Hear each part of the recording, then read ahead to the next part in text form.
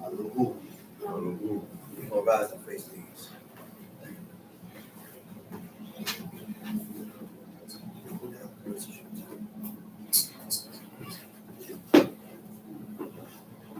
Hallelujah.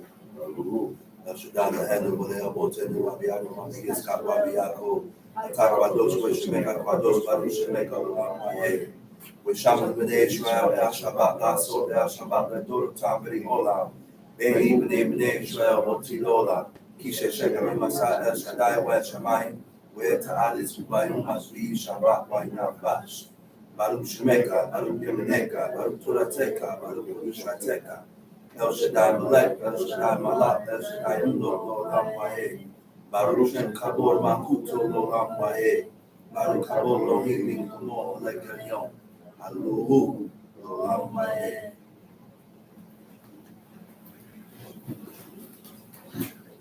First of all, to give all honor and praise to the God of Abraham, the God of Isaac, the God of Jacob, the great, mighty, and revered God, the Most High God, who bestowed his loving kindness and possesses all things, who remembers the pious deeds of the patriarchs, the Most High, slow of anger, great in kindness, forgiving iniquity and transgressions, but who will by no means clearly guilty, visiting iniquities of fathers upon the children to the third and fourth generation.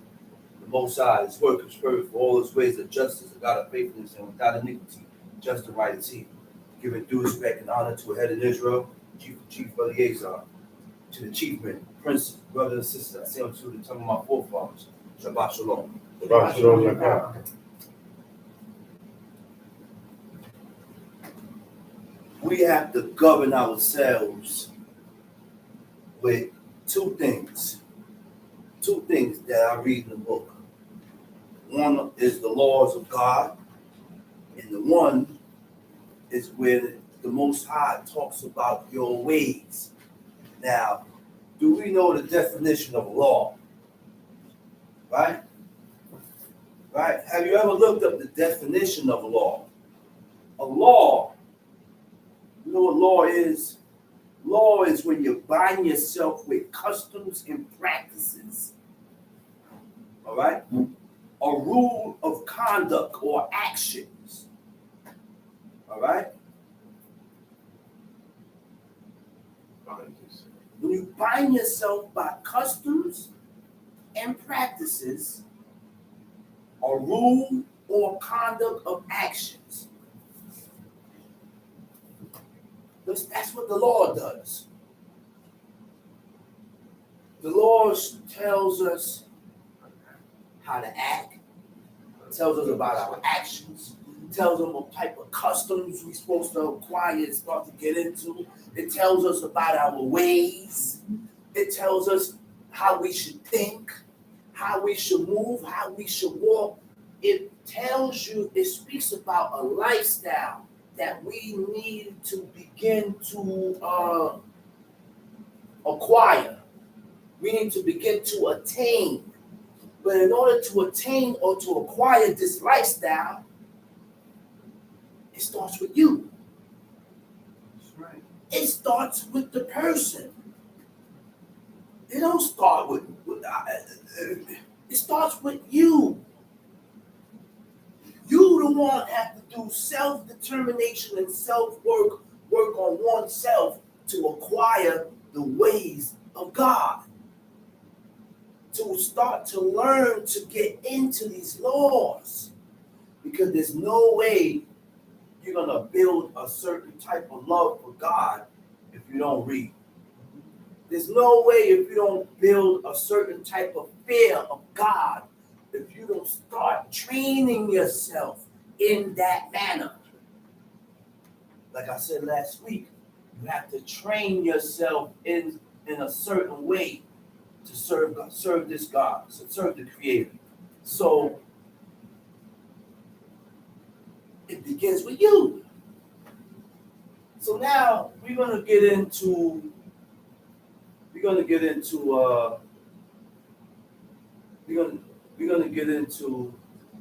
Genesis. We're gonna speak. Let's get into Genesis, right? And we're gonna go into 2 chapters in Genesis, which is Genesis We're going to go into Genesis chapter 31. Genesis chapter 31. Why I said not right? Now, in Genesis, you don't have too many laws in Genesis. But when you read Genesis, it tells you the ways and the customs of these righteous men that God chose. In Genesis, when you read, it tells you how you should be. In Genesis, when you read this book of Genesis, it tells you how you should think, how you should walk, a certain manner you should take on to yourself. It's not just a story. Right. Don't look at it as a story. Oh, have you read the story of this and this, of this one, of that one? No. Don't look at it as not a fairy tale, like Snow White and the Seven Dwarfs. That's what they compared the old J.C. Jesus story. They compared it to the Snow White and Seven Dwarfs. Yeah, that's why I don't respect no prophet. There is no prophet today that can tell me nothing. Because there is no prophet. There is no prophet today. There is no priest today. No priest. That's why I disrespect and I come out my face with these fake priests. These priests of Baal, Baal, priests of Baal and idols and deities. I don't respect these priests today because they're not the official priests. Okay, so now let me go back to what I was saying. Genesis speaks about the ways of man, the way that God prescribed the way we should be. All right, so we're going to go into Genesis 31. Let's go into Genesis chapter 31. Read. And he heard the words of Laban's sons. And he heard the words of Laban's sons. Now remember now, Joseph was sent to his family to find a wife. Huh? Jacob was sent to his family to find a wife. Right? So Rebecca sent them out to go to her family to Padanaram to find a wife. So when he went there, it was a deal. They had a deal. You want to marry my daughter? Work for me for this amount of years, and I will take you, and you can have my daughter. So the way Laban came to Jacob was wrong. Oh, these daughters are mine. No, they ain't yours. Oh, these sons is mine. No, they ain't. None of this is yours. Because we had a deal. We went into a covenant. We went into an agreement. And you agreed to it. That if I work for you for a certain amount of time, I will have your daughter, and I will work for you for your cattle. I will get these cattle. You tricked me out of everything. That's what we need to realize. And stop using these things as an excuse or to justify your actions. And that's what the people do. People read the book and they pick out the negative part of it to justify their actions. That's not godly. That's nowhere near godly. The only place you will learn where godliness is in the first 5 in the Old Testament. That's the only place you're going to read where godliness is. That's why I don't waste my time with books, science fiction. What am I attaining from reading these books? I need to learn about myself. I need to learn the way I should be so that I can be accepted of God. Because it takes a certain type of manner, behavior. It takes a certain type of ways. You got to have a certain type of way about yourself to be accepted of God. You got to have a certain type of behavior with yourself to be accepted of God. God just don't accept every and anybody. You just don't get accepted like that, man. No. Don't. Go ahead, read. And he heard the words of Laban's sons, saying. And he heard the words of Laban's sons. Who? Jacob heard the words of Laban's sons, read. Saying, Jacob had taken away all that was our father's, Uh-huh. and of that which was our father's hath he gotten all his glory. Absolutely not. Absolutely not. Jacob came there blessed. That's right. Jacob came there with glorification from God. That's right. That's why Laban didn't want to let him leave. Because he realized that when Jacob came to his house, just by his presence alone, everything was blessed. His cattle started flourishing and increasing. Everything went well. Everything started to go well. And guess what? It can be the total opposite. A person can come to your house and bring curses, like people say, negative energy, Right. negative vibes. That's right. A person could come to your house, and from that time forward, everything start taking turn for the worse. Evil spirit. Everything start taking turn for the worse because of what? Of the person, of who that person is and how that person is. Tamshi. And Jacob beheld the countenance of Laban. Jacob beheld the countenance of Laban. You know what? His countenance is his facial expression. He was able to tell, well, whether if Laban accepted him or not. If Laban was pleased with him or not. So I can tell by your facial expression if you are pleased or you're not. That's right. I can tell by your actions and the way you talk and your voice if you're pleased or not. I can tell by all that. Tamshi. And behold, it was not toward him as before. He done wore out his Welcome. welcome. He said, I could tell that it wasn't to when I first got here, you was more happy to see me then than now. Read. And the Lord said unto Jacob, return unto the land of thy fathers. God came to Jacob. You see the affinity and the connection, direct contact that these people had with the Creator. As soon as it's a problem. Immediately, you hear talking about the chosen people of God that had this direct contact. So what more? Shouldn't that tell you that we should try to acquire the ways of these people? Shouldn't that tell you that we should be like unto them? Didn't God, we read this, and God said, he said, listen, look to Abraham. And he told the woman to look towards Sarah. There's a certain way that a woman should be. Not the way you've seen it, the way these women is today. That's not the way that God accepts. There's a certain manner, there's a certain way that a woman should be.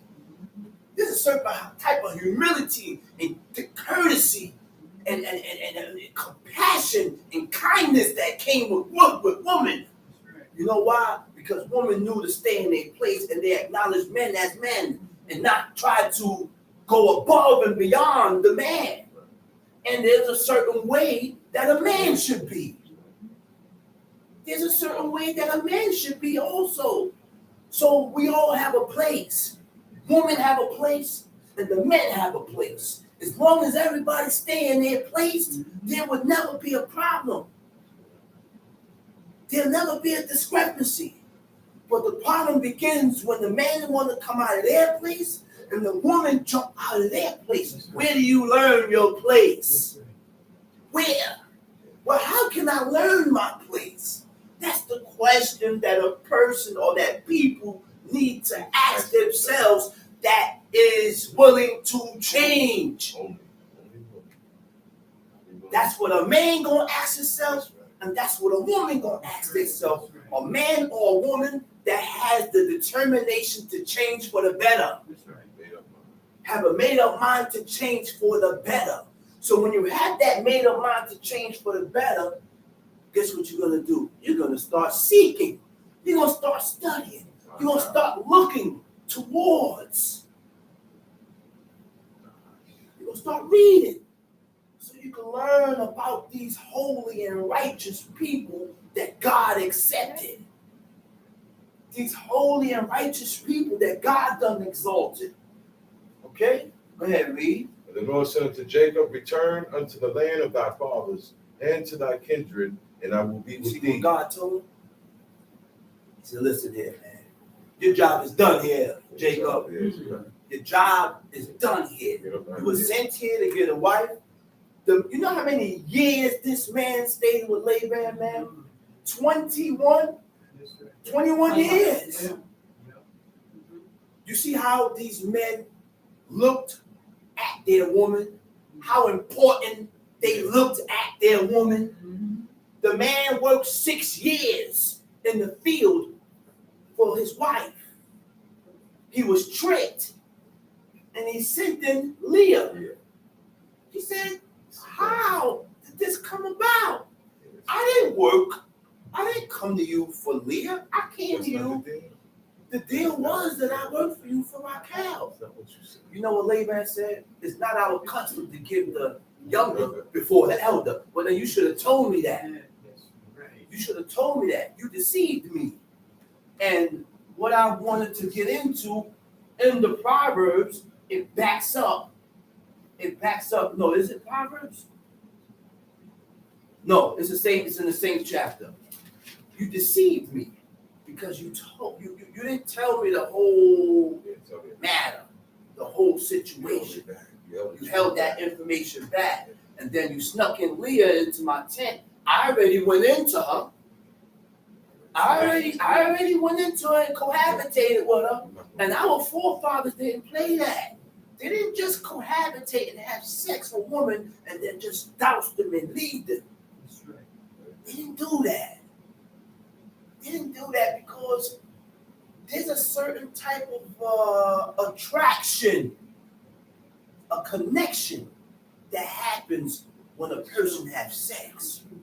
If a person can have sex with you and just douse you away and leave off like that, you don't have a heart.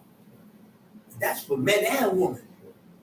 That's why you have women that can turn prostitutes and just have sex with many different men and don't get no attachment, no emotional attachment. How in the world can you just have sex with this woman and not get no emotional attachment with her? How? That man don't have a heart. And the same thing with a woman. She don't have a heart. Because when you have sex, you start caring. It brings caring. You start worrying. And then next thing you start calling. And it brings closeness. It brings a union between two people. Sex. That's why God, look, sex is holy, man. And God created it so that the earth can be replenished. And people use it for different things now. Own purpose. Like orgies. Having cohabitation with animals and dogs and masturbating. But sex was only created to have a baby. And it's also pleasure. Because remember Sarah said, and it's also pleasure. Between a man and a woman. Between a husband and a wife. It's also pleasure. Because there comes a time when you're gonna desire your woman. And she's supposed to desire you. When that desire ain't there, then something's wrong. Something down the line is wrong. They didn't have marriage counselors. That's why people know what people say? You gotta continue doing what you've been doing in the beginning. Yeah. The same way you got that man in the beginning, you have to continue that. You have to continue that, but that's what attracted him to you. And the same thing that a man was doing in the beginning. Now, before woman never lost desire to her husband. But now a woman will lose desire for her man. A woman will lose desire for her man. So I say the same thing. In order to keep the woman, you got to continue doing. You can't neglect the necessary things that you was doing that you attracted that woman to you. So it's a lifetime job between a man and a woman. And Jacob sent and called Rachel and Leah to the field unto his flock. Now Jacob sent. Now remember, God told him to leave. He says, "Time to go. It's time to go. Your job here is done. I want you to return back to your fathers." Isaac's still alive. Isaac's still alive. Isaac, Rebecca right there, his sidekick right there with him. So it's time for Jacob to go back. So Jacob called who? His two wives, Rachel and Leah, to the field unto his flock. Right? Now, Harry, and said unto them, what he said to his two I wives. see your father's countenance, that it is not toward me as before. You hear what he said? He said, listen, I notice that your father's countenance, his facial expression is not towards me like in the beginning. Which means I done wore out my welcome here. Yes, it's time for me to go now. Read. But the God of my father has now you been see, with me. understand the ways of these guys here, man. He didn't tell Laban nothing.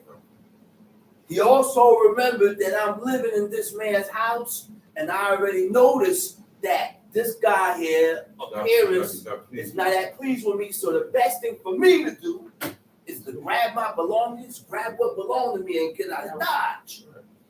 Time for me to go. I ain't got nothing against you. I'm in your house. That's what made God said. That is a way or a custom of the righteous. That's the ways of the righteous. I'm in your house. I don't have nothing to say. I don't like what's going on. I don't like what's going on here. Well, I gotta go. See you. I gotta go. Leave. If you don't like what's going on. And that's why the Most High God said in their third generation that he will accept who? The Egyptians.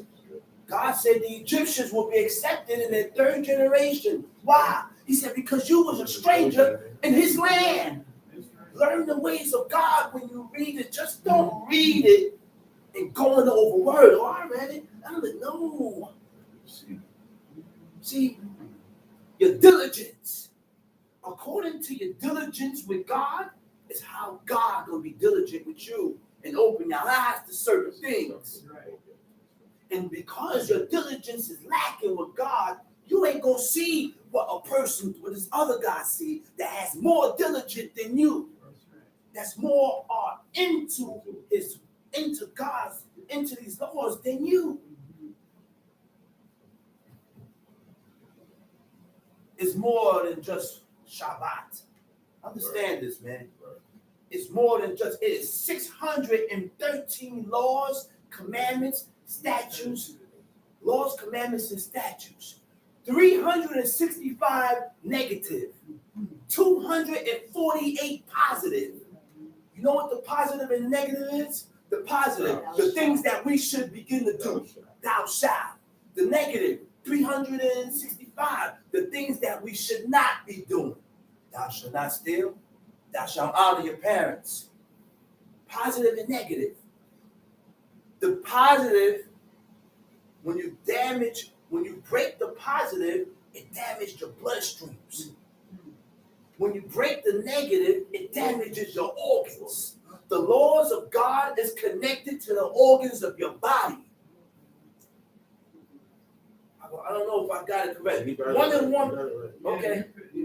Okay. It's connected to the organs of your body. That's why sickness comes from sin. Sickness comes from sin. Okay? Okay?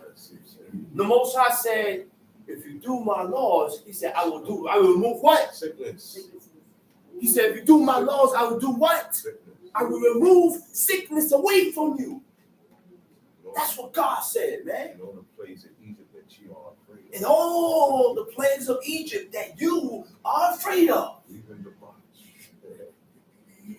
Get this thing right, man. Get this thing right before God calls darkness. Get it right.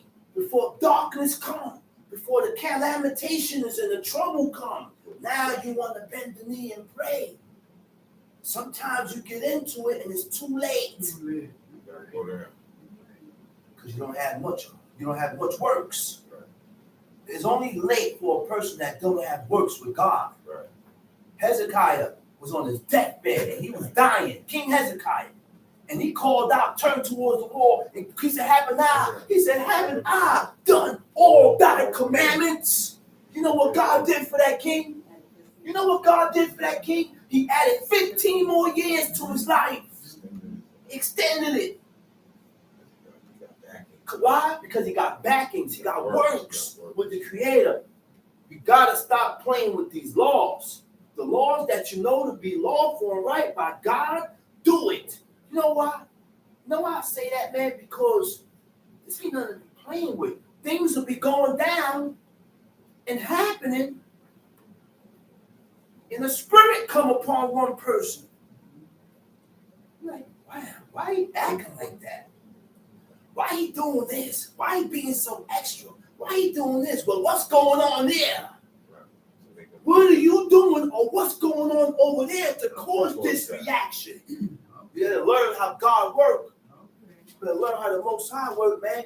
Because guess what? The person ain't there to see everything. So the Most High put a certain type of spirit on the one that has the determination to serve God. You know what's wrong with y'all, man? And that's the reason why it come a certain time when, look, man, me, I don't know about nobody else, man. I have a certain type of determination to serve God. If you don't want to serve and do these laws, I can't rock with you, man. You got to stay away from me, man. Stay away from me. I can't make you. God said choose. You want to choose the other side, you go ahead. But I know. There's no doubt in my brain that what I'm doing is wrong. That's correct. That's right. There's no doubt. Clear understanding. And if you don't have no doubt, then you should show it in your actions. It's a person with a conscience. It's a person with conscience, man. Time sheet. Read. And said unto them, I see your father's countenance, that it is not toward me as before, but the God of my father has been with me. I see your father's countenance, but that it is not towards me as before. Read. But the God of my father has been with me. The God of my fathers had been with me. God was with me. If it wasn't for God, he would have did him dirty. He would have did him dirty. And ye know that with all my power I have served your father. And your father has deceived me and changed my wages 10 times. But God suffered him not to hurt me. If he said he changed my wages. He changed my wages 10 times, man. You know what that is? And we got to realize that's what these people do, man. He's Syrian. Who? Laban. Yeah, he's a Syrian. What's that? I like that saying. Say that saying. He said, a wandering Syrian. In the Maccabees, he said, these people is a wandering Syrian. The Chaldeans. And in the Apocrypha, you read it Fine. Those are what you call strengthening words. Those are what you call strengthening words, man. He said he changed his wages 10 times. 10 times he changed it. Right? And what verse you at? 8. Oh, I got it. If he said thus, the speckled shall be thy wages, then all the cattle that bear speckled. Now, the speckled was the ones that the cattle came out speckled, that belonged to me. If it came out spotted, it belonged to him. Most of the cattle turned speckled. So he ended up gaining a lot of cattle because this Jacob took a lot of loss. He took a big loss. You're going to read later on. He said, if a cattle died of his own, he said, I bore the loss. That's righteousness. You know why he bore the loss? Because it's my responsibility to take care and make sure these cattle is in good health. There's nothing wrong with them. So anything that happened while I'm in my care, I gotta bear the loss. See, the ways of God tells you how to think. Tells you how to think. Tells you how to move. And when we think any other way other than God, than the way God said for us to think, then guess what? Those are called forward thoughts, and you're going to build a wedge between you and God. You're going to build a wedge between you and God because your thinking pattern is off. Your thinking pattern is completely off. It's not compatible to the thinking of God. It's not compatible to the way God commanded us to think. Tom Street, read. Okay, read. What is it? Say where you at. Deuteronomy 26, verse 5. That's not it. No, it said these people. Go ahead, read. It said, thou shalt speak and say before the Lord thy God, a Syrian ready to perish. No. He said these people is as long as they Achior. Right.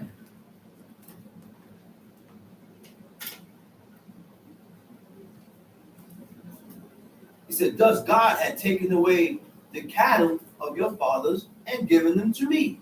And it came to pass at the time that the cattle conceived, that I lifted up mine eyes and saw in a dream. And behold, the rams which leaped upon the cattle were ring straight, speckled, and bristled. And the angel of God spake unto me in a dream, saying, Jacob. And I said, here am I. And he said, lift up now thine eyes and see all the rams which leap upon the cattle, all ring straight, speckled, and bristled.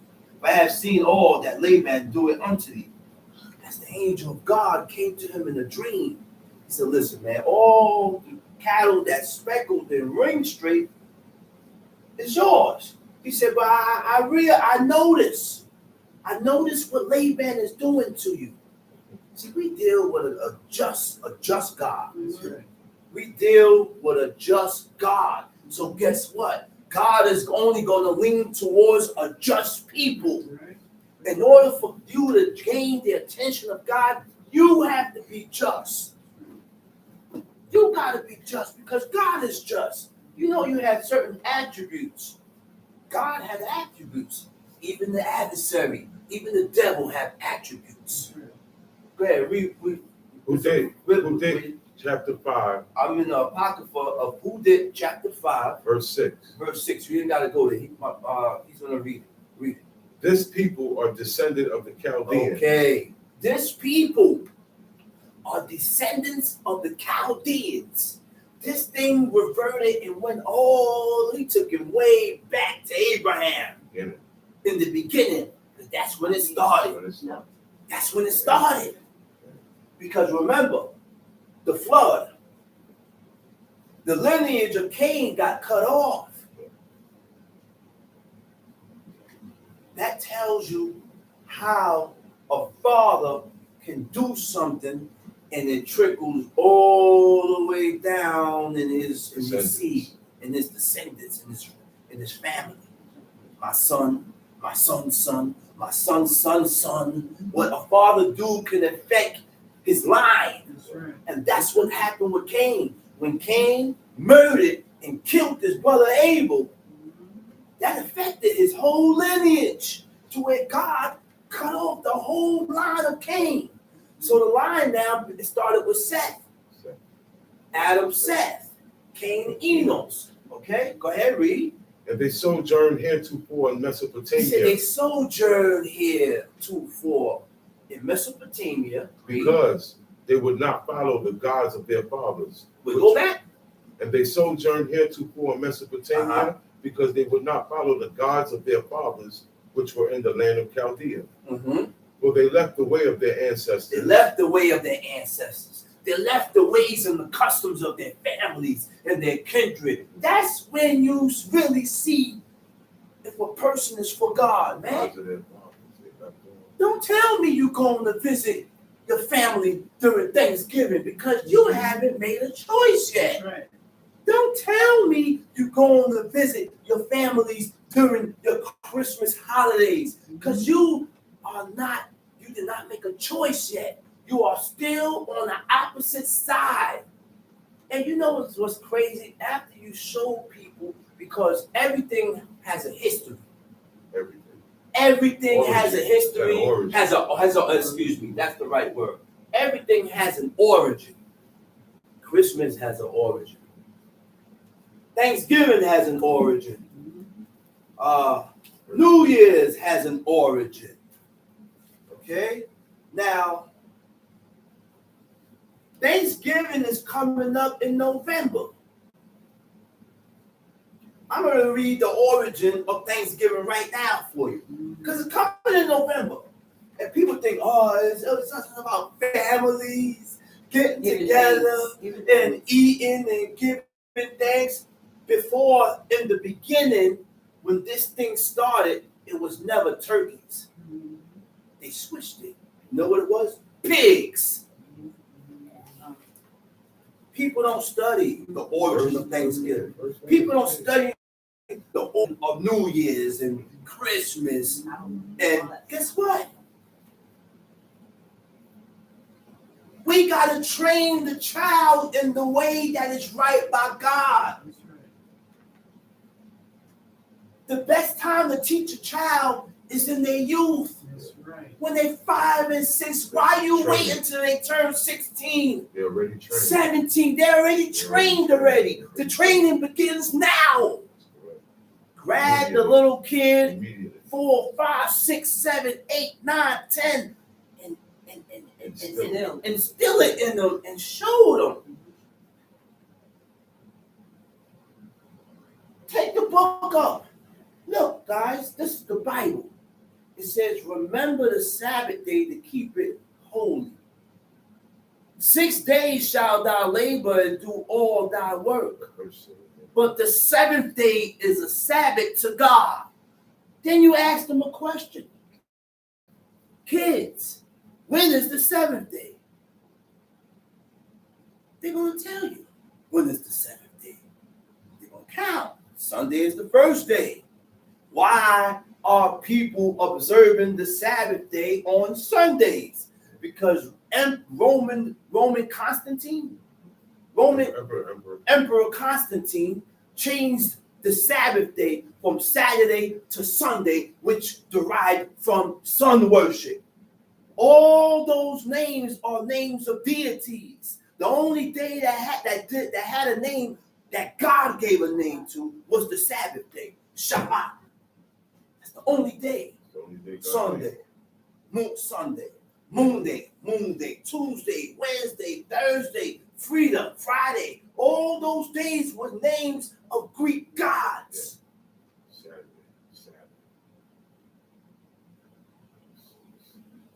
All right, so let me read the this thing here. First of all, okay, now, first I'm gonna read the zodiac. Oh, I'm Virgo. I'm Taurus. I'm a Pisces. I'm a Gemini. I'm not none of that. None of that.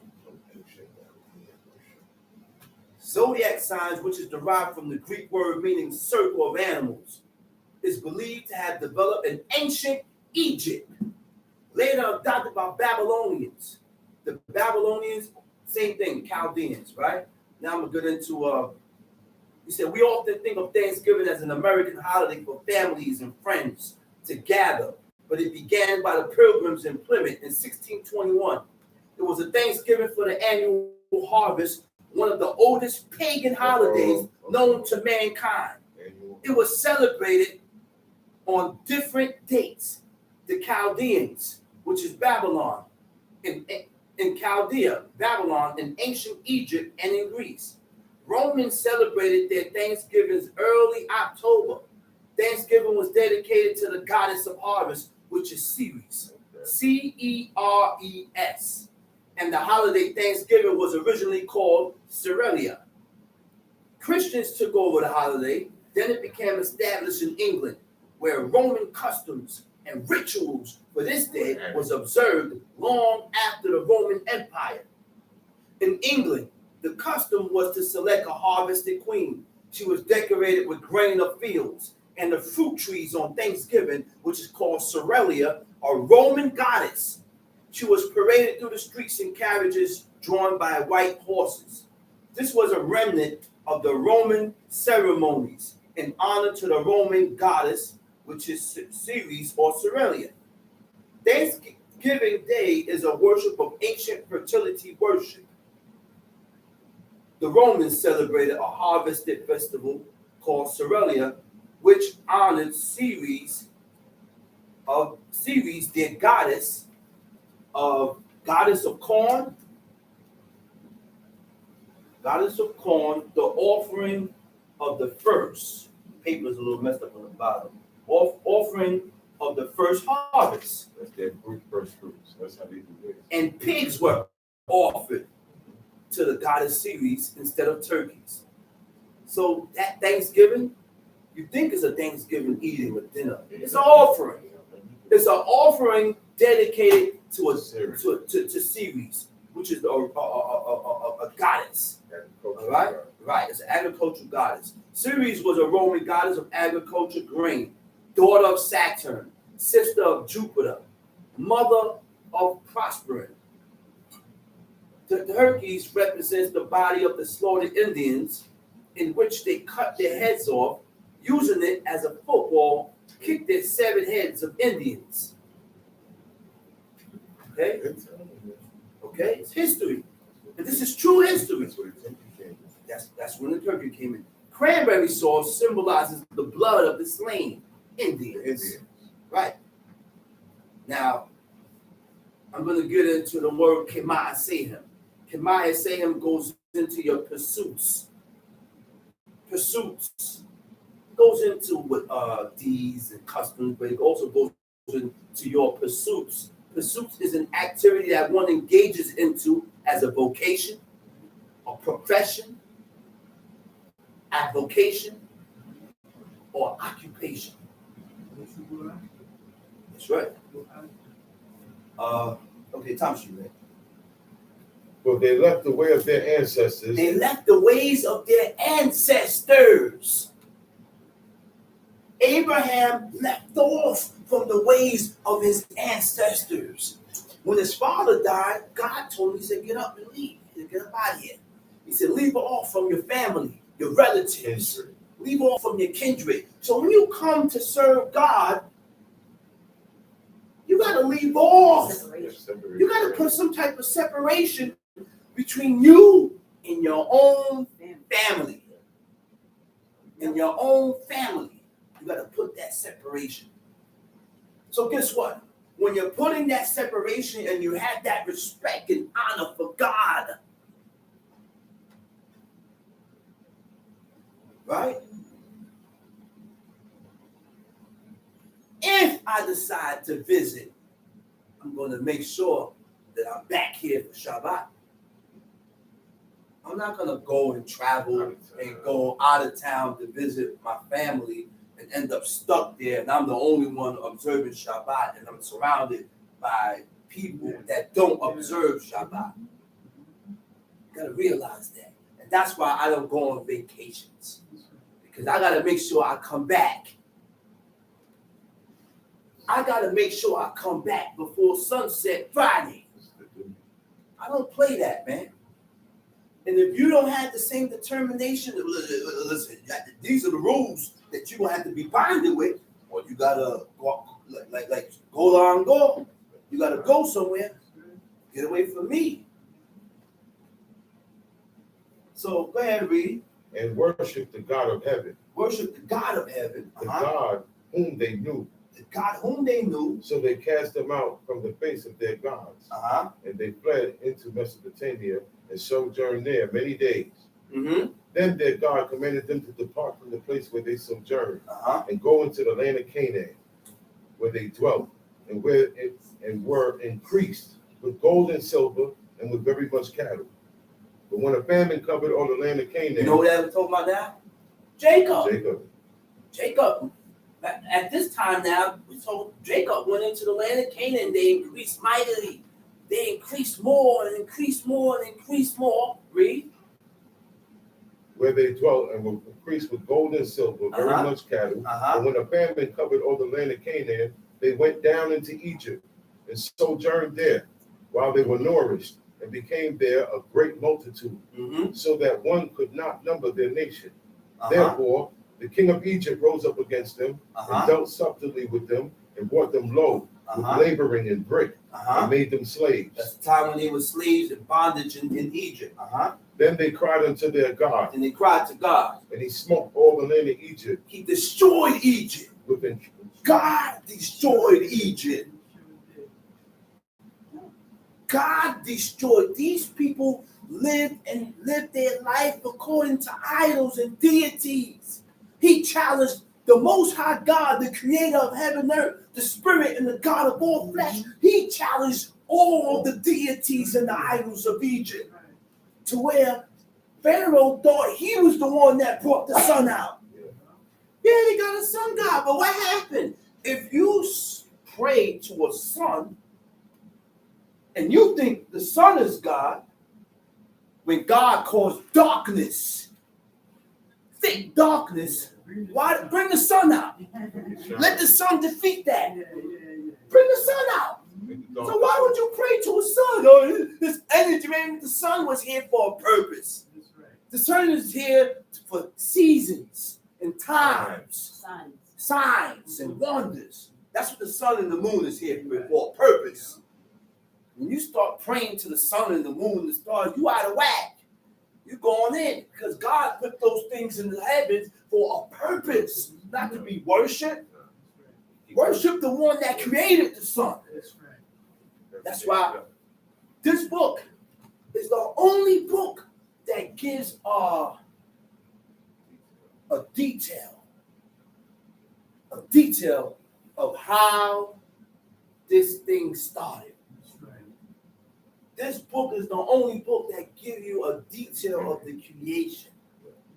No other religion has that. That's why this is not a religion. Religion is an Anglo-Saxon word which means regulato, which means to hold you back from the truth. That's what religion is. It holds you back from what is the truth. Muslims is a religion. Huh? Christianity is a religion. Buddhist is a religion. All these things are religion, which is man-made. There is no man that came up with these laws. You don't understand that, man. God gave Moses these laws in the mountain. When he went up in that mountain for 40 days and 40 nights, gave him the commandments. Moses wrote the book, the 5 books. Moses wrote Genesis, Exodus, Leviticus, Numbers, and Deuteronomy. Which, look, man, and guess what? The book was preserved by God for centuries and hundreds of years. Why? Because God still gave us a chance that if we want to find them, this is where it is. It's right here. We ain't got to go into heaven. We ain't got to go down in the ocean. We ain't got to go too far. All you need is a willing heart to serve God and to keep his laws, and it can be done. Oh, there's too much restrictions. There's too much restrictions for you. That's right. Stop telling yourself. It ain't too much restrictions for me. And you got to stop telling yourself that. Yeah, okay. You got to stop feeding your spirit negative things. We feed our spirit things to conflict and go against God. We feed our spirit things to conflict and go against God. He said, only consume fishes with fins and scales. My God, man, what's so hard about that? But you know what? The evil in you make you go against that. The evil that you have in you make you go against that. So you go buy some kingfish and mackerel. scales. With no scales. The evil in us make us go against these laws, man. You gotta rule your spirit and make. And then the person that's determined to do the law, when you see other things, you get angry, man. You get angry and you get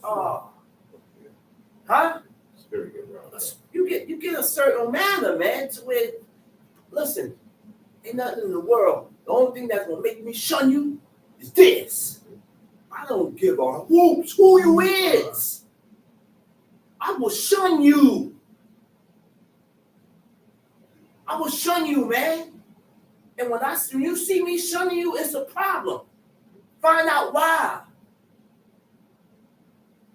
Come on, man. I'm over here showing you the ways of God and you going against it.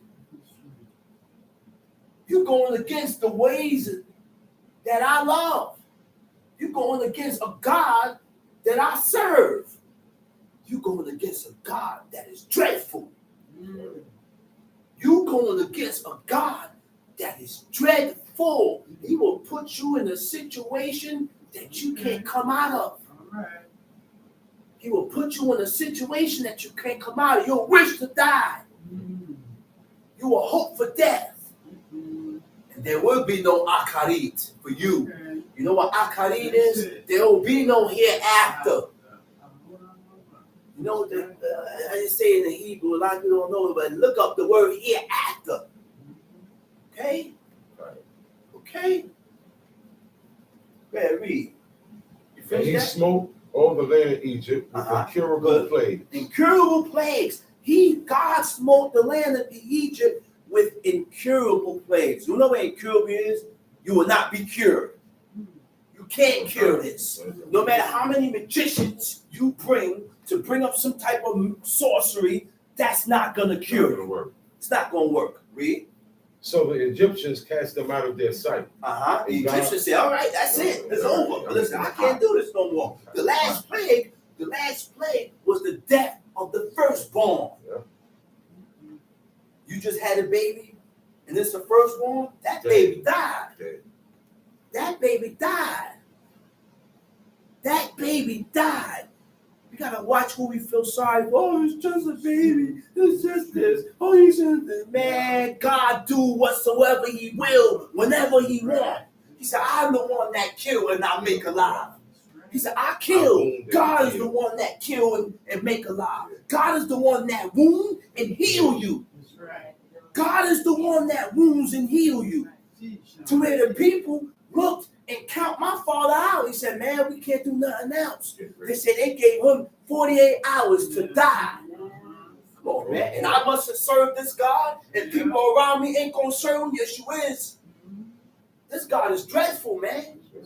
48 hours they gave Pops to die. Man, we kept praying to the creator of heaven and earth. There's no strength. He had no strength. None at all. He was weak. And you know what he said? He said, I wanted to die. Yes. That's what my father said. I wanted to die. He said, where he was at, it was a strange place. He said, look at where. So I asked him, I said, well, was people chasing you? He said, no. Nobody was chasing me. I was just in a strange place. He said, it wasn't like before when I went into the coma. He said, when I first went into a coma in Panama, I had people with ugly faces chasing me around the place, trying to drag me in a chute, in a hole, in a dark hole. And he ran that whole time when he was in a coma. But this time, he wasn't chasing. That tells you the position. Think. That tells you the position of a person when he died, or what the person is going to go through when you die. If you're not in good position with God, you're going to go through hell. That's why it is wise to get close to God and start doing the things that is lawful and right by God. Because it ain't you look so peaceful, you just don't know what he's going through on the other side. Because it's a world in itself.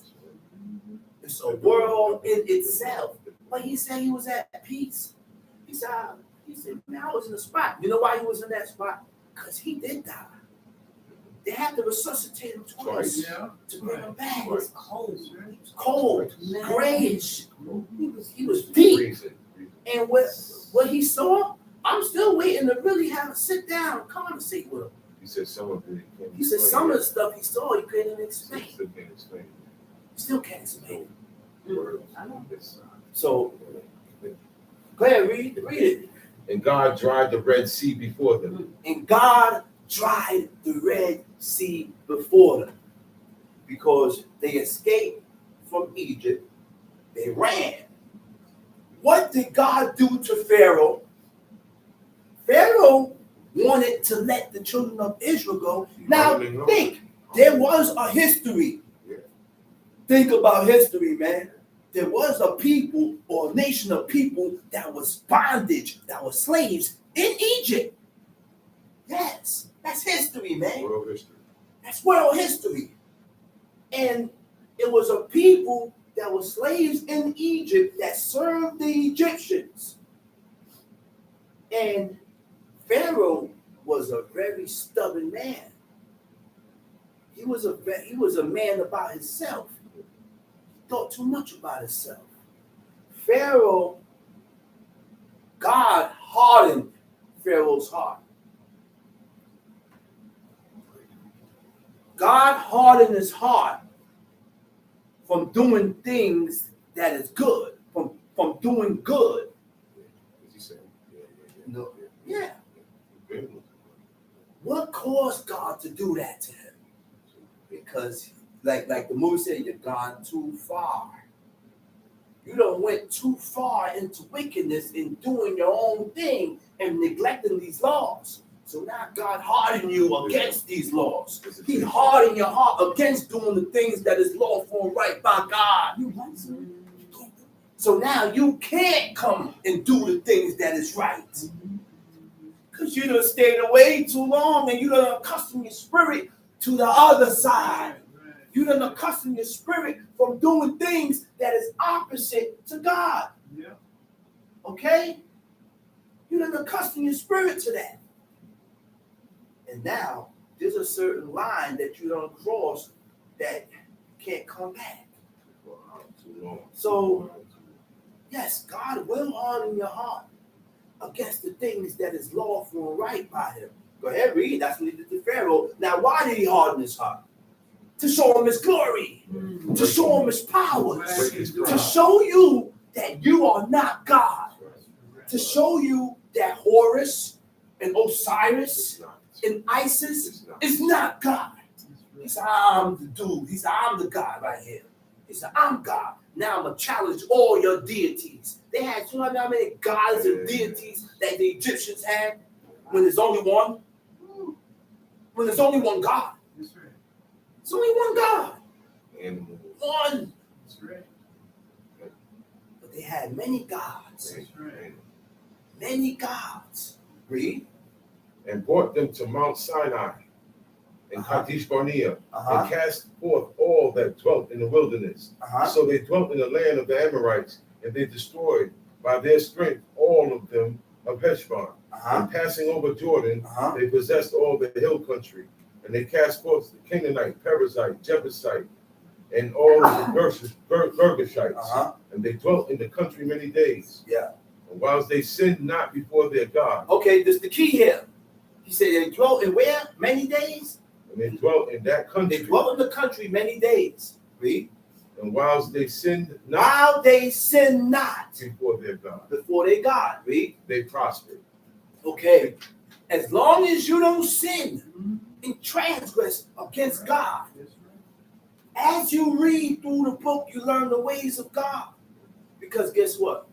There is no man that sinneth not. But the key is not to sin presumptuously. He said, as long as they sin not, they what? As long as they sin not before their God, prosper. They prosper. As long as you don't sin and transgress, you'll prosper. Read. Because the God that hated because iniquity, the God that hate iniquity was with them. Was with them. That's who we serve, man. That's who we serve. So if God hate iniquity, if I sin and I transgress and I commit iniquity, he'll hate you. He gonna hate and despise you.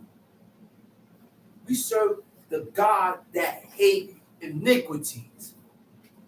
Where do you learn what is sin? What is iniquity? Read in the book. Thou shalt not. That's it.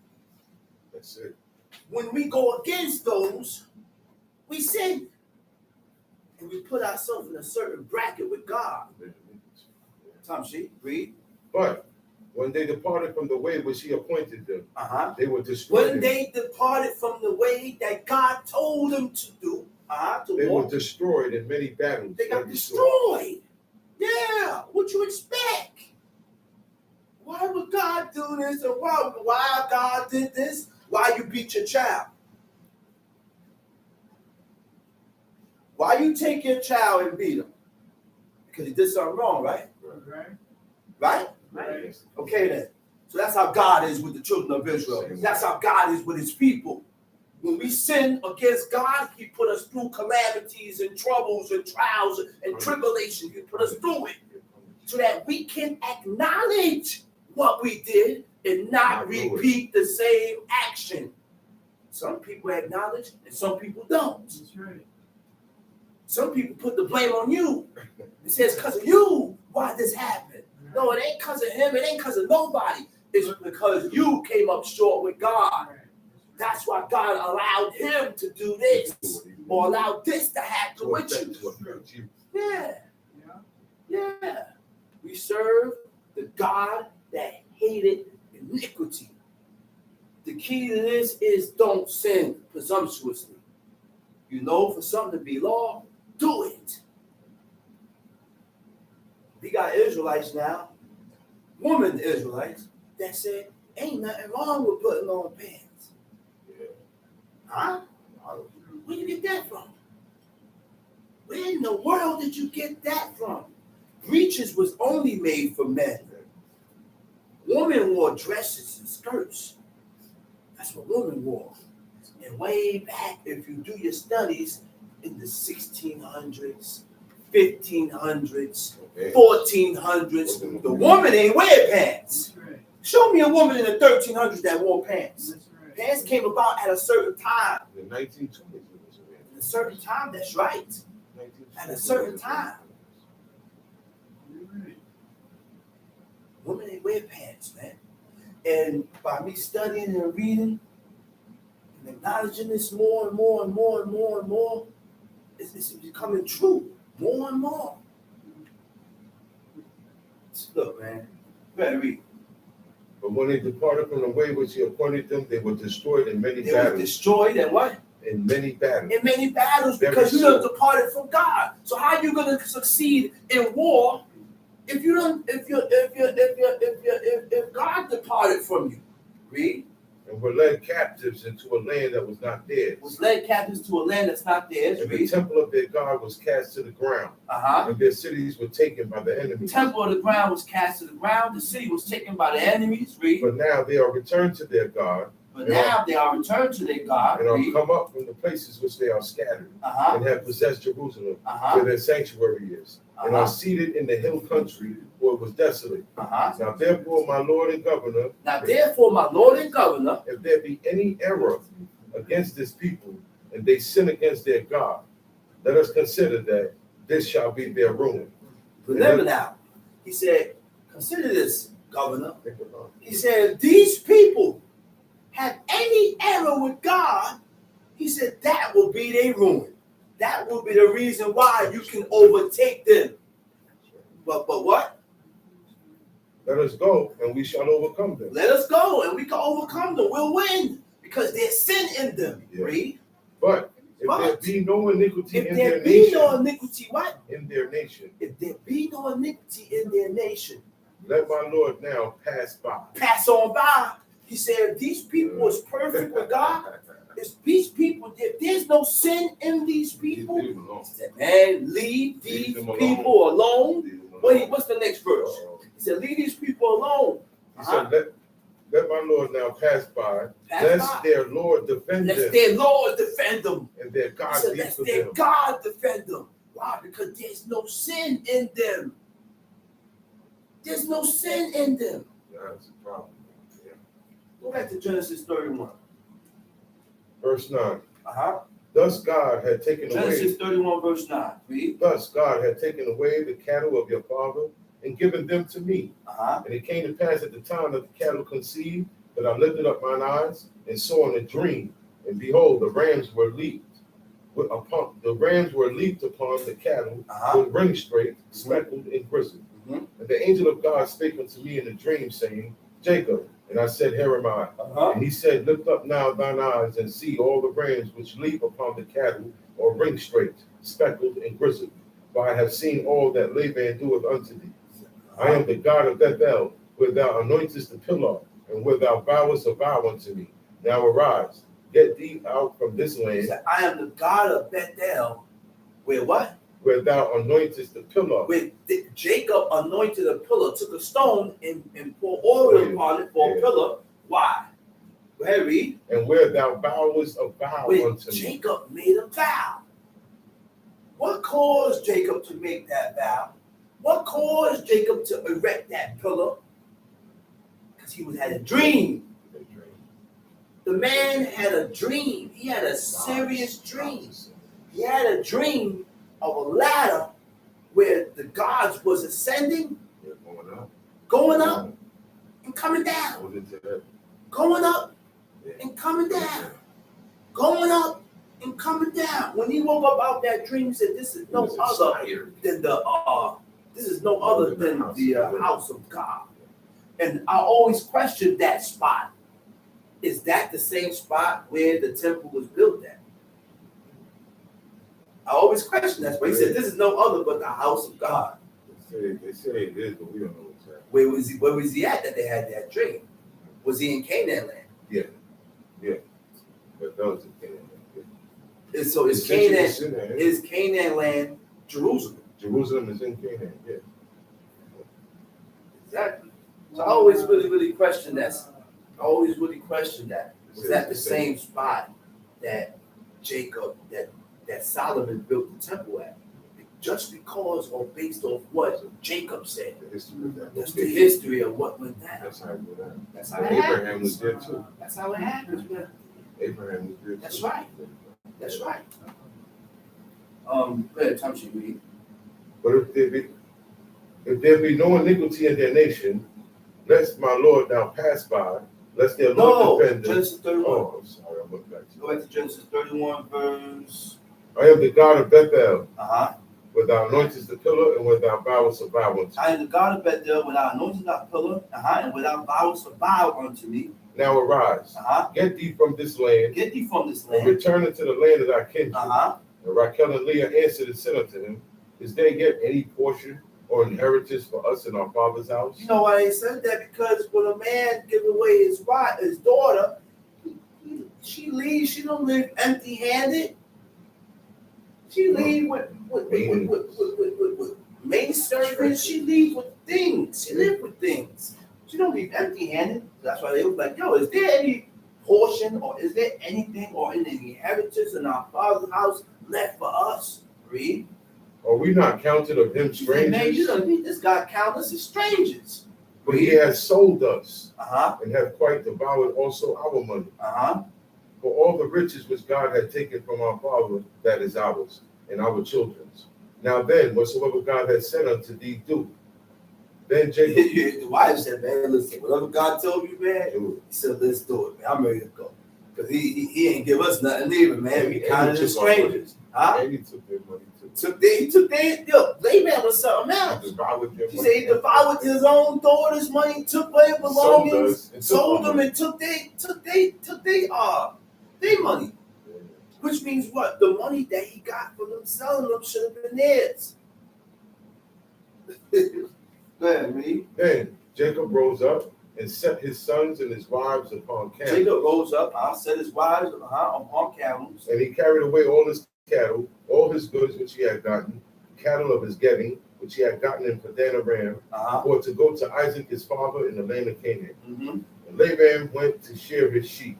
And Raquel had stolen the images that were her father's. Now, Laban went to shear his sheep. Right? What verse you at? Like I said, Laban went to shear his sheep. And Raquel had what? Stolen. Raquel had stolen the images that were her father's. You know what's the word for images that you had there? Images, the word for images in the Hebrew is teraphim. Right? Teraphim. Small. Right.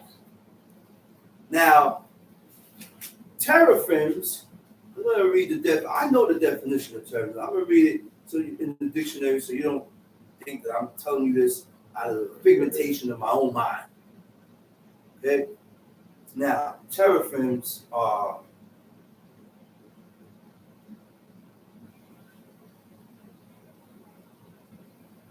right, I got it. Okay, teraphims are images of household gods, of human-like figures. Human and animal figures. Those are teraphims. And this is why I am against having pictures. I am against buying G.I. Joes, little action G.I. Joe figures, because these are the figures that that T-Rock served. What they had on their walls.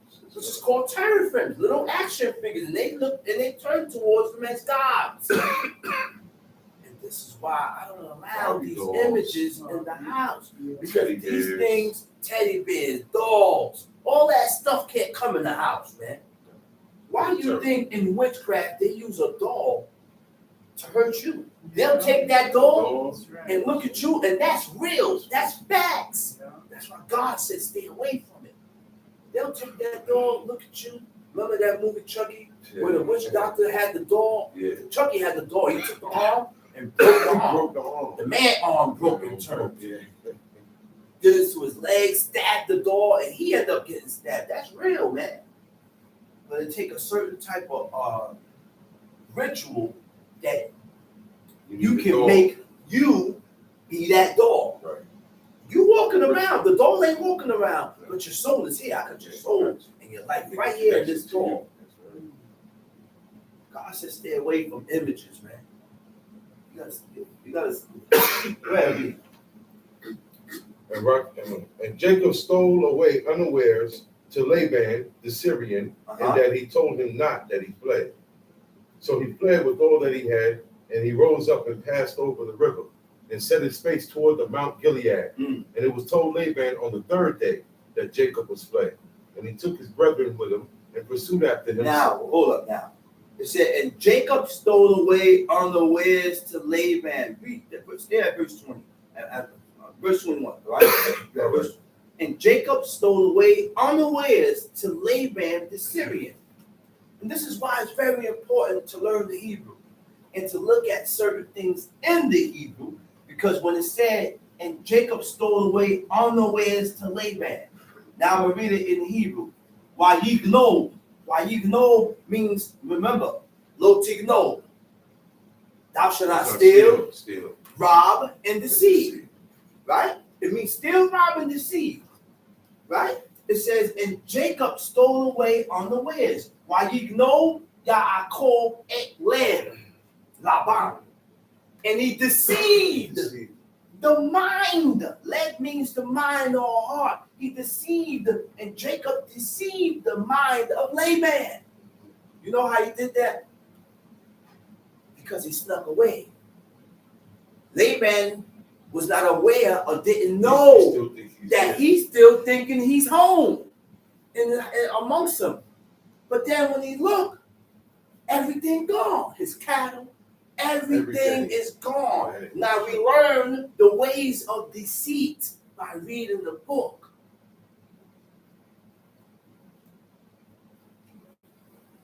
And it happens here. I heard Abba, hey, Ema. She look at Mick, or Abba look at me. Hey, Mick, Shama inside, right? He said, Mick, go call Shama. Shama not in the room. Shama went downstairs. Oh, shoot. I deceived my father because I didn't let him know that I was making a move or I was making a move. That's how intricate this is. I'm inside the room. My mother knows for me to be in the room, but I left out. My mother go in the room. Hey, Shama, where's Shama at? Oh, Shama not here. What there? Hey, Shama, where you at? I deceived my mother. That's the heights of the law and the ways of God. That's how we learn how not to be deceitful. Okay? We gotta learn this, man. There's levels in these laws. And guess what? Certain people is getting it firsthand and not appreciating it. You ain't gonna get this nowhere else. No other place goes in deep into these laws like this, man.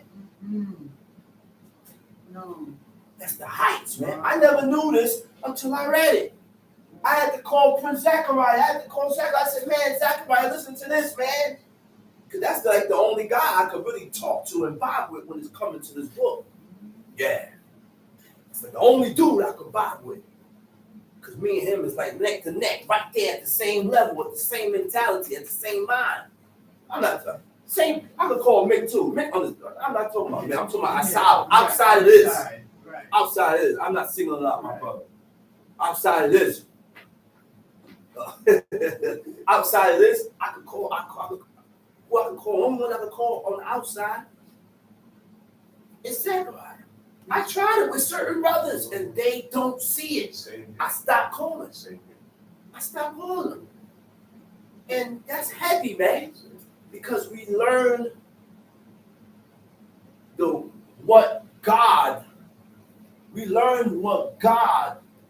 say is deceitful, and we learn what is not deceitful. Now remember now, Moses wasn't here. No. You know who reiterated this to Moses? God. You can learn the mind of God by reading this book. That's why I was there, because it was something that God didn't like. We read here the things that God liked and the things that he loved. This is heavy, man. And this is why we don't gain that much, we don't gain no attention from him. No affinity at all. No affinity. Distance. And God is so distant with us. Go ahead, we at 20. Go ahead, read 21. He said, Jacob stole away unawares to Laban the Syrian, and that he told him not that he fled. So he fled with all that he had, and he rose up and passed over the river and set his face toward the Mount Gilead. And it was told Laban on the third day that Jacob was fled. What do you mean he found out? He found out on the third day that Jacob left with his wives, with his maidservants, with his cattle, left with everybody. 3 days ago. 3 days ago. Read. And he took his brethren with him, and he pursued after him 7 days' journey. And they overtook him in the Mount Gilead. And God came to Laban the Syrian in a dream by night and said unto him, look, Most High came to Laban because Laban is chasing after Jacob. So he gave him, he coming to him in a dream to warn him. This is a warning. Read. In a dream by night and said unto him, take heed that thou speak not to Jacob either good or bad. Take heed to yourself that you don't say nothing evil, nothing bad, nothing good. Don't say nothing. Don't say nothing to him. Because you know what? You're wrong. The way you did him, this change his wages, deceive, man, you took advantage of Jacob, man. Now people say, Jacob went through that because he supplanted his brother. No. That's not why Jacob went through that. Right. The book don't say that. Okay? Because we got to remember one thing. Jacob, this was in play. When Jacob took the birthright, that had to happen from when Rebekah inquired of God. Now, to find out what God told Rebekah, I know what he told him. You get the book and read it. and see what God told Rebecca. When she went to inquire, she got pregnant because Isaac entreated of the Lord on behalf of his wife. Right. She was barren. He didn't want a baby, but that was the woman's desire. Woman's desire is not that no more. They want one, they want two, and that's it. Or maybe sometimes they may say, oh, I'm too old. Some say they don't want none at all. Some say they don't want none at all. But the desire of woman was different from then to now. Yeah. The desire of men was different from then to now. Right. I'm changing my desires to be like unto the pious man in the book. Right. I'm changing my mentality to be like the men in the book, because when I die, I want to be accepted of God. I want God to accept me. You can stay the way you want to stay, think the way you want to think, move the way you want to move, and you, look, I can't force you to move. I know I'm going to start making movements because we don't know when we're going to die. We don't know when we're going, man. We don't know when we are going. And I'm telling you, so we got to be ready. Ready when? Ready with God for any time. Because there is no fixed time when this thing is supposed to happen. There's no fixed time. So it said Laban stole away unawares to Laban. Jacob stole away unawares to Laban the Syrian, and that he told him not that he fled, which means he deceived the mind of Laban. He deceived Laban in not telling him that he was going. Right? 21. So he fled with all that he had and rose up and passed over the river. Passed over the river. And set his face toward the Mount Gilead. Uh-huh. And it was told Laban on the third day, Jacob was fled. Told Laban on the third day, Jacob fled. Read. And he took his brethren with him and pursued after him 7 days' journey. 7 days journey. And they overtook him in the Mount Gilead. They overtook him in the Mount Gilead. You know what overtake means? To come upon a person suddenly. Yeah. Like pop, like Jack in the Box. Here I am. Aggressively. Nice. Read. And God came to Laban the Syrian in a dream by night and said unto him. Immediately, God came to Laban the Syrian in a dream by night. Look what God told Laban. He said, don't speak not. He said, don't speak not. He says, Take heed that thou speak not to Jacob either good or bad. Don't say nothing to him. Because even God acknowledged and see the wickedness and the evil that this man was doing. Read. But Laban overtook Jacob. Now Jacob had pitched his tent in the mountain. He relaxing. He pitched tent. He chilling. Yeah, he up in the mountain. He up in the mountain. Laban, with his brethren, pitched in the mount of Gilead.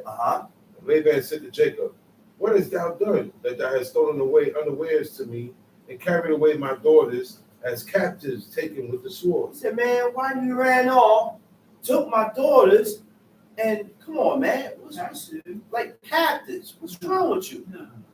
Read. Wherefore didst thou flee away secretly and steal away from me? He said, why you fled away secretly? Why you ran off? And didst not tell me that I might have sent thee away with mirth and with songs? He said, man, I would have sent you away with mirth. I would have had songs and what? And tabret and with a harp. And hast thou not suffered me to kiss my sons and my daughters? Thou hast now done foolishly in so doing. It is in the power of my hand to do you hurt, but the God of your father spake unto me yesternight, saying, take thou heed that thou speak not to Jacob either good or bad. He said, take heed that you speak not to Jacob either good or bad. And now, though thou wouldest needs be gone, because thou sore longest after thy father's house, yet wherefore hast thou stolen my gods? And Jacob answered and said to Laban, because I was afraid. For I said, peradventure thou wouldest take by force thy daughters from me. With whom listen, Jacob said, man, listen. The reason why I left is because, listen, I was afraid, man. And you be switching up. He said, so I wasn't sure whether you was gonna keep I was going to be able to have my daughters here or not. Read.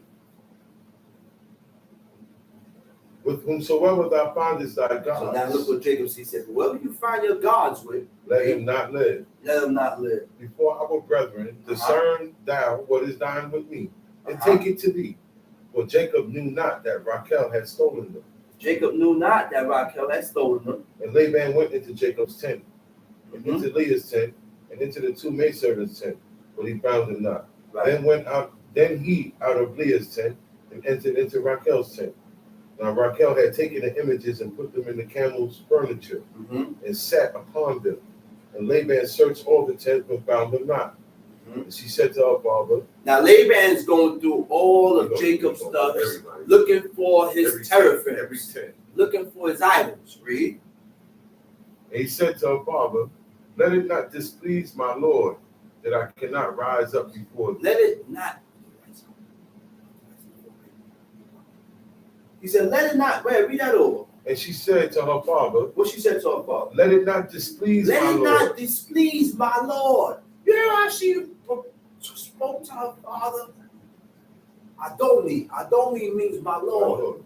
She didn't say father. She called all men in the book. When the woman approached the men, they called them my Lord. Right? She said, let it not displease my Lord. That I cannot rise up that before I cannot thee. Rise up before thee. Now, that shows you the ways and the customs of our forefathers and how we dealt with our parents. The respect and honor that we did with our parents. Now, she said she was unclean. It said what? The manner of woman is upon me. The custom of woman is upon me, which means she's on her period. Right. She's on her menstruation. And when you're on your menstruation, you don't sit all over the place. Right. You don't sit all over the darn place. I ain't say damn, I said darn. D-A-R-N, darn. You don't sit all over the place. Because when you sit all over the place, you make the chair and everything that you sit on, you make it unclean. You make it unclean. So that's why the woman sat on that one spot. Okay? Now, when the woman is unclean, they didn't rise for their parents. When you rise for your parents, that's acknowledgement. My mother and my father come into the room where I'm at, I stand up, show respect and honor, and say, Shalom, Ima. Hey, Ima, what's up, Ima? Hey, Abba, how you feeling, Abba? Abba means father. Ima means mother. I say, hey, Ima, hey, Abba. Rise up. I give respect to God. I show attention. I show, what's the word I say? Acknowledgement. You acknowledge them. Acknowledge their presence. They come in the room, that also, and if you acknowledge, that means you don't acknowledge them. That's something, and you're only going to notice that when you have children. Yeah. And the child get older. And you walk in the room. The child look at you like you a piece of Zoak. Continue to go do what you're doing. No acknowledgement. That's not honor. No. You got to get up, man, and say, hey, Imam, Shalom, Imam. You don't walk around the house with no attitude. Or man, God ain't tell me I got to consider because you have an attitude. God ain't tell me I have to consider my child's feelings. That's right. But we did. Because Saul considered Jonathan in the matter of David. But this guy here, or this woman here, had their feelings all stirred up because they're not able to do as they please. Right? You gotta learn what honor is, man. Okay. Learn what honor and respect is to your father and your mother. That's the only way you will extend your life. Oh, he's a good kid. No, he ain't no good kid. The only way I can tell and look at the kid is good if it's according to what I read here. disrespectful kids that's being raised up today. And parents letting it be that way. They let it go. Not with me. Well, I don't raise, well, there's only one way. I didn't know it was a certain way to raise a child. There's only one way to raise a child. Let's get that straight. One way. Teach that child manners, That's right. respect. That's right.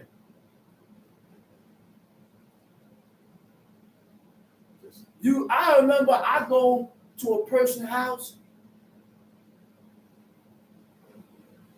The person that I go see, he called his people, his kids, his family, and they greet the person that come in.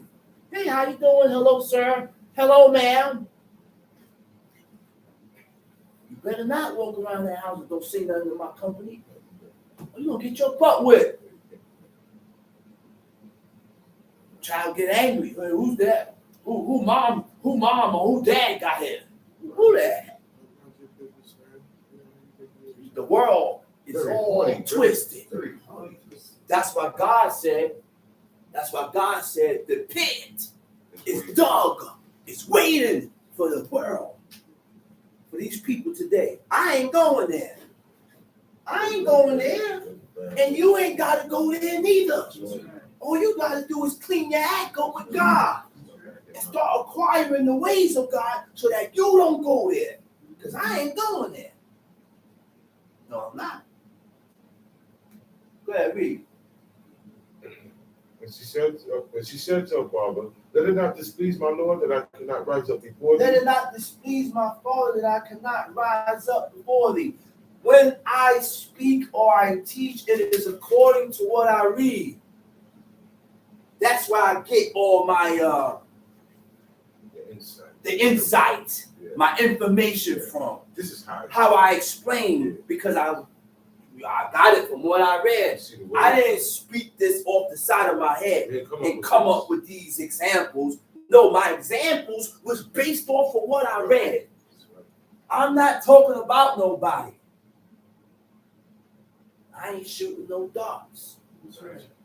Learn, take heed, use it for medicine, rub it on the wound, and get better with God. That's right.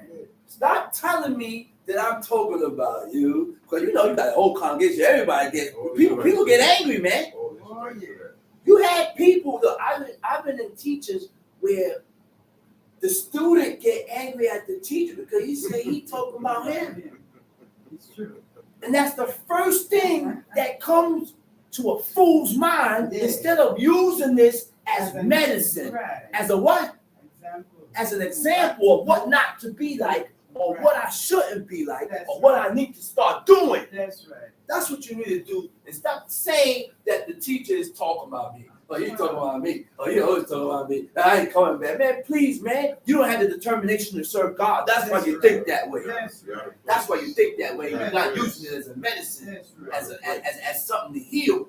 Because we're all sick. That's right. We are all sick. That's right. The only thing that's going to heal you is the adhering to the laws and the commandments and the ways of God. That's right. And you learn the ways and the laws and the commandments of God by reading. These people is crazy, man. Yeah. The mentality and the way people think is off. You look at me and say, I'm off. No, I ain't off. I'm not off. I know. Look, there, read. And he searched, but found not the images. Searched and found not the images. And Jacob was wroth. Jacob was wrong. And chose with Laban. Chose with Laban. And Jacob answered and said to Laban, what is my trespass? Jacob answered and said, what? What is my He trespass? said, what's my trespass, man? What did I do? What is my sin? What is my sin? That thou hast so hotly pursued He said, after man, that you just hotly pursued after me. Why are you chasing me like this, man?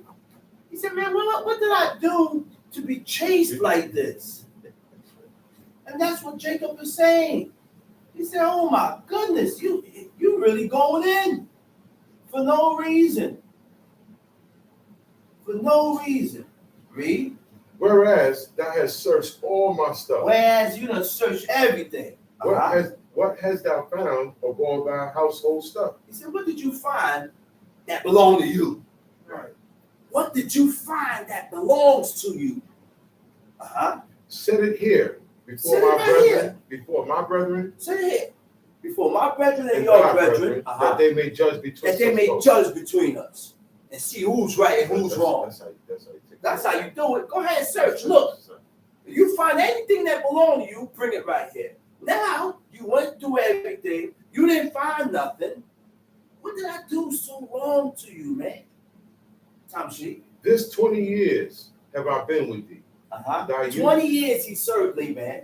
Thy ewes and thy she-goats have not cast their young. Your ewes and your she-goats didn't cast their young. Cast their young meaning no miscarriages.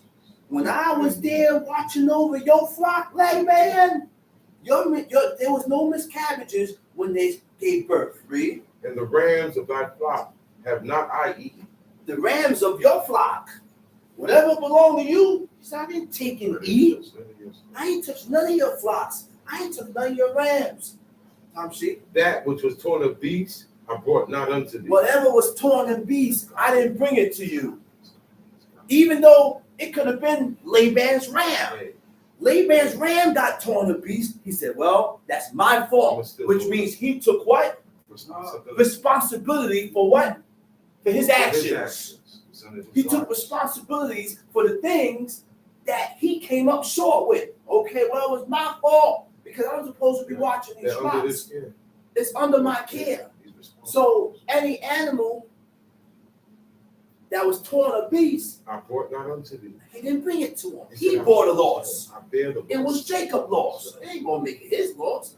But I read. I bear the loss. It's righteousness. Read. Of my hand. Now let me explain that a little deeper.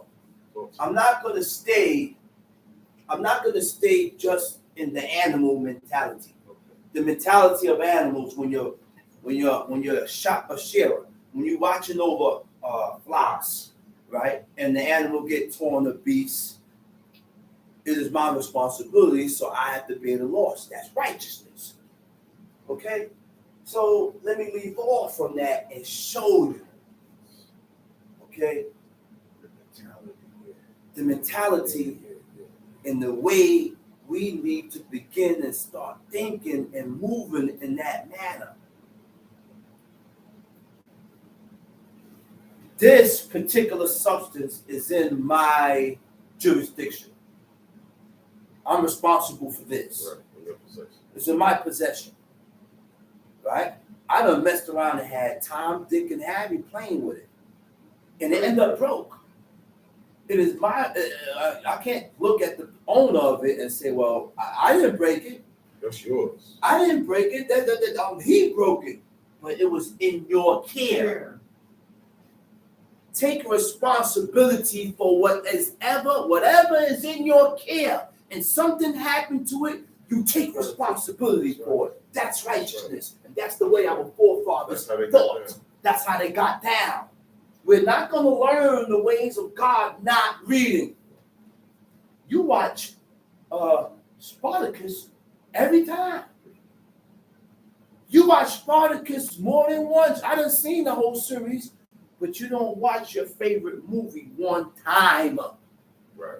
You understand what I'm getting to? People say, oh, I read Genesis already. I gotta read it again. You don't get.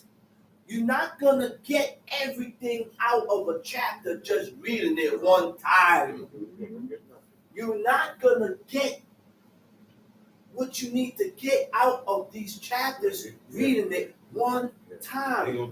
God said repeatedly, rehearsing this over and over. I gotta look at here, man. You know how many times I read Genesis? Tell me about it. Talk about it. And I didn't see this. I didn't understand that, and I didn't see this until yesterday, when it says Jacob has stolen unawares. And I've been living this and reading this all my life. I'm 45 years old. Thank you.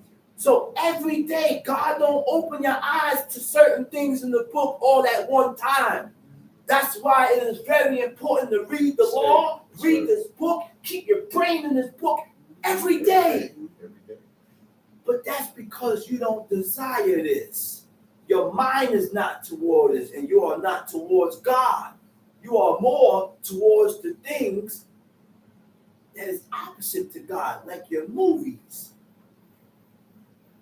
Watch a movie. I see dudes watch a movie every day. Same movie. I mean, you watched it yesterday. You watch it again today because you like the movie. That same liking that you have for that movie, start acquiring that for the laws of God. Entertain yourself with the things that you need to entertain yourself that can make you a better person with God.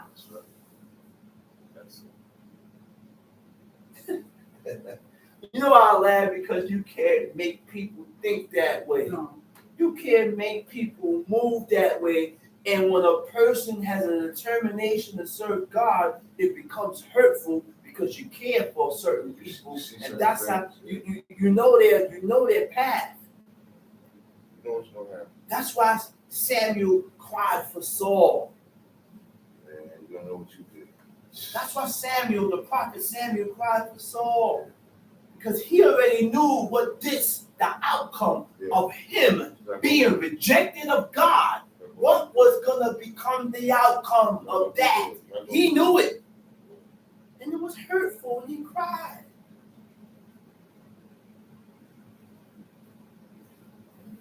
Go ahead, read. I bear the loss of it. He said, I bore the loss of it. Anything that was torn of beast, I bore the loss of it.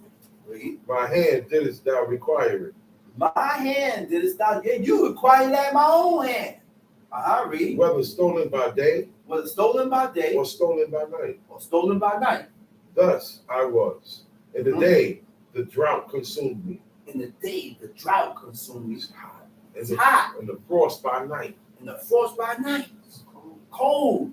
And my sleep departed from my eyes. He was tired. There have been times that he fell asleep. Tired. And maybe at that point in time when he ended up falling asleep, one of them crazy animals ended up snatching one of his rams. And he wake up there. Oh man. I gotta stay up now. Yeah. He got to bear the loss of it. Read. Thus have I been 20 years in thy house. He said, man, I've been in your house for 20 years, man. Don't do it, man. Read. I served thee 14 years. What verse you at? 41. He said, man, listen, man, I served you for 14 years. For thy two daughters. 14 years for your two daughters, for Leah and Rachel. Leah and Rachel, 7 and 7. 14 years. That's a lot of work. And when you, from the law and from what I read, my understanding, when you have a servant that served you for 7 years, it is law that you have to furnish him liberally out of your increase. That's right. Laban wasn't trying to do that. No. Number one, he wasn't trying to let him go. Tom, see? I served thee 14 years for thy two daughters. I served you 14 years for your two daughters. And 6 years for thy cattle. 6 years for the cattle. Thou hast changed my wages 10 times. Changed my wages 10 times. Except the God of my father. Except the God of my fathers. The God of Abraham. The God of Abraham. And the fear of Isaac. The fear of Isaac. Have been with me. Surely thou hast sent me away now. You would have sent me away with nothing. You would have sent me away with nothing. That's a fact. God has seen my affliction and the God labor, acknowledged and he's seen my affliction and the labor of my hands. And the labor of my hands. And rebuked thee yesterday. And Laban answered and said to Jacob, these daughters are my daughters, these children are my children, and these cattle are my cattle, and all that thou seest is mine. No, it ain't. That's what I said. No. I said, no, it ain't. Because when I first got here, we had a deal. That's not what came out of your mouth, brother. Yeah. We had a deal, and a lot of people like going against their word. You still got your cattle? You got your cattle, where's mine? Right. I came here and I worked for what I have. Tom, see? these daughters of my, so what can I do this day unto these my daughters, or unto their children which they have born? Now therefore come thou, let us make a covenant, I and thou, and let it be for a witness. Go back, what was that now? Yeah. 43. Go ahead. And Laban answered and said unto Jacob, these daughters are my daughters, these children are my children, and these cattle are my cattle, and all that thou seest is mine. And what can I do this day unto these my daughters, or unto their children which they have born?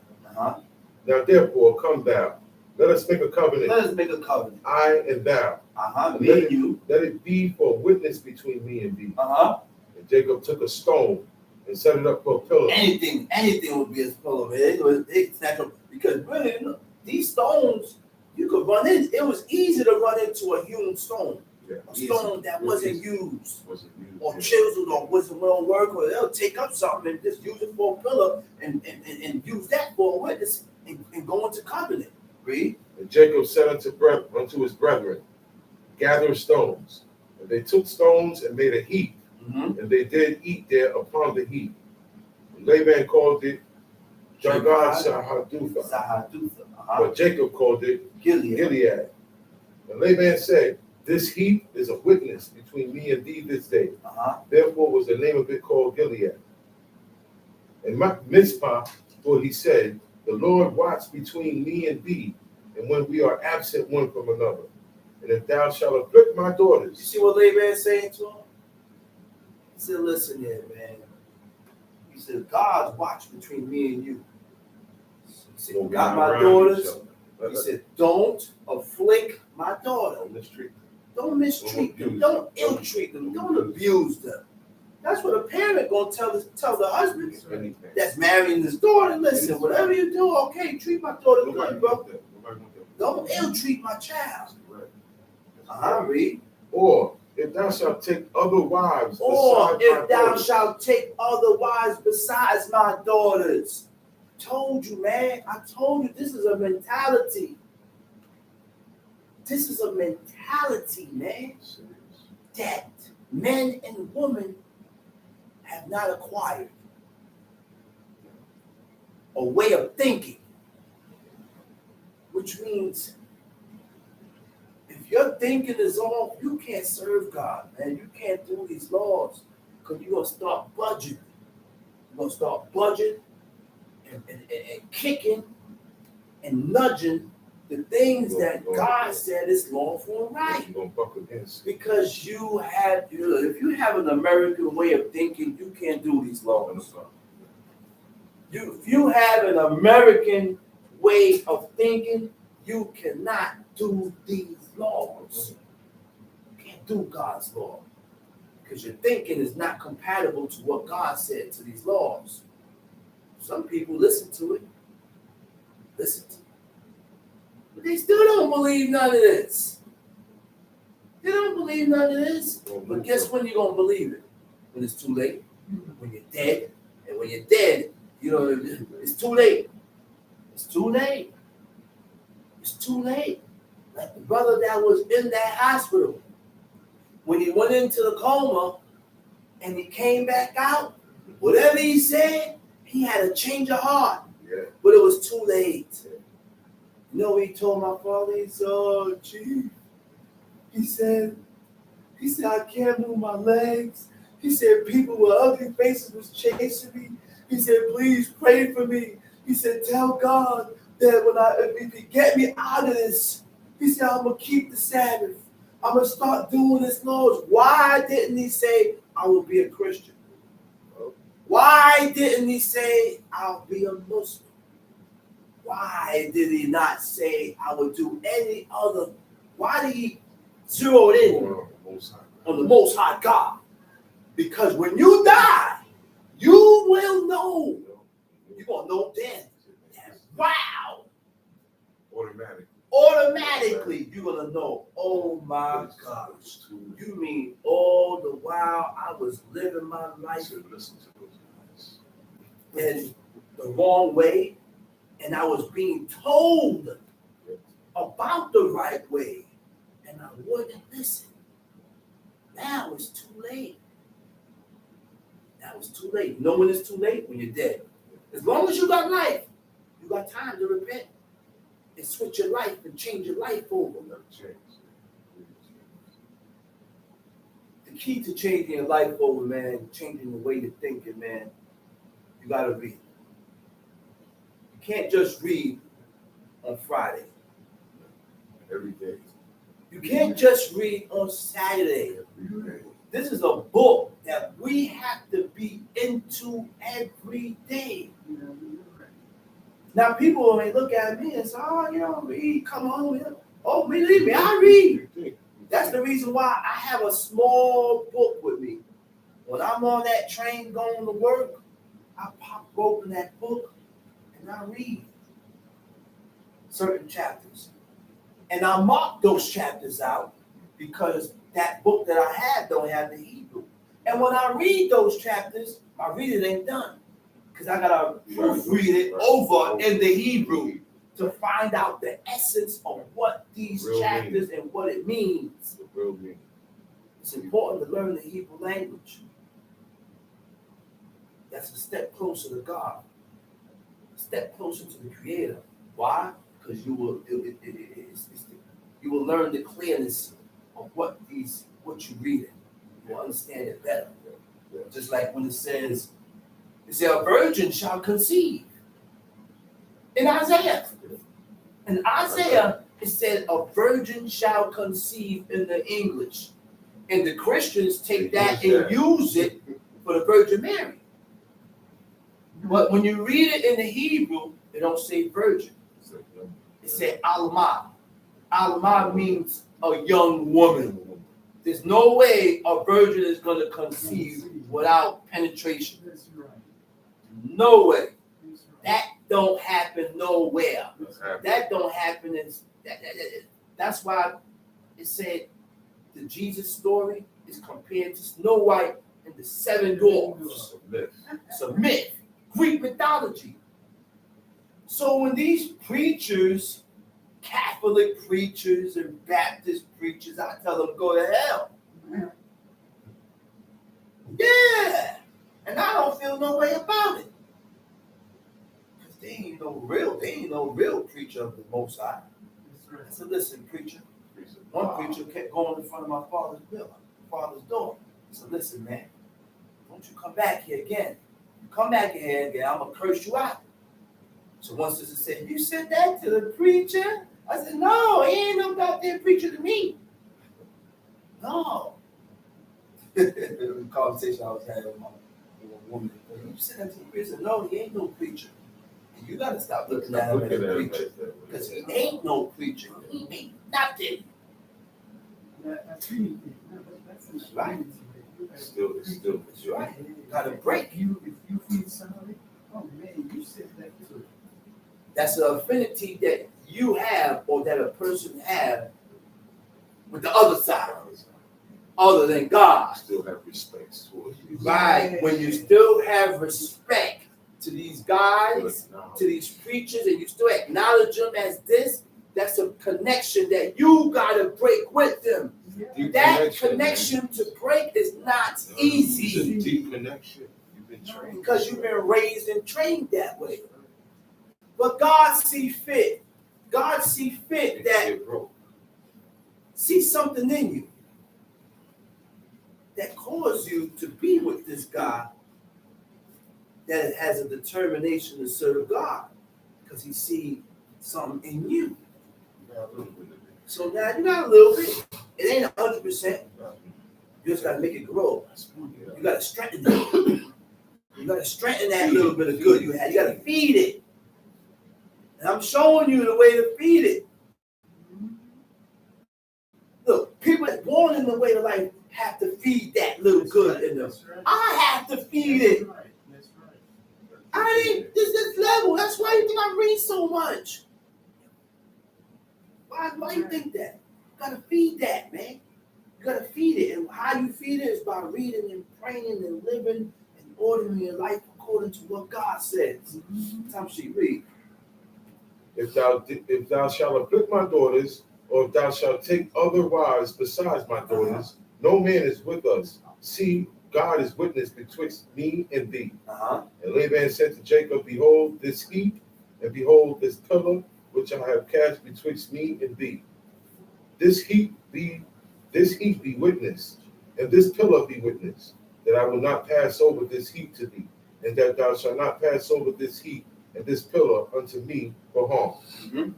The God of Abraham and the God of Nahor, the God of Nahor, and the God of your fathers, judge betwixt us. Judge betwixt us. And God swear by the fear of his father Isaac.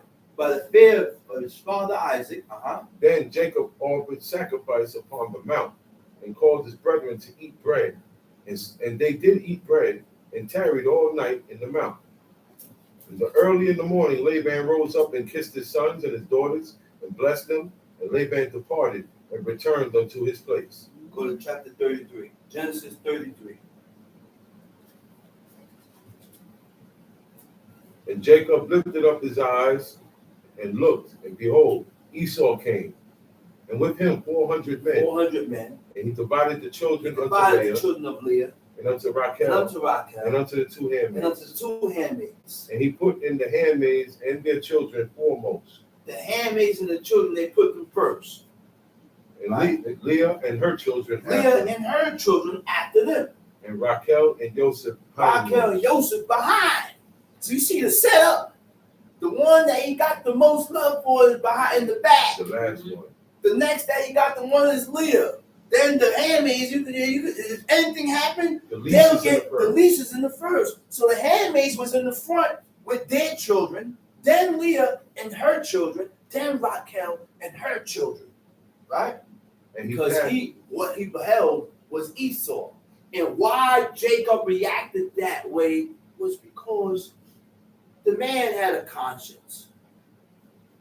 He didn't say, oh, he wasn't wrong in street.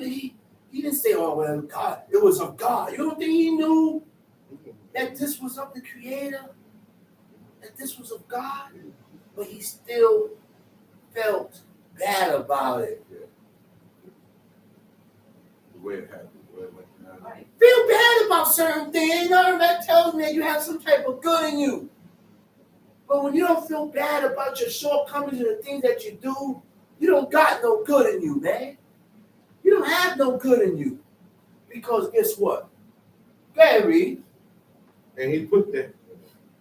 Now, why he did that was because, okay, let me go back. Jacob took Esau's blessing. Esau sold him his birthright for lentils, pottage. Jacob took the birthright, he gave him the lentils. Now, Isaac is about to die. His eyes is dim. So he told Esau to go out there and hunt, bring me back some venison so I can eat and bless you. His mother heard it, told Jacob to go and bring her a goat.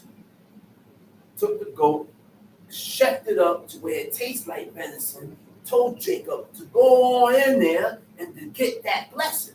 Now, what Jacob said? Jacob said, if I do this, I'm going to seem in the eyes of my father as a deceiver. And I'm going to get a curse and not a blessing. So Rebekah said, upon me be thy curse, my son. Do what I told you to do. Why all this transpired was because of what God told Rebekah. When she was pregnant and she went to inquire of what was going on, because there is no sonogram to know if I have 2 and 3 kids in me. You got to go inquire of God, and God got to tell you if you got 2 or 3. So now, because she know the position of both of her sons, that's why everything transpired the way it was. That wasn't something that happened on the norm. The mothers did not tell the children to deceive the fathers on the norm. That happened because everything transpired because of what God told Rebecca.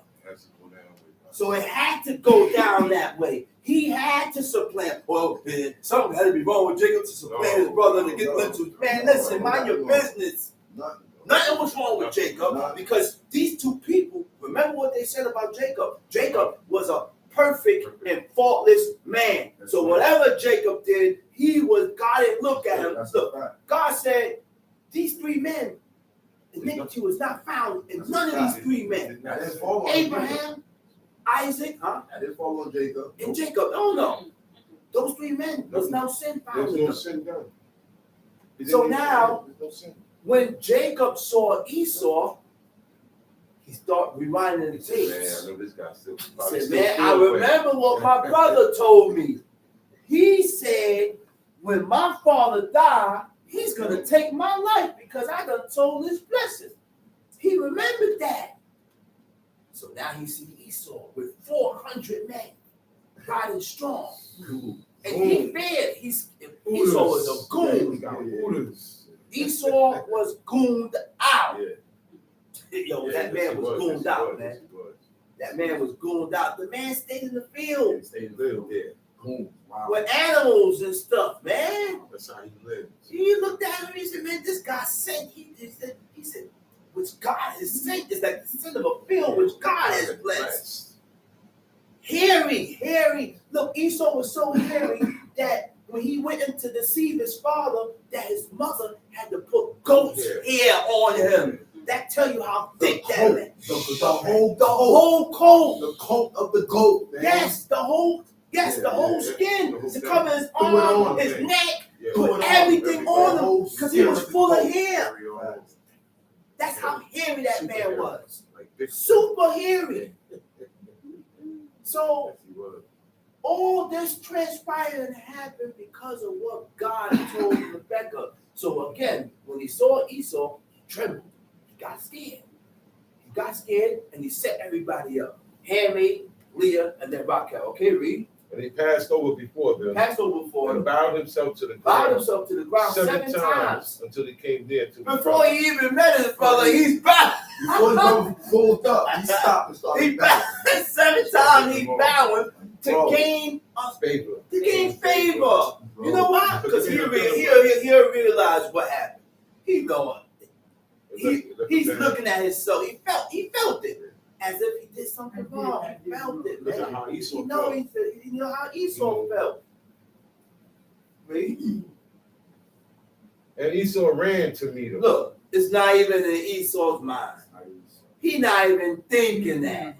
When Esau saw him, he was happy to see him. He ran towards him. Because we brothers and certain things we gonna go through, and then we gotta let it go at one time because we blood.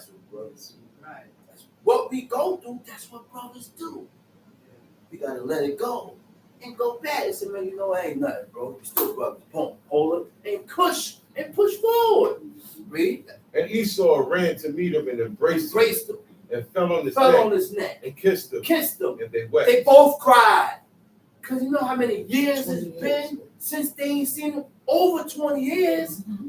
He already spent 20 years with Laban. So imagine how much time and space that they spent away from each other from between when he left, he left with nobody and met up with his brother with a whole hundreds, with a whole clan. That whole clan. It's years, man. Years, Tamshi. And he lifted up his eyes and saw the woman and the children and said, who are those with you? Man, he looked at his eyes, saw women, children. He said, man, who these guys here?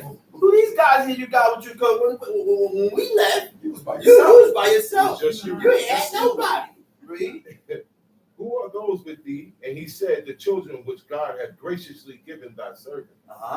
Then the handmaidens came near, they and their children, and they bowed themselves. The handmaids and the children came and bowed themselves. And Leah also with her children came near and bowed themselves. And after came Joseph near and Raquel, and they bowed themselves. And he said, what meanest thou by all this drove which I met? And he said, these are to find grace in the sight of my Lord. These are to find grace. Find some type of favor in your eyes, man. I'm trying to find favor and grace in y'all. He already said he is servant. Yeah, you already called Yes, yourself a sir. servant. Yes, sir. I'm He your said, I'm servant. your servant. That's right. Read. And Esau said, I have enough, my brother. You see that? Keep thou hast unto thyself. Jacob is looking to give him cattle and stuff, but Esau wasn't I greedy. got enough, man. I'm good. Esau wasn't greedy. He wasn't a person gullible, have and still want. Let's tell you the ways and the righteous of these men. The ways of these men. He says to the man, brother, I have enough, man. You keep what you got. Read. Look what he said. And Jacob said, He said, no, nay, I pray thee. If now I have found grace in If thy I have sight, found favor in your eyes, then receive my he present. said, then receive this gift, man. Receive my presence. For therefore I have seen thy face as though I had seen the face of God. He said, man, seeing your face is like I seen the face of God. And thou wast pleased. And you was pleased with me. You see his mentality, like he said, man, the whole time I'm thinking he gonna move on He's us. still gonna kill. He gonna kill everybody. That tell you where he went back. He went back to what he did. So he's like, Dad, man, he's pleased with me. He said, man, take these presents, man, because you are pleased with me. And you don't think Esau knew where he was coming from? He knew. And what he was saying? Had to bring it on. He ain't had to bring it up, but he knew. Esau perceived and seen that. Well, man, nah, I ain't worried about that, man. Good. He embraced him. Read. Take, I pray thee, my blessing that is brought to thee, because God hath dealt graciously with me, and because I have enough. And he urged And you him. remember what Rebecca told me? He said, listen, I need you to go to Padanaram, put some type of time and space in between so that your brother could forget what you did to him. Did. You know he gonna forget. That's what she He said, listen, you go on over there. She know he He gonna gonna forget. You know that. Because he's gonna kill you. He's going to kill you. He's gonna do it. Read. And he urged him, and he took it. Uh-huh. And he said, let us take our journey, and let us go, and we will go before thee. Uh-huh. And he said unto him, my Lord knoweth that the children are tender, Uh-huh. and the flocks and herds with the young are with me. And if men should overdrive them one day, all the flock will die. So listen, if we push the flocks and the cattle, tender meaning young, they were young. And if we push them and overdrive them, we're going to kill them. So we got to move at the pace of these cattle, little by little. Walk a little, travel a little, stop, pitch tent, and relax. Read. Let my Lord, I pray thee, pass over before his servant. He said, Pastor, go before me. Uh-huh. And I will lead on softly, And I will lead on softly. according as the cattle that goeth before me. Uh-huh. And the children be able to endure Uh-huh. until I come unto my Lord, unto Seir. And Esau said, let me now leave with thee some of the folk that are with You me. see what Esau goon. He said, man, he came. He said, see, man, all this guy got is just his children. You ain't got no protection. He said, man, listen, man, let me leave a couple of my goons with you. So I'm gonna leave some of my hitters with you, just in case anything happened. You had to, because you ain't no police. Dudes will run down on you and take your possession, take your cattle, take your woman, snatch up your children and you, and make y'all servants. But God, remember that oath and that vow. He said, if you be with me, he made that vow with God at that spot. Be with me and make me come back. Go there and come back safe. Jacob trusted in God. That was the deal that he had with God. So he said, listen, man, I'm good. I don't need your shooters with me. I don't need your hooters with me. I'm good. I don't need none of them with me. I'm good. God is with him. So God protected him on his way to Padanaram and on his way back. That's right. Tom Sheep. And he said, what needed it? Let me find grace in the sight of my Lord. Uh-huh. So Esau returned that day on his way to Seir. And Jacob journeyed to Sukkot and built him a house and made booths for his cattle. Therefore, the name of the place is called Sukkot. And Jacob came to Shalem, a city of Shechem. Okay, cut that. Let's cut that. Let's go into Proverbs 12. Let's go into Proverbs chapter 12.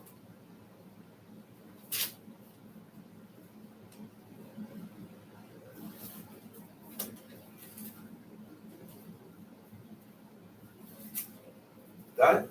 Got it. Wait, Proverbs chapter 12. Proverbs chapter 12. Whoso loveth instruction, Whoso loveth instructions. love it now. Okay? The word for instructions is musad. Musad means instructions, directions, orders, chastening, discipline, correction. Direction is a guidance or supervision of one's actions. So when you're doing these laws, you need a guide. You need somebody to show you the ways of God, because you don't know the way of God. So we need that chastisement, reprimand, reproof, correction. We need those things, man. It said, and it'll take a certain type of person to love instructions and to love knowledge. Right. Whoso loveth instructions, loveth knowledge. Right. But he that hated reproof, But he that hated reproof is what? brutish. It's brutish. Right. So when a person comes to instruct you or show you some type of direction and you reject it, you're a brutish man. Ba'al, Beit Ayin Resh, it means bored. Bored, B-O-O-R, it means ignorant. Ignorant. When you look up the definition of bore means insensitive. Insensitive. Insensitive means a person with no emotions. Right. We understand this, man? You have no feelings. Yeah. You have no emotions. You have no empathy. Right. Which means I could do you something and not feel no way about it. And you don't see the ways of people and how people is. They are able to do things to others and not Like it ain't feel and not have no conscience. no conscience or no guilt about what they did. You try to justify your actions. It's not the ways of God. It's not the ways of God. These are ways that we need to correct with ourselves. That's right. Okay?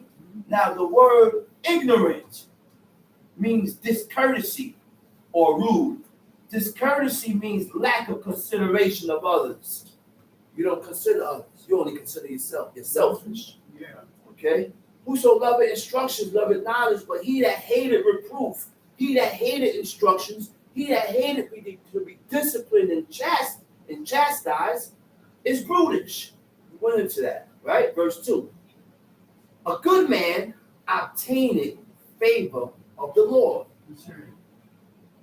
In the Hebrew, it says the good obtain it or acquire favor from God.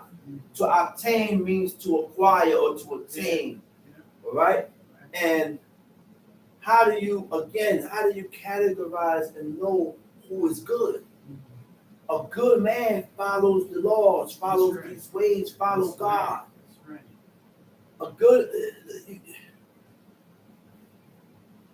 all right?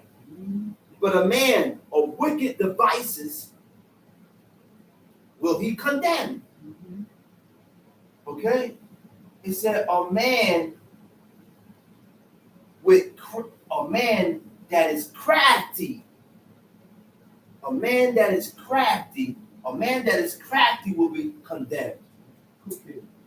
Now, this word crafty, the word crafty is it means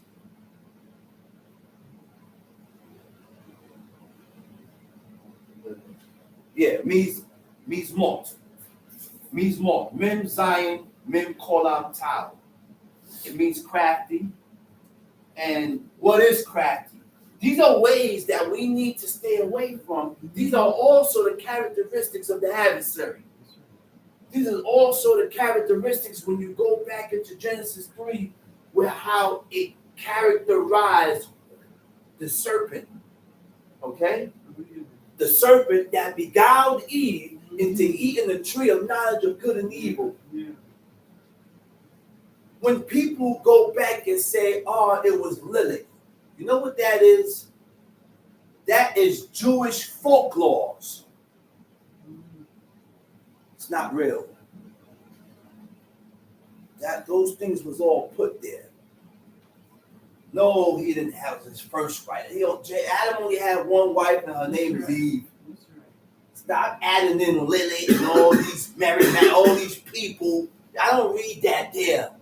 And that is the reason why I say when you come to serve the Lord, you gotta leave off from what you learned, your past. You gotta leave off from all that stuff. Don't come here and try to make comparison with what you learned before. Okay. Don't come here with that. Either you want to learn who God is, or you don't. Don't make no comparison with what's in your past, because whatever you was taught in your past life was wrong. If you don't feel that way, then you can keep walking. That's right. Nobody told you to come towards here. Make back up. Come over here. Well, if you're here, I'm going to tell you, this is what it is. Now, the word crafty means adept in subtlety, cunning, or guile. Now, a person that is adept is a person highly skilled or well-trained in to be subtle. Subtle meaning having keen insight and ability to penetrate. And that was the adversary. The adversary had the ability to penetrate Eve, to cause her to sin and go against the commandment of God. And it's the same thing as today. You determined to do the law, but the adversary can penetrate you and make you do opposite. And this is the reason why the Most High gave us the law and said, we got to strengthen ourselves in God in doing these laws, because that would be our only protection. So that's our only protection, right? Subtle, cunning, trickery, right? All right, let me read it. Characterized by wiliness and trickery. Now, wiliness is skill in outsmarting. That's what the adversary is. The adversary will outsmart you, right? Trickery, crafty, underhand, to deceive. Now, underhand means when you do things to evade notice. I do things so that you don't notice it. That's underhand. That's in the form of a person that deals with a lot of trickery, deals with a lot of deceit. That's a subtle person. Okay. He said a person now, but a man that is crafty will be condemned. A person that do things underhandedly, deals with tricks and wiliness and cunning and subtleness, he will be condemned of God. God will condemn him. All right? It said, a man shall not be established by wickedness. Okay? Lo yichon adam bereshat. Right? A wicked man will not be able. He will not be established. He will not be able. He will not prevail. He will not be able to serve God. Right? But the root of the righteous shall not be moved. The root of the righteous shall not be moved. The word for move is yimot. Yimot. Mim, yod mim, kolam, tek. It means to title. Right? To title. When you look up the definition of title, it says, but the root of the righteous will not be moved. The root of the righteous will not be unstable. The root of the righteous is not going to vacillate. The root of the righteous will not fluctuate. The root of the righteous will not shift back and forth. To shift back and forth in opinion, allegiance, directions, or choices. To waver in the mind. The root of the righteous will remain firm. He's not going to shift back and forth. He said a virtuous woman is a crown to her husband. That's exactly. A virtuous woman, a woman of strength and vigor, she's a crown to her husband. He said, but she that make it ashamed is a rottenness in his bones. Your bones begin to rot. Because your woman's shame is my shame. Your shame is my shame, because we are one. We're one unit. So when you go out there and act a fool or something go down, it reflects on your husband. The thoughts of the righteous are right. The righteous man thoughts and his mentality and the things that he think up in his mind, he's only going to think of righteous things, just things. He's not going to think of things that is wicked or unrighteous or against God. Right? He said, but the counsel of the wicked are crafty. The counsel of the wicked deals with tricks and lies and deceit. And you got to be able to perceive these things. The words of the wicked are lies. The words of the wicked are lying wait for blood. But the mouth of the upright shall deliver them. The wicked. Now, it said the words of the wicked,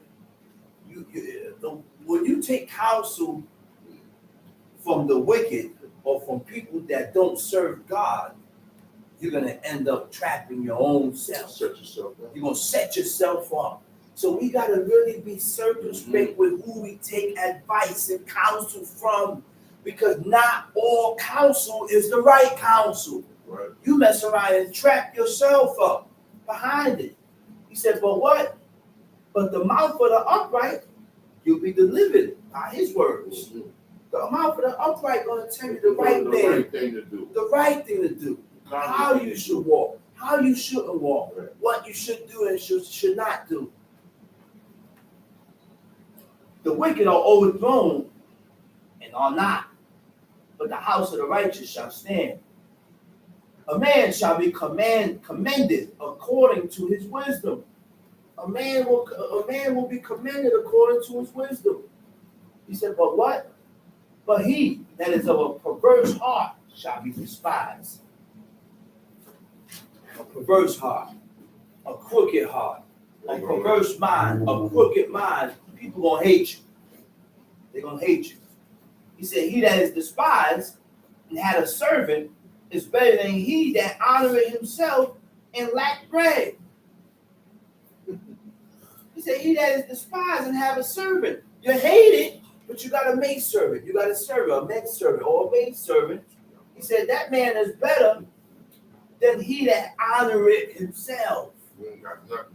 And lacketh bread. You honor yourself and you ain't got nothing.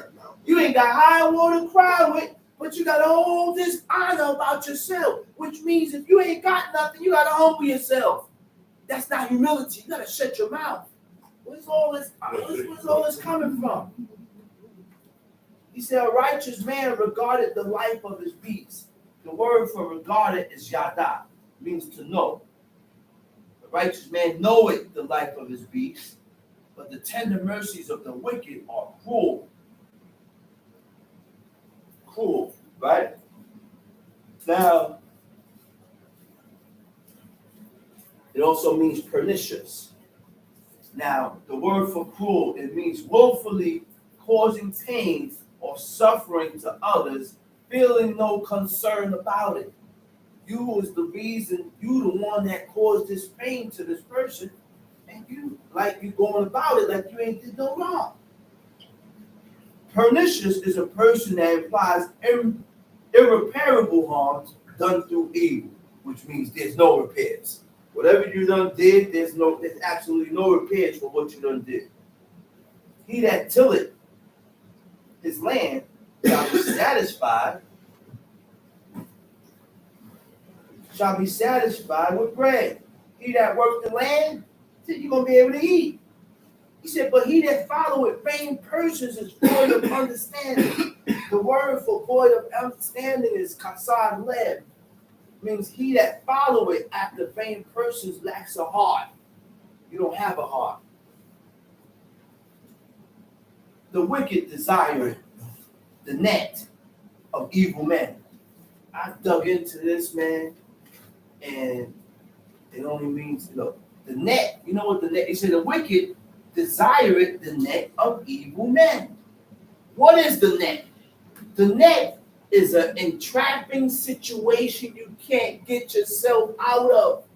Now, the net, an evil person will set you up.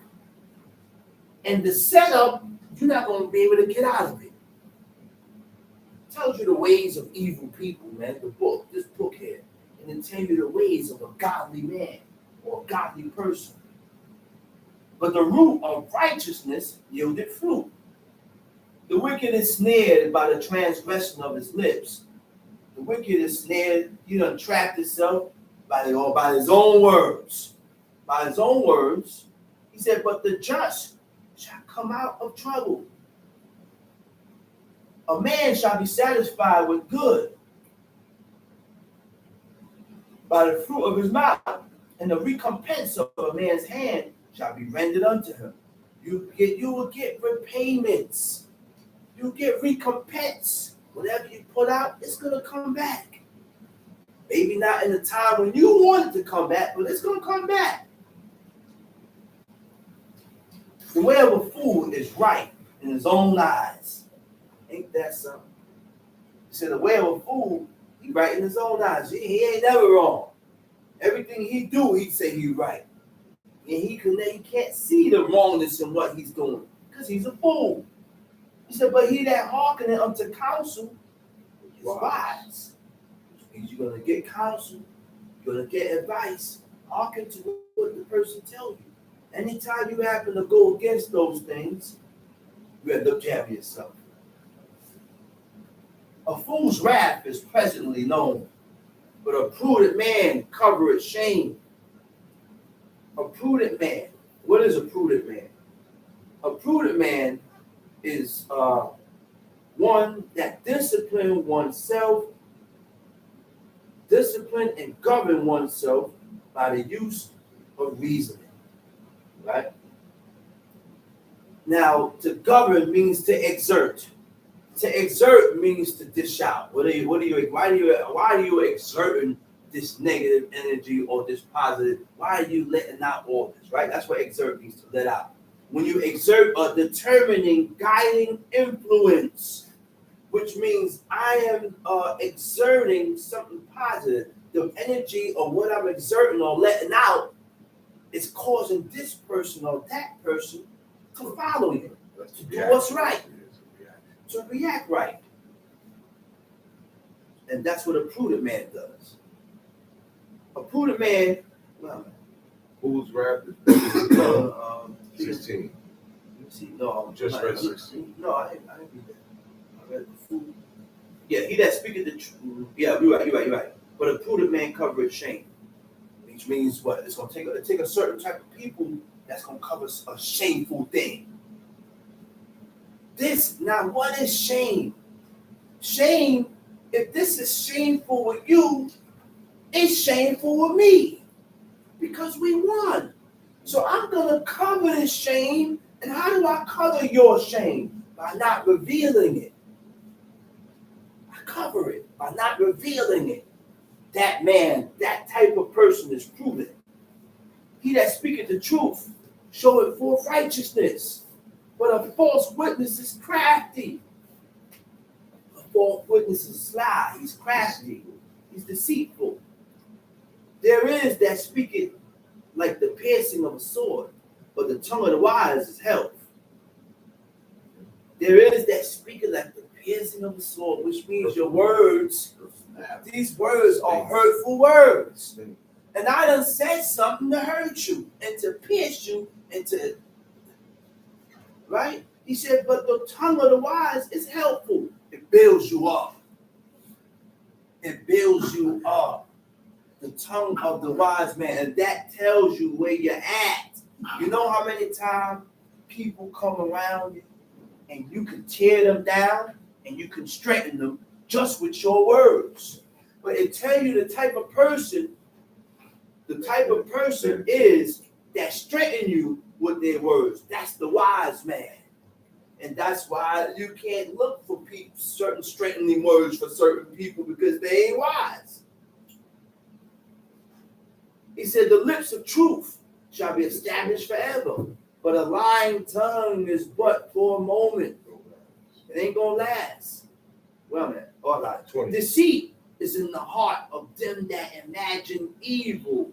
The word for imagine is karash, chet, resh, shin, right? And karash means to devise.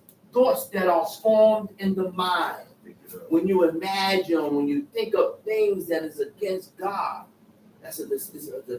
Deceit is in the heart of them that imagine evil. He said, but to the counselors of peace is joy. There shall no evil happen to the just, but the wicked shall be filled with mischief. Lying lips are an abomination to God. Right? He said, but they that deal truly are his delight. A prudent man concealeth knowledge, but the heart of fools proclaimeth foolishness.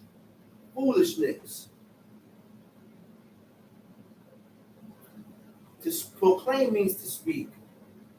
The heart of fools speak foolishness, speak foolish things. He said, the hand of the diligent shall bear rule. The diligent, the determined, kaluts, right? A diligent man or a diligent person having or showing care and consciousness in one's work or duties. Which means you have a duty. Your duty is important. Take to your duty. Don't neglect your duty. Right? Determined, having made a firm decision and being resolved not to change it. A made up mind. These are all attributes of a righteous person. A righteous man is diligent. A righteous man has that is determined. Right?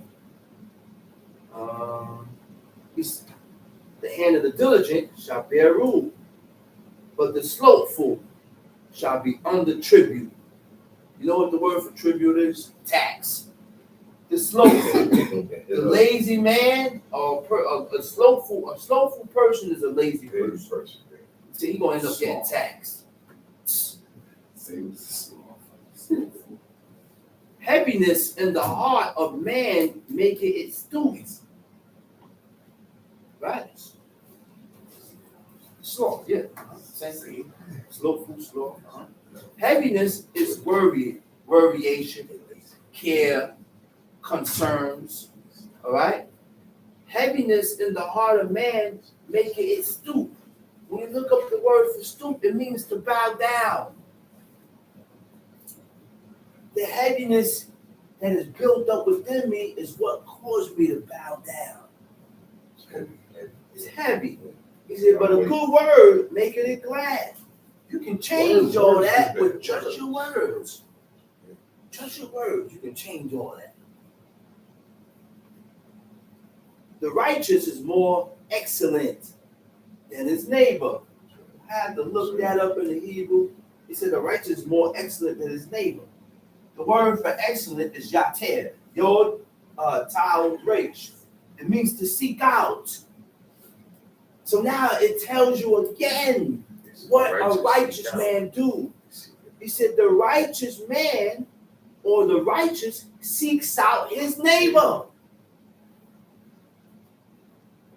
Seek out.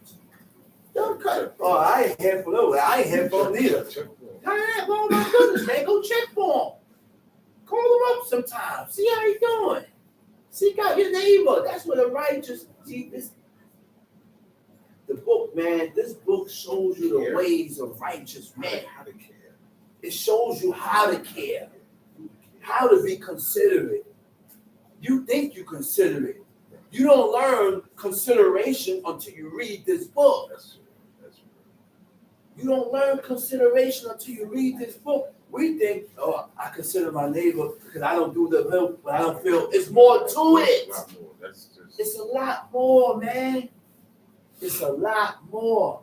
And this is why we would never reach the capacity and the height and the level of these men in the book. It's all what the righteous do. And this is why it's a lifetime job, man.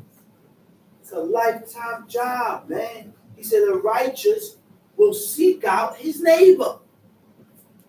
That also is consideration and concern. And guess what? It all stems back to Leviticus 19, to the law. All these wise words and sayings is like is a branch off the law because it's explained in simple terms, but because we so far away from God, we still don't get it. We still don't get it. We still don't see it. He said, but the way of the wicked is seducing them.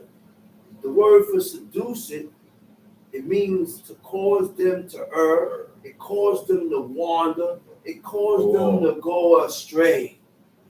Okay? The way of the wicked is what caused the way of the wicked caused them to err. But the slothful, the Hebrew word for the slothful is remiyah.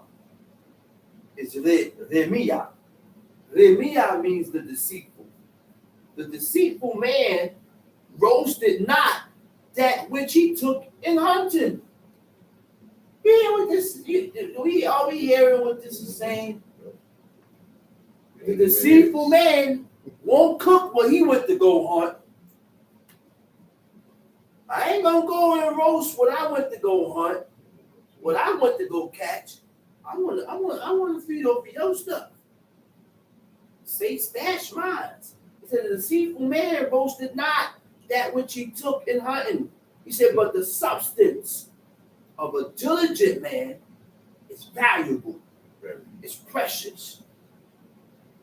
He said the substance of the diligent man, a person that is diligent, or a person that shows some type of care or consciousness, he said his substance is valuable.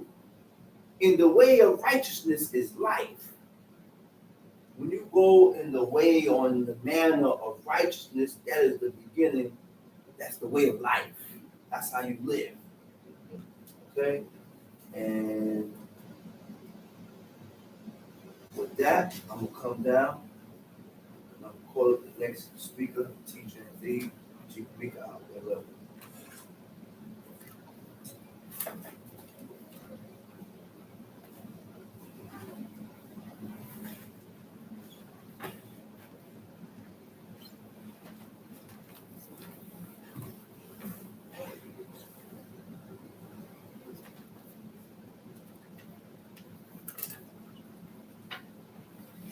Giving all praises to the God of Abraham, God of Isaac, God of Jacob.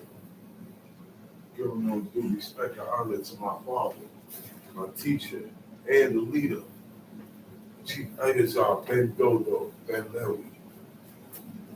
Giving all due respect to the chief men, princemen, brothers in Israel, brothers and sisters, I bid you in the tongue of our forefathers, Shabbat Shalom.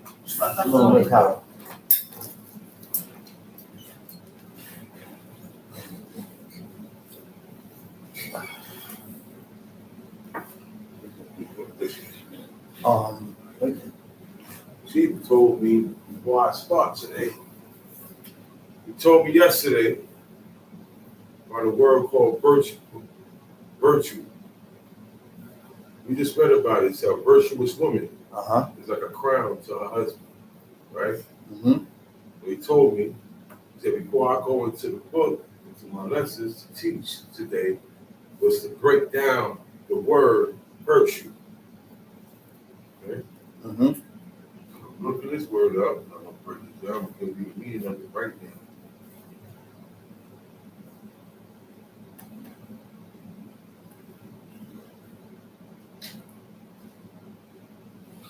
Virtue. Conformity. Conformity means I conform, I accept, I yield, I agree with, I go along with. Okay? It means you conform to this law. You conform to what they said. I conform to what my mother said. I conform to what my father said. I conform to the laws, meaning you follow, you do these commandments. So it's a conformity to a standard of right. A standard of right is anything that stands for right. I conform to it. I give in to it. I yield to it. I agree with it, and I go along with it. When you conform to something, you go along with it. Okay? A particular moral excellence. This is a level of excellence before God. It's a particular moral excellence. It also means chastity, especially in a woman. You know what chastity is? When you don't have sex, when you abstain from sex. So for a woman, when she abstains from sex, is a certain excellence that she's going to have to be in front of God. Okay?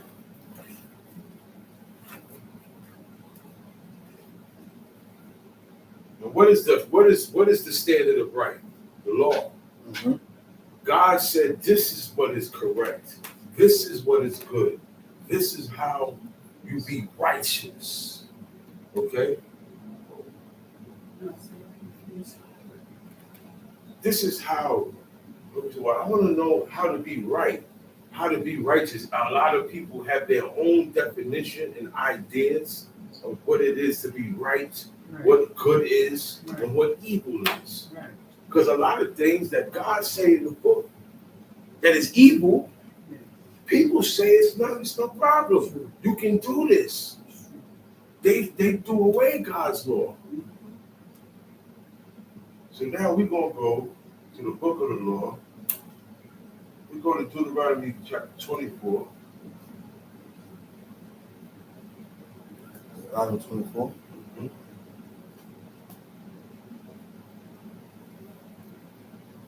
Because it's about law, and that's why we got to keep reading this thing over and over. Because when you don't have the book in your hand is when you're going to get confronted with situations that you're going to have to react to with the law. Y'all don't notice that? You're not going to get it. You're not going to get confronted. God ain't going to test you with the book in your hand. He ain't going to mess with you today. He's going to mess with you tonight, tomorrow night, while you in life, living in your life, in your personal, within your confines. That's when you get it. So that's why we have to read this over and over and over and over and over and over until we die. That's what keeps you in the way. There's no one time you read this, you got it like that.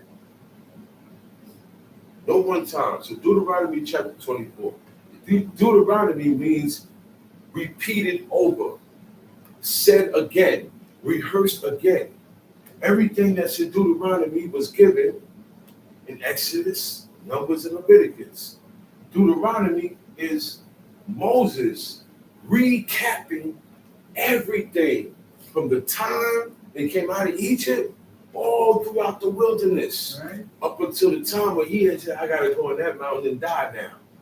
That's when God said, go on that mountain and die, he said, okay, he called everybody and gave them his last words, his exhortation to serve God, a speech, what we call speech, a big giant speech and a lecture, because I'm not going to be here no more.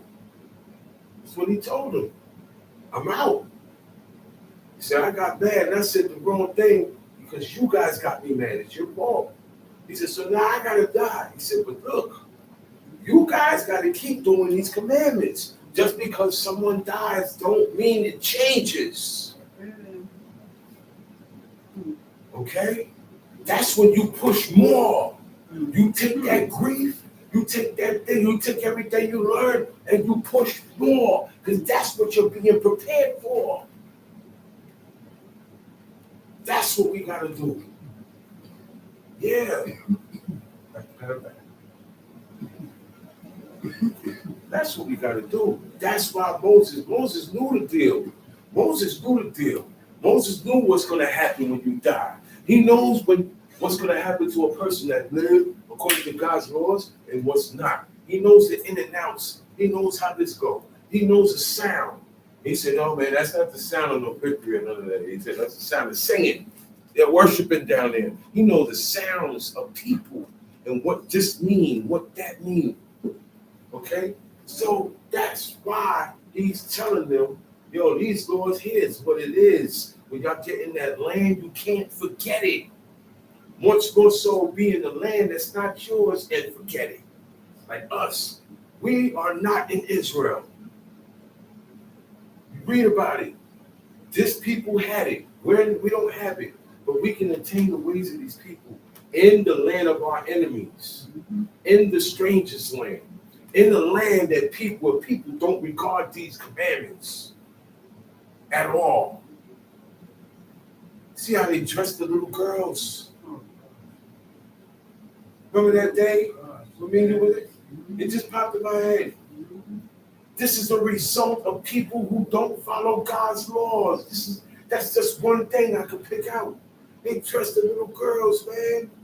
Look, she ain't even ready to go to school yet. And the way they dress them. What are you training her to be? She's not gonna have no embarrassment with herself. She's not gonna have shame. She's not gonna know what I'm naked. Only two great things is gonna be naked for her. Her teats, which is the nipples, and her actual private part. Everything else gonna be out. That's not nakedness to them. This is madness. The beginning of that is woman wearing pants. Right? It's a level to wickedness, it's a level to righteousness. You start doing this, but they didn't wear pants. Like Chief Shama said, and I can clarify this in history, world history, and facts. Women didn't start wearing pants to this country. 1900s, after the 1920s.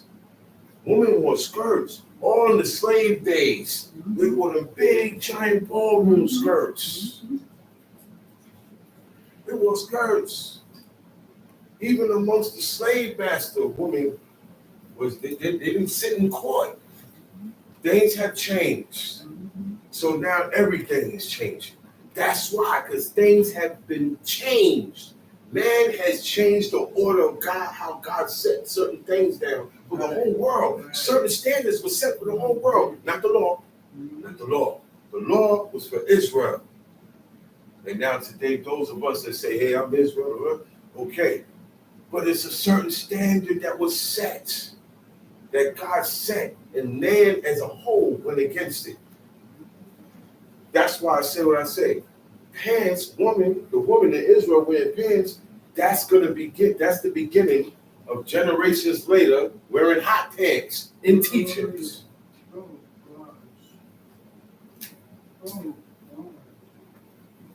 That's what's coming next.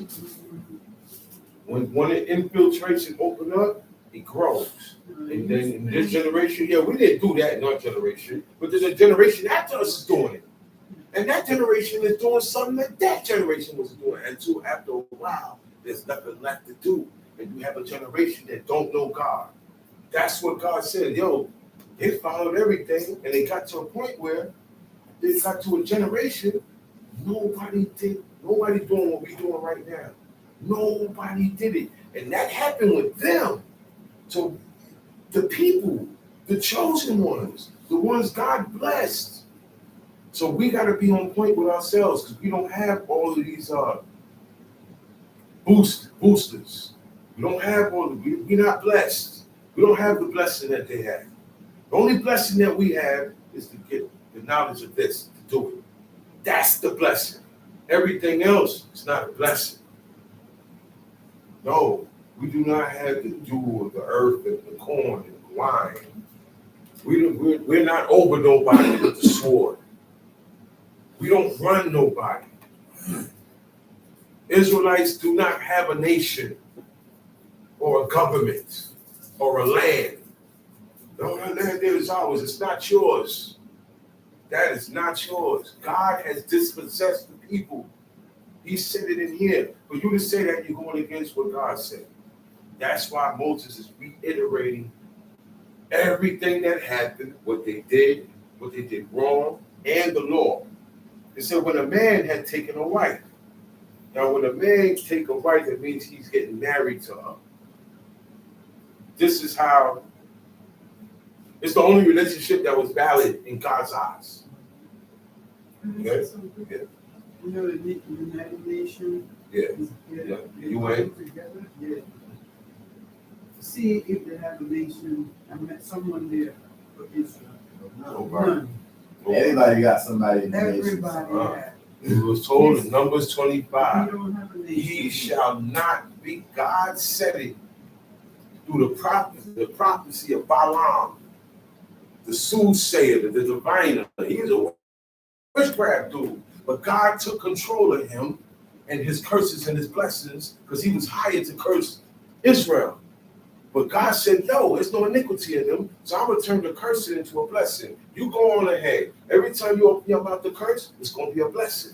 And he said, Israel, he said, Jacob shall not be reckoned among the nations. You meaning reckon means to be recognized. That's why you hit down south. Well, I reckon, meaning I recognize. You won't be recognized. They're not going to acknowledge you. They got a wrestler right now. Every time he come, he got the belts. Big dude. He come up there. I don't care what city he in.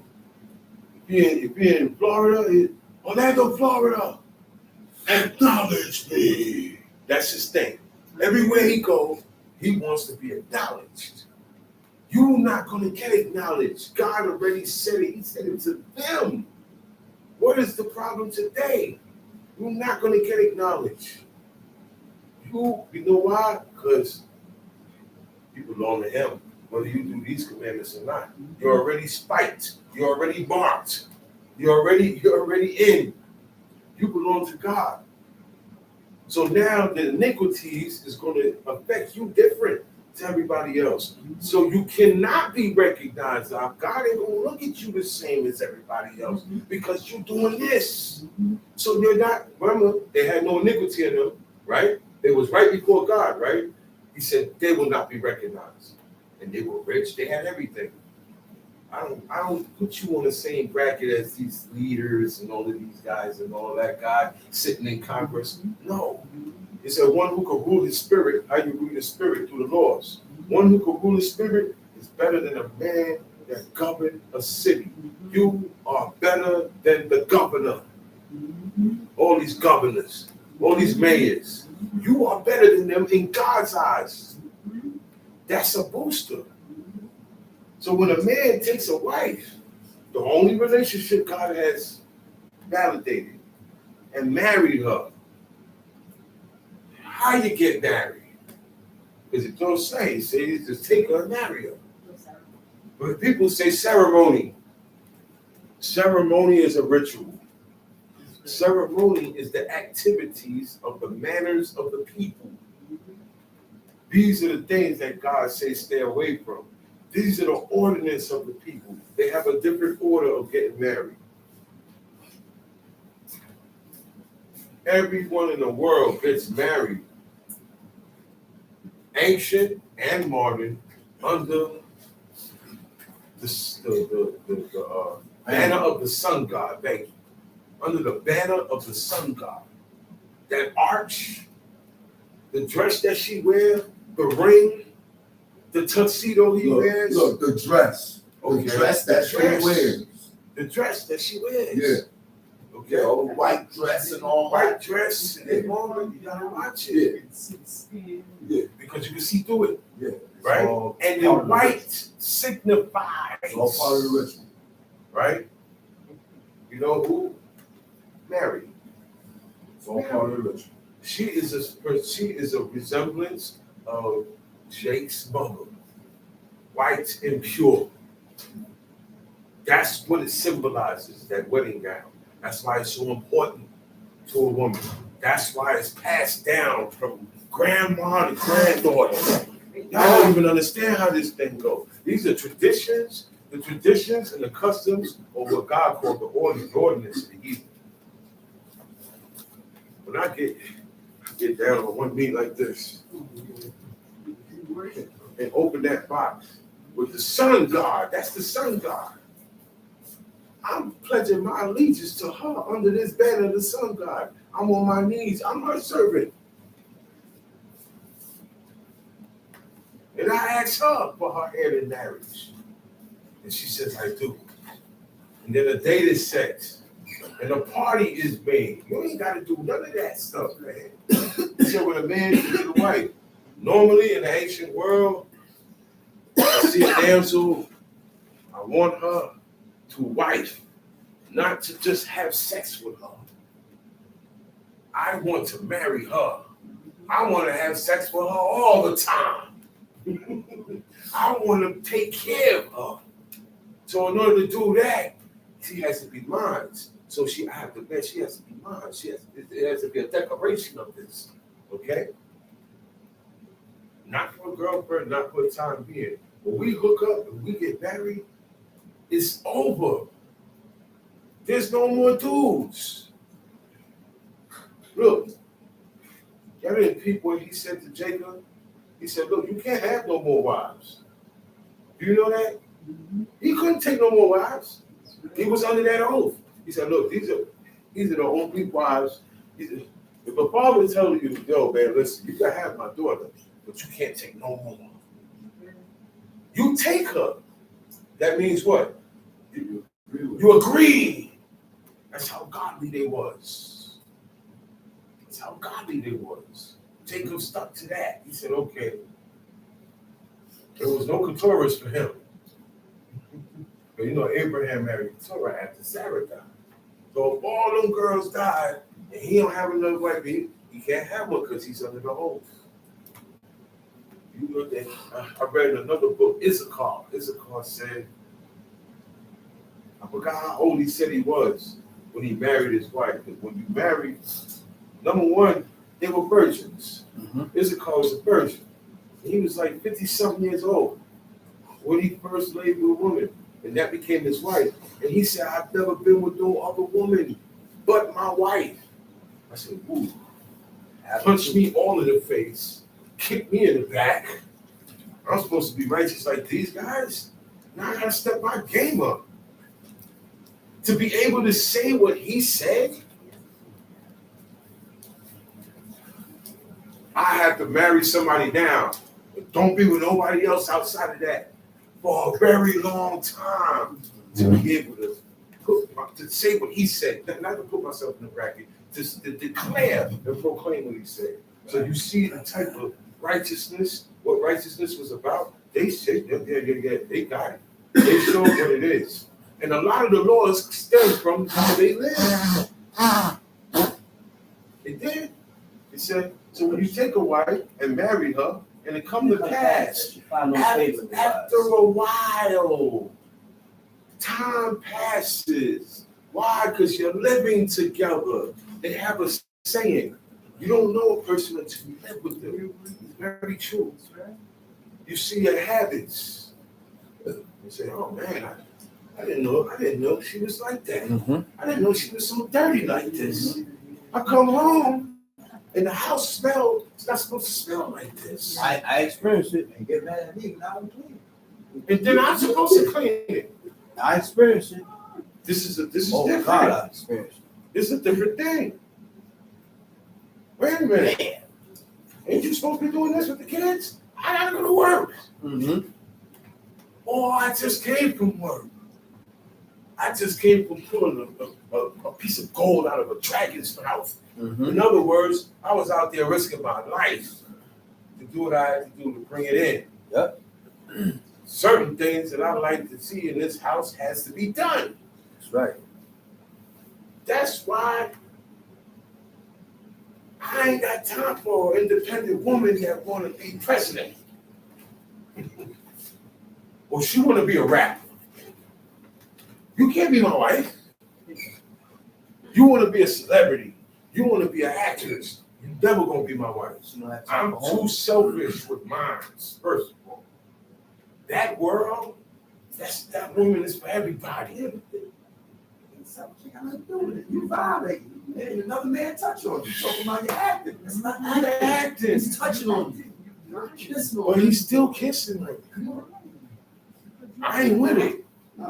I ain't with it. They say it don't be real. It be real, right? Committing the act. They say the kids don't be real. It be real. It's real. It's real. But I know it is for the man. They just say we don't put out. But they don't say nothing. That's what they say. That the Wow. scripture is out. Now you see where was acting originating? Rome. Theater. Rome. Yes. See all these things? We ain't had theater. Nobody was acting. I didn't dress up like somebody else to portray The last time somebody dressed up as somebody, you seen what happened. It made Isaac shake and tremble. The last time somebody disguised himself. Another one was Saul. Saul disguised himself. Joab told the woman in Tekoa, disguise yourself. Anytime a disguise, look, if I go outside and I disguise myself, somebody's going to get hurt bad. Something's going to happen. That's why. Because that's not me. So, well, I ain't even know what you. Yeah, you're not supposed to. I'm in disguise. I'm doing something out here right now. So Moses said, look this way. Today you got to look this way, that way. Look up. Look in the windows. Look on rooftops. Look in the cars. People be sleeping in cars. They be in their cars. You think they're in the house, they're in the cars. There's always somebody watching. Moses looked this way and that way and killed that Egyptian that was beating and torturing and abusing his brother. And somebody still Guess what? Somebody still told him. Guess what? Somebody still saved. The same one he saved. His own brother told him. Yes. Somebody still told, bro. See, still, look, His own brother you thinking about everybody else looking, the one right there. gave you up. Gave him up. He said, surely this thing is long. And they started talking to I him. gotta go. They said, man, hold up, man. They sought to kill him. They said, man, you come up there, what you gonna do? Kill us like you killed the Egyptian? He said, oh man. Time to go. Shoom. They was gonna kill him. Moses was a smart man. All those mafia gangsters were stupid. Once they heard Giuliani's coming after them, they supposed to leave, get all their money, and go. Go. Go to Alaska. They still hung out here. That's why they got locked up for life and died in jail and rotted. They knew what was going on. They knew what was going on. They're telling you, I'm hot in the city. The authorities after me. I gotta go. Either that or turn myself in. Once I'm Now hot, back then, ain't no turning yourself in. Ain't no thing about turning yourself in. And you go in front of the judge and they come. You get caught dead. Moses was out of there. And God was with him. You could be a fugitive and be righteous. You know that, right? that's right. Joseph was a fugitive. Moses was a fugitive. Who else? Elijah was a fugitive. Anytime everybody in the city and the authorities and the king, whoever's in charge, is looking for your life, That's you're a fugitive. You want to run. That's why Cain said, man, I can't handle this. David was a fugitive. He ran from Saul. But God was with them. Certain fugitives God is with. I know a fugitive God was with in his time. Unseen. Police come, see everybody, don't see this guy. Why? Because he don't do certain things that God don't like. He don't do certain things God don't like. And he bends his way and fight himself not to do it. God commends things like that. God commends things like that. I know this for a fact. He likes when a man strengthens himself. He likes that. That's what makes him say, yeah. Like a father look at his little son, and his son do something manly. He said, yeah, look, yeah, that's my son. Right or wrong? All men do that. Football games. Boom, boom, move everybody out the way. Stand up, he done. Yo, that's my son. That's my son. So how you think God gonna deal with you if you show him that you're a man with his laws? Right. He gonna say, oh, no. Yeah, he gonna get caught up with everybody, but he ain't gonna go through what everybody else going through. I'm gonna slip him out. He gonna walk out this door here. So these things have to be done the way God said. So time passes. Anytime you read where it said time and it comes to pass, meaning we've been living together for a very long time. I know my habit, you know my habit, I know yours. Now there's another law that says when a man taketh a wife, he shall put away all business. Right or wrong? Right. All business, whatever projects he had. Right? All of that is dead. For how long? A year. People say that's the honeymoon. That's more than the honeymoon. And today, a honeymoon is, look, you get married Thursday, right? You got married Thursday, You got married Thursday. Go for the honeymoon. You're back in 12 days. Honeymoons last no more than 2 weeks because you got to get back to work. You got kids. The kids, somebody ain't no maid servant or man servant. And they didn't go nowhere.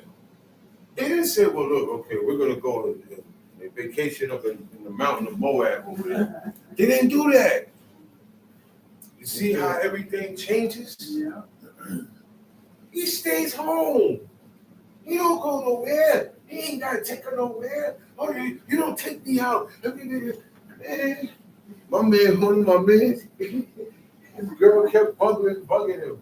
You don't take me out. You don't take me out. If they want me to take you out, he said, okay. Come on, get dressed. She said, where we going? He says, it's a surprise. Get dressed. She got dressed. Makeup, all of that. He took her across the street to the Chinese restaurant. I'm not making this up either. Okay. He took her across the street to the Chinese restaurant and said, get all you want, man. He said, we're in China now.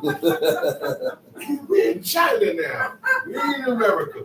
He said, man, yo, I don't make money like that to be taking you out. I make takeout money. So you gotta deal with that. You married a man that does takeout.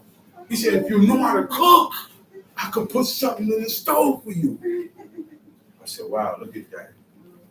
She left him alone with that one. Most of them can't even cook. The man got to show the woman how to cook. The man got to show the woman, this how, no, man, you don't wipe the baby like that. I'm not supposed to show you how to do the baby. Wait, don't pick the baby up by one hand. Right or wrong? It's backwards, man. It's backwards. He said, now come to find, she found no favor in his eyes. Meaning, she's turning me on. Yeah, men get turned off too. You think we stay turned on? You think you cute all the time?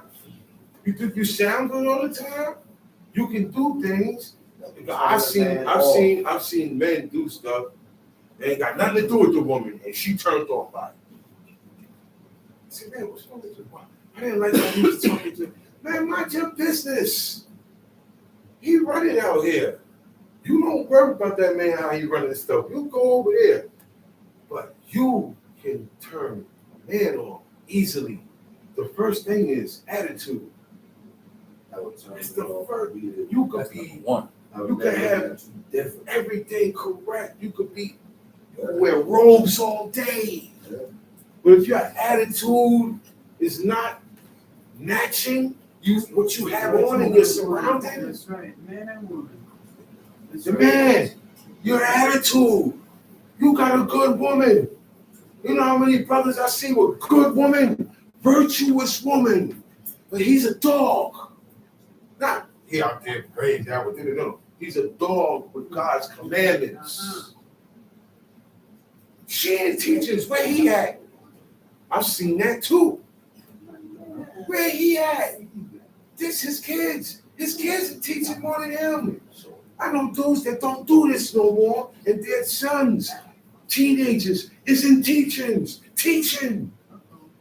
And you was born in this, and you got sons and daughters and wives, and some of them are still doing it. But you out there, you doing Christmas.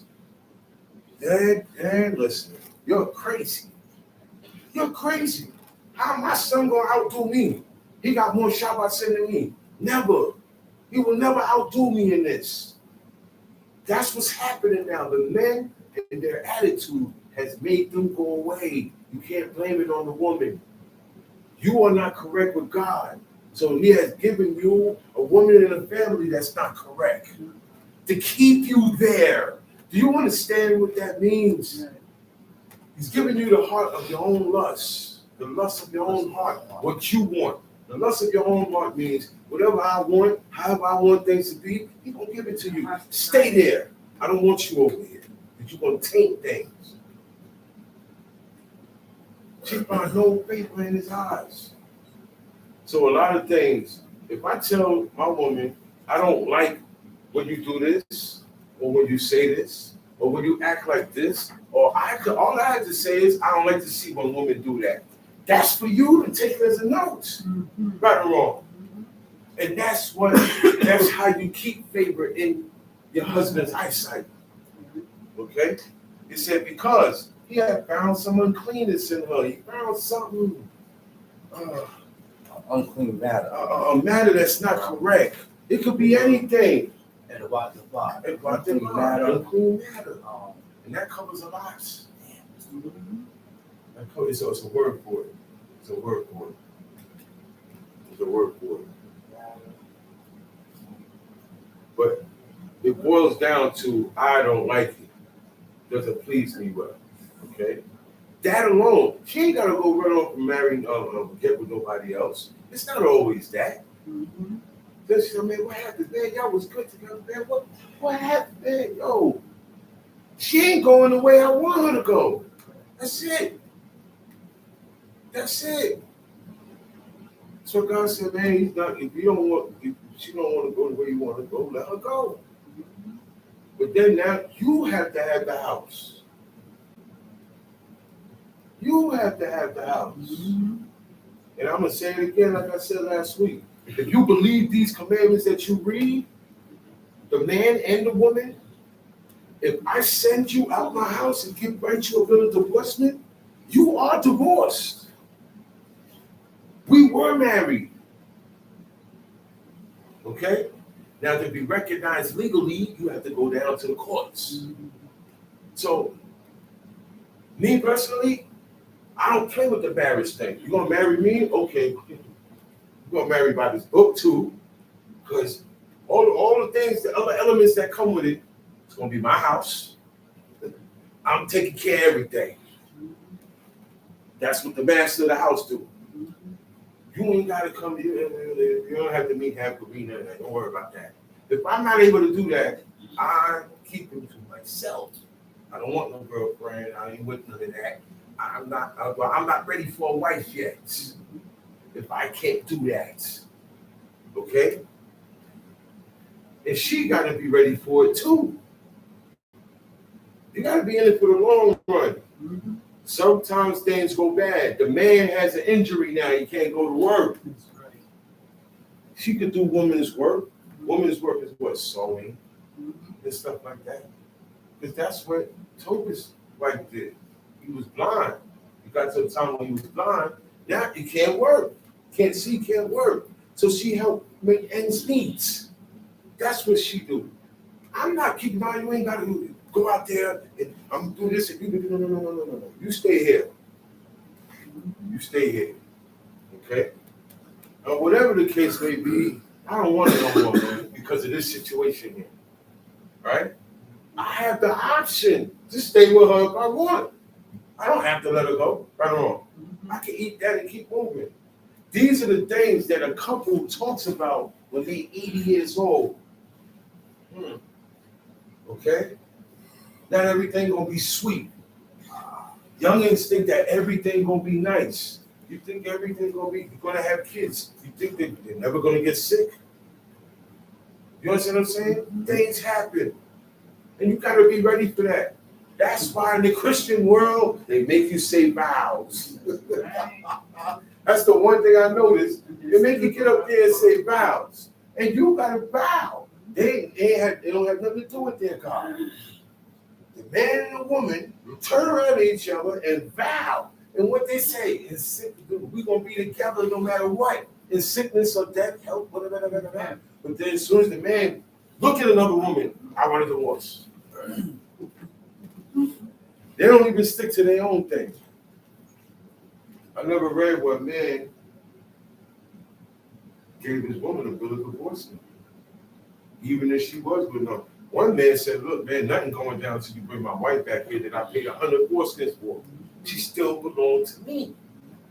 That's why I tell dudes, oh man, he ain't married her, but that's his woman, man. That's who she did, right? Stay out of her face, man. Because when he come down, he coming violently. This is the woman in a man's life you don't mess with. His grandmother, his mother, his sisters, his daughters, His woman, oh, but she a whore. It's his whore. This is what God made woman for, to serve man in all aspects, from the top to the bottom. Okay? So God said, look, man, if she act up, write her a bill of divorcement, an archive, a record of letting go, a record of her releasement. Because remember, I'm her master. Everybody that get released out my house, there's a record of it. It said the maid servant shall not go as the men servants do. Right? Right. The men, there is a record of it. He wants to go, right or wrong. If he wants to stay, what happens? Right here. And it's more ado. You know what that means? Because the earring is a sign of servitude. That's why Aaron said, give me all the earrings out of you and your son's ears. Give me that. Because y'all ain't slaves no more. All that gold, how much gold that was? They said that calf was big, man. It's tall, taller than this building. That's a lot of gold. So you can't just leave. I see nobody likes anybody just up and leaving. Yeah, wives that leave, come through the door. It happened to me. Coming through the door. Oh, shit. I call it zitsies in the wind. Because I looked out the window and he was running. And now I saw the dress of the zitsies running. I said, oh, shoot, it's like that. And look where you at now. Okay. I told you. Oh, but I know God is in my heart. And I go, yeah, but you be punk now. When you was with me, you wasn't. When you was with me, you was doing a lot of things. Okay? And it's not just, I'm not saying that from one experience. There's been many that's been given those chances. And they all went the same way. They all thought they were smarter than the one that taught them. Or they were smarter than God, really. They thought they were smarter than God. Oh, I could take what I like from here and go on the other side, back to the other side with it. It ain't gonna work. This is gonna fade. But you take this and go back to the other side, it fades. It fades. We got women wearing turbans and pants, turbans and shorts, and Timberlands. What is this? So all of these things would make a man say, man, it's over here. And he writes her a bill of divorcement, give it in her hand, and then she has to leave. And when she is departed out of this house, she is entitled, she's free to be another man's wife. Okay? You can't still be there. Now, I've seen men do that. That's why I say they don't believe what they read. But you didn't take her downtown. You said, nah, that ain't the white man way, that's the heathen way. Do what God said. And she's in his house, and he's doing it. But he ran out of the bill of divorcement and sent her out. Man, nobody better not come near her. He gonna get tight. I've seen it. I see these kids, you know, so what's this? What's going on? So you was eyeing him the whole time. They said, hey brother, come here, man. Didn't you divorce this sister? He said, yeah. He said, I can't say exactly what was said. You want to get busted up. You can't be blocking. You blocking. Okay? You're blocking. You want to have her push her out there when you don't want her, but then you don't want nobody else to get. God sees that. You don't like that either. Men like to do that. So he said, she may go and be another man's wife. Now, she went and she with another man. She got married, right? Now, that's the latter husband, the later husband. He said, and if the latter husband hate her, for whatever reason, he don't want to deal with her. Now, I'm gonna stop right here and just put a pause on it. She married this brother. He divorced her, sent her out. And she married this brother. Same thing happened. I'm not looking at her. I don't want nothing to do with that. These are not heathens, right? That she was married to. She was married to brothers. The law, in the law. And something in the law made her buck and make him say, go. That's one guy, now another guy, now another guy. You have women that's like that in Israel. Yeah. You're not playing the boyfriend-girlfriend thing, but you're getting married, you're playing games. You're getting married and treating it like a relationship. And when it don't work out, then what? No bill of divorce. Matter of fact, he's in her house. It's backwards. So if the latter husband hate her too and write her a bill of divorcement, now she got two bills. He said, and give it in her hand. Now she can't take that. I've seen a woman do this. The man broke the bill of divorcement. He said, here. She took it and threw it away and said, you can't divorce me. He said, yes, I can. She said, no, you can't. He said, but the books say. She said, I don't care about all that. I put in work. I did this and this. But nobody cares about this. He did. He really believed I'm divorcing her, and when I give it to her, it's over. She didn't accept that. So the woman is supposed to keep that. That's your records. They say, hey, man, ain't you married to Jonathan? Yeah, you married. She said, no, I don't. Look, I was married to him, and he let me go. I'm a free woman. I could be yours. And it go down, right? But now, he let her go. Something happened, and he let her go, right? And he give it in her hand and sent her out of the house. Or if the latter husband died, sometimes the husbands die. A lot of women become widowed, right? Which took her to be his wife. Her former husband, the first guy that was married to her that put her away, which sent her away, he may not take her again to be his wife. After that, she is defiled. She's defiled for him, not to be another man's wife. She's defiled for him because you already had her. You sent her out, and while she was out there, she was married and got sent out. That is the defilement for the man. Okay? She is defiled, but that is an abomination for the Lord. That's an act. That's something to be acted out for me to go to take back and bring back the wife that I divorced. And then she got married again and got divorced, or the husband died. I said, oh man, what the hell, man? 30 years, man, let's get back together again. I can't do that. She can't do that. God said it is an abomination before the Lord, meaning God sees this act as an abomination. It's a disgusting act for the man. Take her back after he divorced her, and another man, then you bring her back? No. That's why most dudes, even if they're not married, you going out there and be with another dude, that's it. That's it. You might as well stay out there. In the street, that's how it is. Stay out there. I don't want you no more. No man want a woman that's been around. Everybody had it. John down the block had it. This guy had it. This guy here had it. Now here you come now. One block.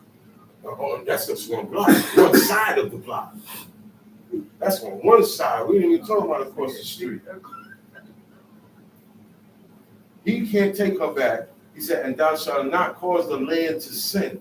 Now, for every time the children of Israel go against these commandments, commit abominations in the land, when they was in the land, it made the land to sin. This is what makes God got a meter. And there's a line near that meter of sin for everybody, for every individual and people as a nation. And because the land now, there's so much individual sinning in this land that the iniquity of the Amorites pile up. Okay? The iniquity of these people pile up to the point where they hit the mark that God set. He said, okay, that's enough iniquity for these people. That's what he told Abraham. The iniquity of the Amorites have not yet been fulfilled. It was here. It wasn't up here. It was here. So it takes 400 more years, and boom, it's up Same time God bringing Israel out. So guess what? You're going to be the sword. You go in there and utterly wipe all of them out because it's time for them to die. It's bigger than you keeping them around to make money off them. God has condemned them. They are sentenced by the Lord to be wiped out. And you are the executioner. That's where Israel messed up too. They didn't wipe out all those Canaanites. They were supposed to kill all the Canaanites. They didn't. They left them alive. They married into them and they served their gods. When a man had taken a new wife, one woman got smart with me and tried to flip it. He said, that don't mean you had to be married and took a new wife. I said, listen, I don't want to hear none of your opinions. Don't even ask me no questions. I'll break it down to you, whether you understand it or not. Just do what I say, just says do. That's it. Because you're trying to get slick. He said, when a man had taken a new wife, he shall not go out to war, neither shall he be charged with any business, but he shall be free at home 1 year and shall cheer up his wife which he had taken. Now, I have one wife already, right? I get a new wife. This is what I got to do with her. I have no wife. And I get a wife. She's a new wife. She's a wife and she's new. I still got to do the same thing with her. It don't matter. Most of these men have more than one wife. Some of these men only had one. And they had money. Nabal, he had one wife. And he was rich. He was a multi-billionaire. According to everything that I read and evaluated to today, he was a multi-billionaire. And he had one woman. There's nothing wrong with that. Mm-hmm. Some men only want one. That's his desire. That's his option as a God. Some want more. Now, you just guys got to remember, the more you take, the more responsibility you take upon yourself. The more you are responsible for your household's actions. So you got 2, 3, 4 households. Big dog. Hold it down.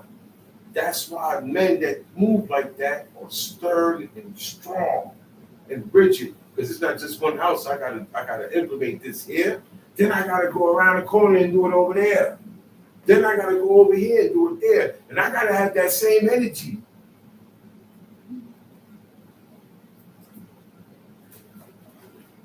So you cheer her up, man. Make her happy. And in cheering her up, look. He said, she shall be free at home 1 year and shall cheer up his wife which he had taken. Now, it says cheer up your wife, right? I don't see where it says do anything else. Show her you know how to cook, nothing else. You know why? She knew how to do a lot of things already. The women were taught and prepared for when they get married. Certain homes in the islands, okay, in certain Spanish countries, the girls are taught and prepared for marriage, not boyfriend life. They said, look, you got to come here and learn how to do this so when you get married, you can feed your husband and your child. You can hold yours down as a wife and a mother because you're holding 2 titles at the same time now. Wife and mother. That ain't no joke. And it's a hard task because you're doing a lot of balancing and cleaning and organizing and disciplining. And then the rules of the husband have to be enforced. He's not going to be there all the time, right or wrong. So she's going to be enforcing the rules. What now, if your Abba was here, would you be doing that? No. Let's keep it a buck. No. So you can't, what happened now? I'm on my husband's side, not on your side. That's right. He set the standard. That's right. And I'm not going to make him look like no villain. Mm-hmm. He's not here now. So That's what? Right. It's the same beat, bro. That's right. Nothing changes. Okay? You heard what the chief said. You heard what your father said. Well, look, she should say, you heard what my husband said. My Lord. That's that. Look. When you start using them words now, people back down. So whoa. I can't like this because it's stronger when the man and woman agree together. He said, "This is what a beautiful day." Why is it a beautiful day? Because it can't be penetrated. The devil can't penetrate that. Let alone man, woman, or child. My children coming to me. They know. Look. They see sometimes there be a disagreement. There's a separation. We ain't together no more. Children play on that. Yes. Children play on that. Yeah. And I told one, I said, look, man, we separated, but guess what, man? We're going to agree to one thing. All right? When I set a standard for these children, especially my sons with certain things, agree with me. Put aside your petty differences, your personal differences you have with me. Because I've been did that with you. My job is here. Your job is here. Agree with me. I know what he or she is supposed to be or grow to be. It comes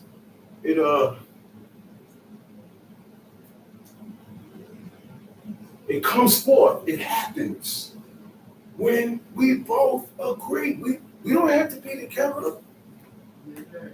We're not children, okay, it happens because I'm talking about things that happen now because this didn't happen back then. There was no such thing as co-parenting. If the woman has kids and she's by herself because he died back then, they didn't run off. No. They didn't get women pregnant and leave them. You was running around. No, brother. You're going to tokens of virginity. That's why God said, keep the tokens of virginity. See, all these things, keep what go on today out. You ain't gonna be nobody baby mama. I ain't gonna be nobody baby daddy. God don't speak about it. His rules his relationship rules with that today. Yeah. You know that? Yeah. God said, man, husband, woman, wife. He is allowed to have more than one wife and concubines. As long as he got the pocket means. As long as he got the means, he got the money, he can get it done. He can take care of the children that he had with these women. He can clothe them. He can feed them. And that is a job in itself.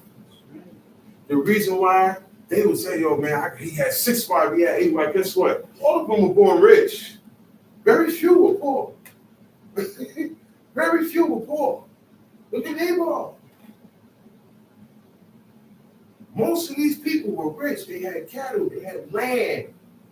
Jeremiah had land. You know that? Jeremiah had land, and his family members, his brethren, they snatched it from him. They took it from him. He owned land. You hear people say, yeah, man, I own land back home. That way, anything can go bad here, go back, and you do what you want on your land. That's the freedom they had. That's why it was easy. It was easy for them to have more than one wife.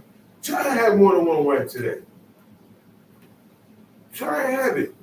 You have to be in a certain bracket of money today to handle more than one woman, more than one wife, more than one family, more than one house. So he shall not go out to war. The newlywed husband, they call him newlyweds because he's newly wedded, right? He don't go out to war. He don't get drafted. He shall not be charged with any business. He can't go to work. If he's a servant and he worked for the master got to find somebody else and leave him alone. The master gonna respect the law and say, oh, you just got married? Okay, I see you in here. You good, you've been furnished liberally. The laws all intertwine with each other. And when they say cheer up your wife, that's the cuddling, the talking, the conversation, everything, the pillow, that's all that stuff. That's all that stuff. The men act like they don't do it. They do it. They do it. You ain't gotta be laying in the bed. But that's your woman. You gonna go. Yo, Jacob said, look, man, I gotta speak to my wife. Yo, Leah, Raquel, Paul, come here. And he told them, right? He communed with them with what happened and what God told them. And they said, it seems like he was looking for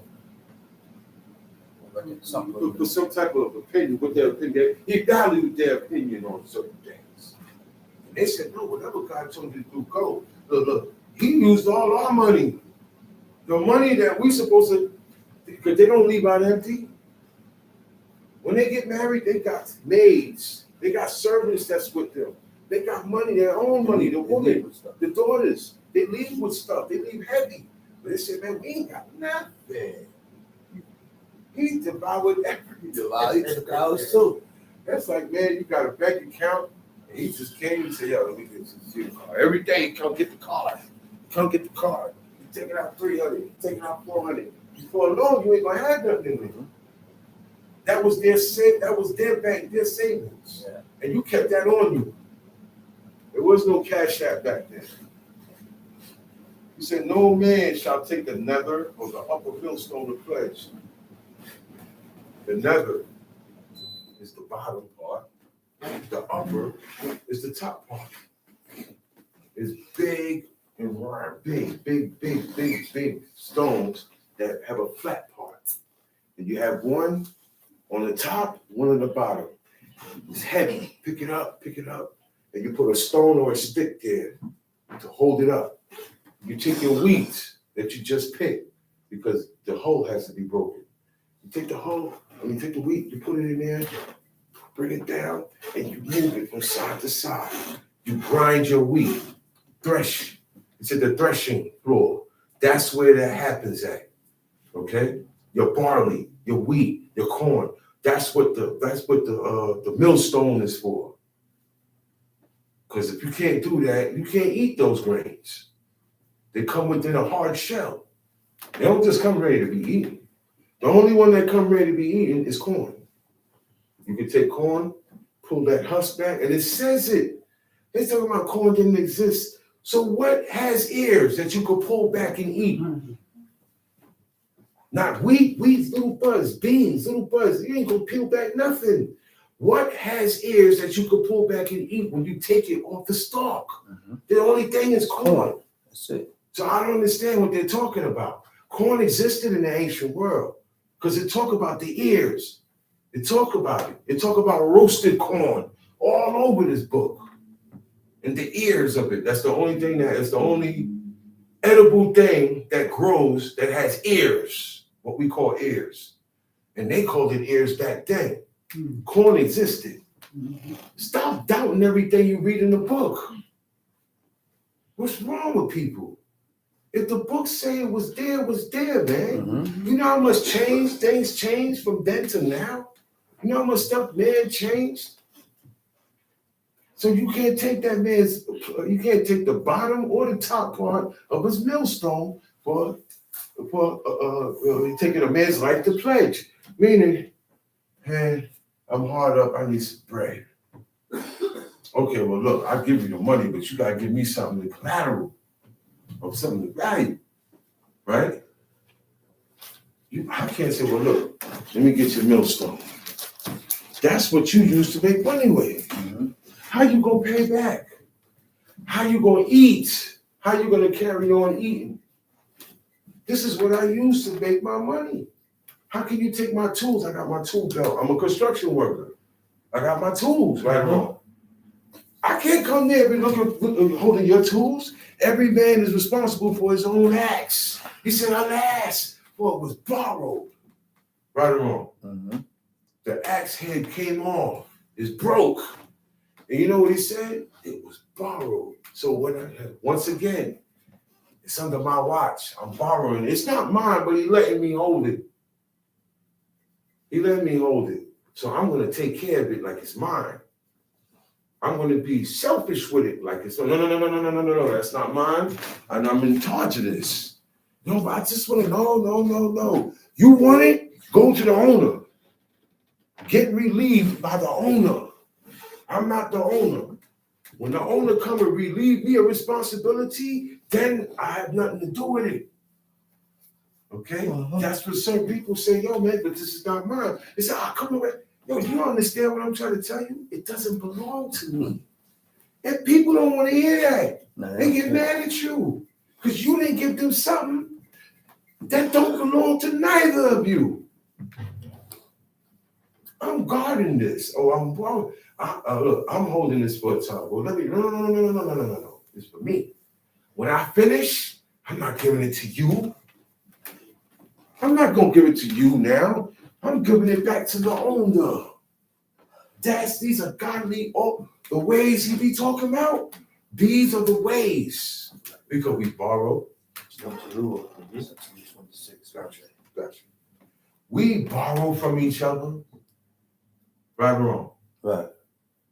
And I know it's a borrowed thing that you got there, and I still pick it up and take it and move out with it.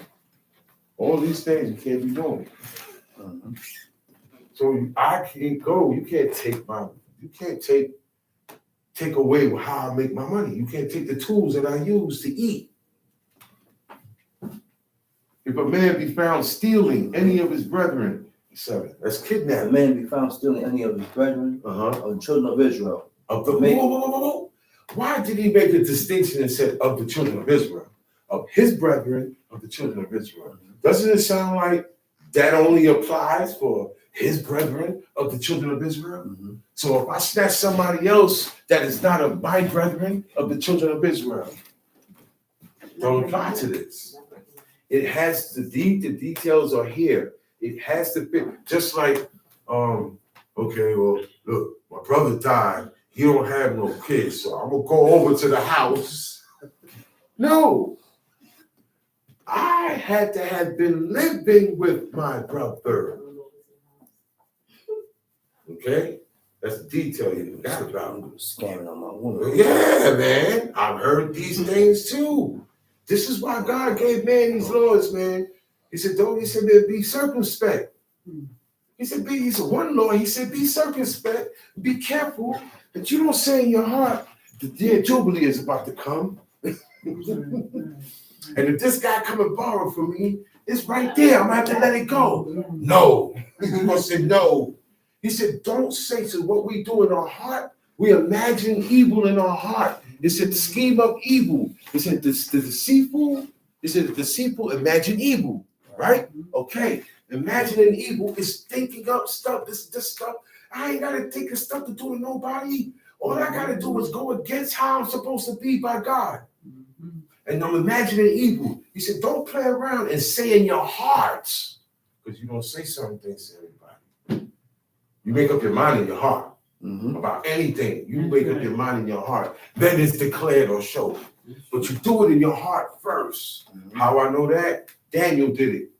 And the angel said, the moment that you said in your heart and made your mind to purpose towards God and his laws, I was sent to you.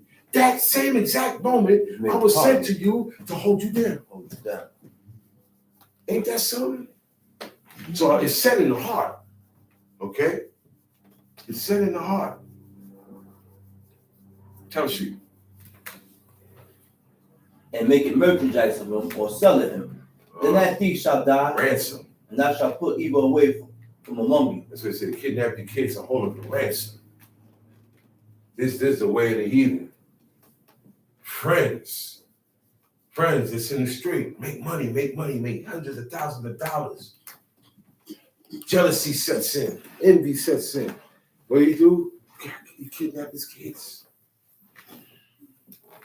God said, look, man, this is how everybody else get down. You don't do that. You don't stay in. The only person you're going to do that to is a rich person. Right or wrong? You ain't going to snatch a poor guy's kid up. Yeah. You ain't getting no money. You're going to have that kid. It don't make sense. They go after kings. The kings, that's why children of kings, the president's children, noblemen, higher ups, celebrities, people who have value and have money and are worth a lot, their children are guarded a certain way. Oh, man, I just want to go. No. You can't just go over there like that. Do you know whose son you are? You may not think I'm important. You may not think your father's important, but the world does. They honor me. Okay? So that means whoever don't honor me and they can't get to me, they're gonna get to you. It's true. That's why these things be getting done. They said, look, man, it said, the father shall not be put to death for the iniquity and the sins of the children. And the children shall not get put to death for the sins of the father. In Israel, that's how it go. That's how it go. Take heed in the plague of leprosy. Be careful. That thou observe diligently and do according to all that the priest, the Levite, shall teach you, as I commanded them, so you shall observe to do. The doctor said it's a pandemic. It said don't do this. It said wash. It said keep this clean. Do this, do that, do that. Observe diligently to do it. Don't act like you can't get leprosy, Israel. I blessed you and I got you covered. But there's still certain things that if you go against, it will touch you. You don't have to sin. You don't have to sin all the time. Put your hand in the fire. Put your hand in the fire, what happens? It gets burnt. So he said, look, there's certain things out here. There's a disease called leprosy. And it's something about that disease. It's a part of the earth. It's not something that goes and comes. It's here. Okay? And he said, observe diligently and do everything the priest, the Levite, shall teach you. Because there's laws for lepers, for a leper's house, for leper's skins, for leper's garments. We call it mold. There's certain molds that come from leprosy. And there's different levels of leprosy. You got leprosy on a person, it's not going to come up as a mold. It turn your whole skin white. Then you gotta check the hair and see, and the hair now it makes your skin rot away, like you decompose it. So the hair that's sticking out of your arms, you can see the hair go into the meat of your arms and stuff, into your flesh. And it says if it's this color, then you gotta shut him up more, 7 more days. Every 7 days, the priest gotta go check this guy. And the hair gotta be white above the skin or something like that. And if it is, then he shall be declared clean. That's who takes care of that, the priest. And there's different stages of leprosy now. Yeah. Eczema is one of them. Eczema is one of them. It's true. So most skin diseases is a form of leprosy. There is a strain. You see how COVID is a strain of the flu? Same thing. He said, remember what the Lord thy God did unto Miriam by the way. See, example, take heed to leprosy. Remember what God did to Miriam, that he will come forth out of Egypt. In other words, when Most High put leprosy on her, the camp didn't move. Yeah.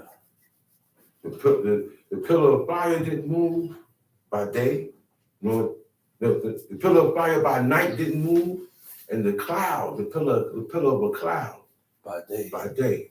But look, you see that's why I said a pillar of a cloud or a pillar of fire. That's what we saw. That's what they saw. That's what it appeared to them as. That was the angel. I read in certain books up to Jeremiah, it's saying the spirit popped up and it looked like a woman. He said, oh, look, see, they were angels. That's not an angel. There was no women angels. The visions of women that the prophet saw Just a vision. was just a vision. It represented what was to come for the future. Babylon was looked at as a woman. Right. Okay? A woman. Greece was looked at as a leopard. Right. Right or wrong. That's how Daniel saw it. He said, man, all these beasts and animals coming up. He said, man, each one of these represent the nations that are to come. Mm-hmm. So that's how it appeared. It said Judah is like a lion, crouching down. Right or wrong? Right. You are likened to. That's metaphor and rhyme. You know what I'm saying? That's you're likened to. There was no female angels. People might try to show me that. I said, no, man. You see what it says? Spirit, a vision. This is what he saw. This is what God showed to him. And there's a point and a meaning to it. But those were not angels, man. Those were not angels. It's a scroll. The scroll go all over the earth. Up until today, there's a scroll. Okay? And it enters into the house of the thief. The thief. And one that swear false. What is in that scroll is not good. Because if only the thief and the one that swear falsely calls that into this house, okay, it's not a good thing. I don't know what it is. It didn't say what's written on the scroll. I know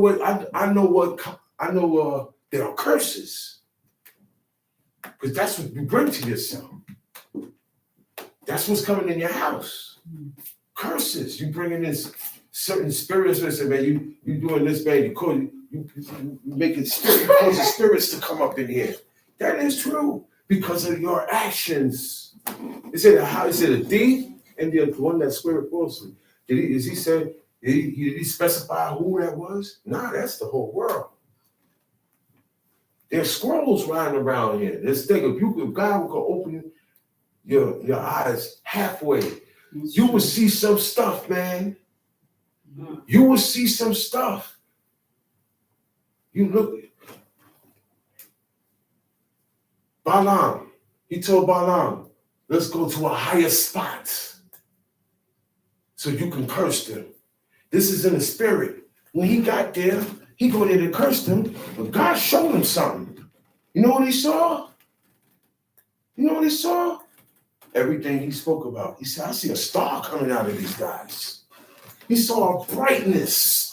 Not twinkle, twinkle, little star. He saw a brightness. The people.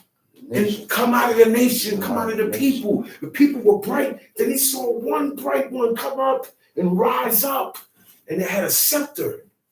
It came up, it had a scepter. And he didn't see nobody there. But he said, it's some kingship coming up out of there. That's what he saw. God showed him that. And he showed them what he saw, and that was the future. Future, we wasn't even established then. Nah, we're still young. Still in the tents. He said, man, you want me to curse? He said, thou, Balak, come to get me to curse these people who God had blessed? That's what he said. He said, man, in other words, you got some nerve. You got some nerve. Now, when he's up there looking, after he did that, he switched and looked towards the Kenites. And you know what he saw? He saw Assyria grabbing the Kenites and taking them in. That's when Assyria grabbed up the 10 tribes. Kenites went with them. And he turned around and looked and he said, blah, blah, blah, blah, blah, until the Greek Grecians come. He saw as far down to the Maccabees. Because that's when the Maccabees, the Greeks took over in the Maccabees era. God showed that man everything that was going to go down. And he looked at Moab. He said, you hold down Moab. You called me here to curse Israel. But look, this is going to happen to your descendants and your kings. And if you read, Israel put it to him. One king got so messed up and then got beat up so bad, he ran back home and took his son and offered him on the wall. Threw him in the fire. And in that day, it said it was great indignation against Israel, meaning they hated him. They hated Israel. They hated Israelites even more. We got beat, and the king had to do this to his son. Oh, man, now you got to hurry up and make another one before you die. That's what God said, man, don't put your children in the fire. You don't devote your children to nobody. letting them go to birthday parties, letting them go to the Statue of Liberty, museums, amusement parks. Amusement parks is idolatry. All these things, restaurants, they are idolatry. It's called Mithraism, from the god Mithra. Look it up, and you will see how they worship that deity, and you will see that it's the way of the whole world. It's the way of the whole world. And I didn't know all of this when my children was young. But you know what? I learned from my father and my mother. They said, man, there's certain class trips you ain't going on. You're not going on. I don't even take you there. So why should I pay money for you to go somewhere where I don't take you? You see how you allow the system to grab your child from young? Because they're going to like that side more. In those trips, that's when they get a girlfriend, that's when they get a boyfriend. The teacher ain't there to watch everybody. You'll be surprised, man. The stuff I witnessed and saw her, I said, oh, shit, this is what it is. We're in third grade. Third grade. Talking like we adults, thinking we adults. Yeah, man. That's what brings this, man. The way you come up. And he looked at it, he said, yo, man, everything, when he saw the nation, he saw something that represent that nation. The prophets be seeing stuff, man. Timesheet. Well, now does lend thy brother anything, thou shalt not go into his house to fetch. You can't go in his house and get nothing. He's going to get the collateral. You lending him some money, or you lending him a cattle, you lending him something, and in return, in the meantime, I'm gonna let you hold this. But guess what? It's mine, it's me, it's my house. I go in my house and decide what to give you. That's number one. And we're gonna find out what it is, Timesheet. Thou shalt stand abroad, and the man to whom thou dost lend. No, verse 12. And if the man be poor, thou shalt not sleep with his pledge. Now, see, it's a different situation now. The man ain't got nothing in his house. The only thing he got of value is his robe. Robes were valued. They held high value in Israel. See, this guy, he got robes, but I got stuff in the house. Matter of fact, I got a box of gold and jewelry here. You can hold that down. I need to hold your camel and two of your asses, man. Whatever. And this is the collateral until then. But you can't come in my house and pick out stuff. So, well, look, man, I like that TV right there. Wait a minute, man. That TV is mounted on the wall. The 52-inch. You want my 70-inch screen? Well, you want the fire stick and everything. God knows the heart of man. He knows how far their greed goes. These certain things he say in this situation, you can't go in that man's house and claim nothing. Stand abroad, let him bring it out. Now, if he's poor, right, you can't sleep with his pledge. The only pledge that you can sleep with is his robe. Timesheet. In any case, thou shalt deliver him the pledge again, when the sun goeth down, that he may sleep in his own raiment, and bless thee, and it shall be righteousness unto thee before the Lord thy God. Because that man is poor. We're not talking about the rich guy that could go in his house and get something and bring it out. See, the rich guy, you can't go in his house and say, give me the millstone. You stand abroad. The rich guy, the guy that got, he go, but this guy don't have nothing. The only thing he have of value is the robes. All robes are of value to God. They're automatically profitable. So they were in the barter and trade system of Israel. So he said, this man be poor. Automatically it said, don't sleep with it, because that's the only thing he got to pledge with. It's the only thing he got to deal with now. He said, but you got to give it back to him tonight until, but he ain't paid the pledge. No. He'll come in the morning and bring it back to you. That's why I said, don't sleep with it. Because it was for a week, right? Mm-hmm. And I got his robe. Sundown, yo, man, here, man. That way he could go and sleep in his robe. They slept. And then, and he being an honest man and keeping to his word, he gonna come and bring you back the robe. This is still a pledge. He's gonna keep, this is a deal. But God said, do it like that. You can't keep, if he's poor, that he gotta give you his robe, because that's what they slept in. They didn't sleep naked. What she said, they didn't wear pajamas. They didn't wear PJs. The woman didn't wear negligees or just a t-shirt and her underwear. And the man in his boxers or nothing at all. They didn't sleep like that. They didn't walk around like that. They slept the same way they could get up and walk right outside right now and be covered. Right. They didn't have to get dressed. These are different type of people, man. They was ready all the time because of how they lived. So you got to give him back his robe, all right? And when he get up in the morning, he give it back to you, and you hold it until that's done. He said that he may sleep in his own raiment and bless thee. He gonna know. He gonna say, "Yo, man, Sean was a good dude, man." He ain't gotta say nothing to God. Right. Just say it in his heart. He's saying in his heart, man, this dude is a good, that dude is a good dude. All he got to say was, you did him good. God bless you. Yep. God bless you. He ain't got to say, well, God bless Shama, man. I ain't got to say that. All I got to do is say, oh, Shama looked out, man. And man, the feeling that I had, God admires that, what he did to make me feel that way. Because I needed, I'm in need. Every man don't have all the time. Every man is not capable of having what this man had. He's not in a position to have what this man had. His time was before. God said, well, look, I'm going to make him eat now, but the rest, I need him to stay in this position right here because he got to put in work over here.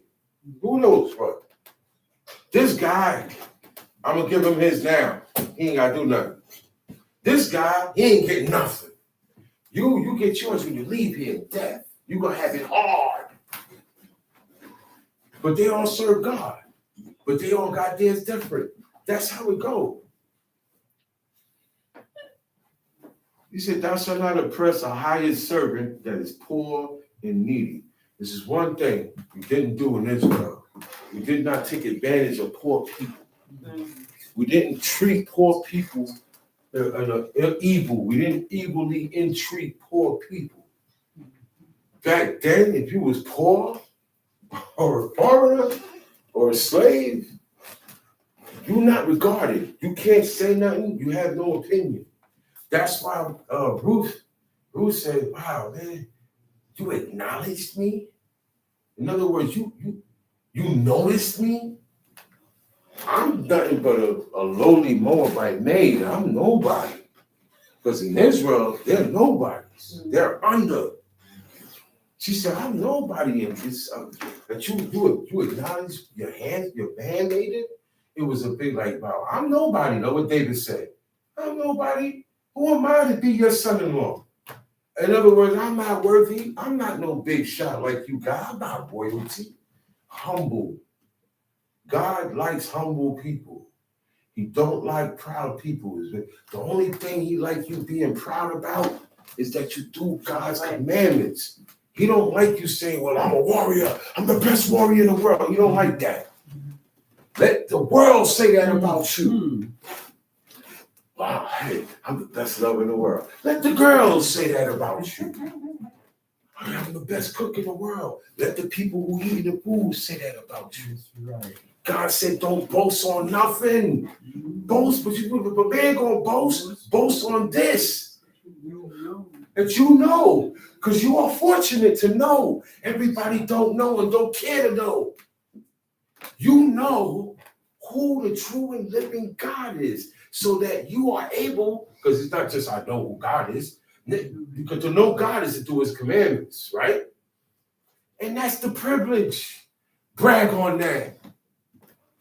Brag on that. And there's times when you're going to be out there, you're going to have to brag, because you're going to have Christians, Muslims, Sinners, they're going to be talking like their God is the God. You're going to have to say something. Because they come, he said, man, who are you? You serve great. You Muslim, right? No. I serve the God of Abraham, Isaac, and Jacob. Moses' God. The God that gave Moses the 10 Commandments. You ain't got no more identity. You ain't got an ID no more than that. Everybody know. They don't know Abraham, Isaac, and Jacob. They know Moses. They know Moses. It's the same God. He came to him and he said, I'm the father of your brothers, Abraham, Isaac, and Jacob. Same God. That's who he's identifying as. So now me and you, our gods are not the same. No. My God don't allow this. My God say that what you eating is an abomination. My God say that this what you doing is an abomination. He said all those holidays are wicked days. Those are the devil's days. He don't acknowledge those days. You don't acknowledge the day that God acknowledged, which is the Shabbat. Though we got different gods. My God is the God that hated iniquity. He is the all-knowing, all-seeing one. He is the mysterious one. You don't know what he looked like. So, you don't know what this God looked like. That's what I brag about. I said, you can't take my God and put him in Family God. You can't take my God and make a cartoon out of him. You can't take my God and put him in a movie. Okay? You can't take my God and put him in a meme. You know what a meme is. Everybody who's social media aware know what a meme is. You can't do that with my God. You can't. They got the white Jake. They got black Jake. They got Chinese Jake. They got the Eskimo Jake. Which one is he? Which one is he? Oh no, that ain't the real one. The real Jake is black. Wait a minute. Hold on. What do you mean the real one? Those idols don't exist. None of those idols are real. God said don't even mention their names. Because when you mention their names, you mention the idols' names, you acknowledge them. That's why you're saying that this stuff exists. You can't acknowledge these things. I asked one brother, I said, hey, man, when you coming back up this side, man? Back in town. He said, I'll be back around Christmas time, somewhere around Christmas time. I said, damn, brother. You celebrate Christmas. You would never hear me say nothing like that. I'll be back around New Year's time. I'll be back around Thanksgiving time. I'll be back around November. I'll tell you the month. I'm not going to tell you the season of the heathen's holiday. You got to pay attention to our mentalities, man. It is messed up, warped, and you think you got it all. And then when we try to tell you, you want to go to war. That tells me one thing. You don't have no chance. You blew your chance. God is giving you your own heart's lust. You blew your chance. You're being a scorner. And you're so hotly, I'm trying to do nothing to you, brother. I'm just trying to tell you that's not a good thing. What you did, what you said, don't do that. Yo, man, don't do that. You don't care? Okay. God ain't gonna care. You don't care? God don't care. You care? God care. If you love, God love. That's right. That's what he's saying. You merciful? You merciful? I will be merciful. That's right. It's the ball in your court. You make the first move, buddy. I'm gonna move how you move. That way, look, it's just what makes him just in all his actions, everything he do. That's right. So I try to pattern certain things. I said, nah, man, how you want to do it? I'm gonna give you first dibs. And whatever you say, that's good. That's what Laban did. Yeah. Laban is the one that came up with everything. Yeah. Jacob ain't say nothing. No. He agreed to it. So now, if Laban mess around and go against that, what's the first thing, Jacob? What first thing you gonna say? Hey, wait a minute. I agreed. This is everything you came up with this. and I agreed to it. You can't go back on that. You established this whole vow. I'm right and just. I haven't turned. You have. It was on your grounds. You said you wanted it to be this way. I said, okay, and we vowed on it. Now you can't, I'm justified in my vow because I have not turned aside from it. You did. You did. That's why I learned. I said, you know what? Okay. I'm going to deal with you how you deal with me. Right. I'm going to deal with you how you deal with the godly. I'm going to deal with you how you deal with your mother. I'm going to deal with you how you deal with your father. Yeah, because that's how it's done. That's how it's done. You can't tell me you love me and you show hatred for your parents. I can't marry a woman that don't get along with her mother. I'm not marrying you. I don't want to have nothing to do with you. Where you gonna get? You don't want to marry a man that had a problem with his dad because his dad wasn't there. I'm so sick of hearing that. I'm so sick of hearing that. Maybe he wasn't there because he was risking his freedom and his life for you, to take care of you. You ever thought about that? Oh, yeah. Hold them down. Sometimes that's all a man has, is to do certain things. Maybe he had to do that. Everything was good in the beginning. Before you got here, you wasn't even here. We was good. You got here. This one got here. This one got here. Life befalls people, man. Sure. So you can't be doing that. I see that in Israel. I see that outside. Yo, lay off your dad, man. That's right. Be easy. That's right. You ain't even got none yet. You talking junk. You don't even know what it is to be a man, let alone a man before God. You talking too much. Pipe down. Nobody, and I see this in the heathen world, most dudes is not as happy as their father. Amongst the heathen, let alone in Israel. Most dudes ain't happy with it. Man, your father, man, if your father was here, he would have did this. Your father would have never did that. People say that right or wrong. Right. Because he had a certain standard with him. This guy got a certain standard with him. You got to follow that and meet that. That's what made Isaac great. Most High ain't had no choice but to pull up on him. He said, yo, man, I'm a guy. This was the introduction. This was the first time Isaac ever met God. He's been hearing about this guy all his life. He even heard, he said, man, God named me. They told him, said, yo, I ain't named you. Your mother ain't named you. God came to me and told me to name you Yitzchak because your mother laughed in her heart when she heard that you was coming. God told us a year before you came, you was coming at this time. You don't think that's instilled in that child's head when he started to read? He said, oh, wow, yeah, I'm special. God is with me. So by the time God see him as a grown man, he said, look, man, I'm the God of your father. I'm not El Shaddai. He didn't say El Shaddai. No. He didn't say his name, your head, Bob Hay. He didn't say no name. He said, I am the God of your father, Abraham. That's it. That's right. And that's all he needed. He said, oh, yeah, you the one.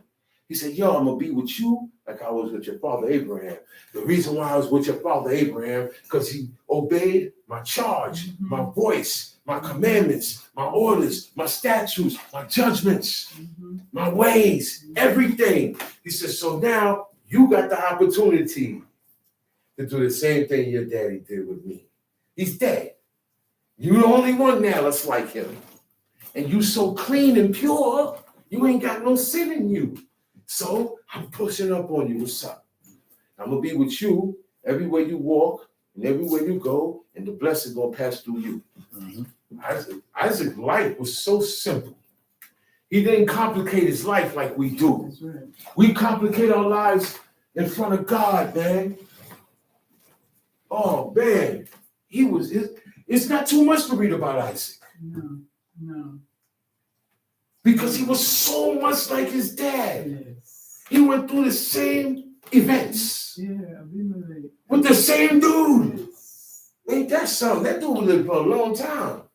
He outlived Abraham. Isaac grew up, this guy's still there. And the same thing, he snatched his woman. This was a known thing. And he went through the same thing. He said, yo, man, give that man back his wife. God don't play with that, man. Yeah. I noticed that. He don't play with you snatching a man's wife. He don't play with that. Because men be out of line.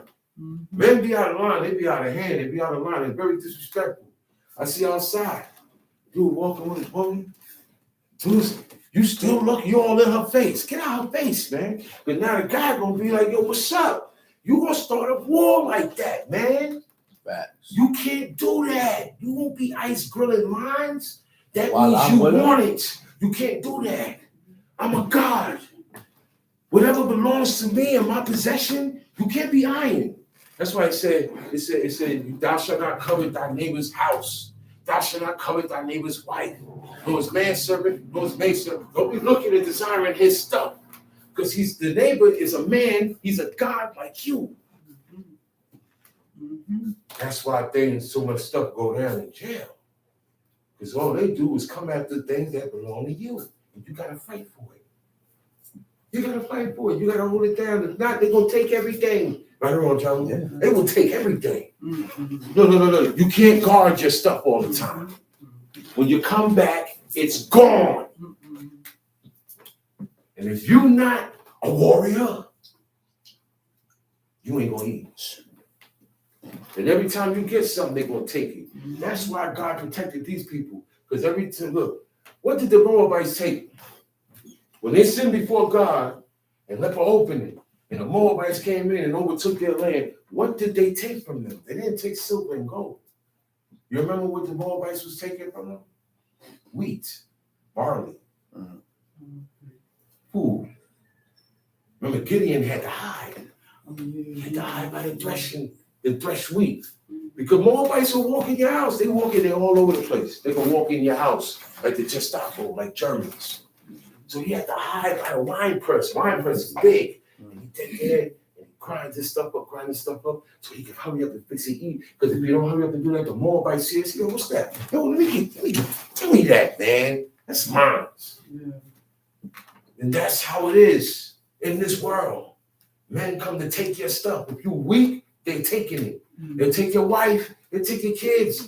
That's why God said, look, man, y'all Israel, y'all brethren, y'all don't be coming at each other like that. You can't rob your brother. You can't deceive him out of his funds and goods. You can't do this. If you borrow and you get messed up, you got to pay back and all of these things, because what's going to happen?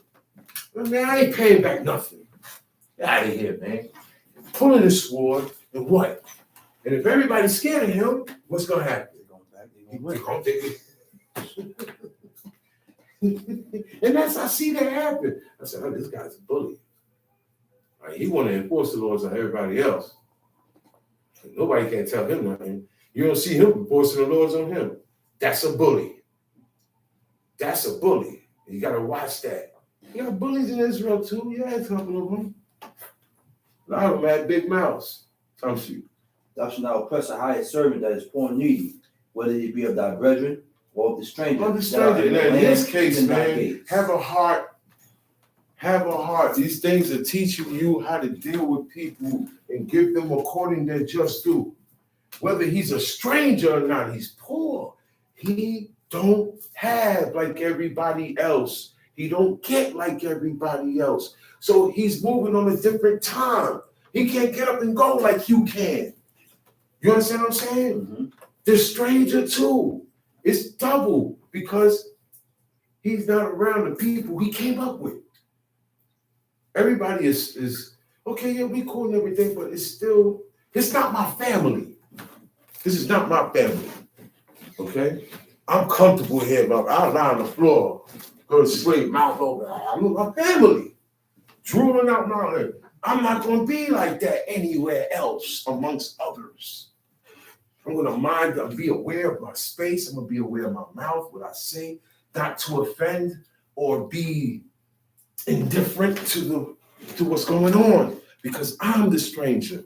Don't you know about this? There's no skin color. That don't mean nothing. That don't mean nothing. Another black person coming here we never seen before, he's a stranger. And the reason why God say don't do this with the stranger is because the stranger just don't come along and hang out with Israelites like people do today. They came to learn from Israel how to serve God. That's why God said, don't vex him. That's why certain things you can't do to the stranger, you can do to the alien.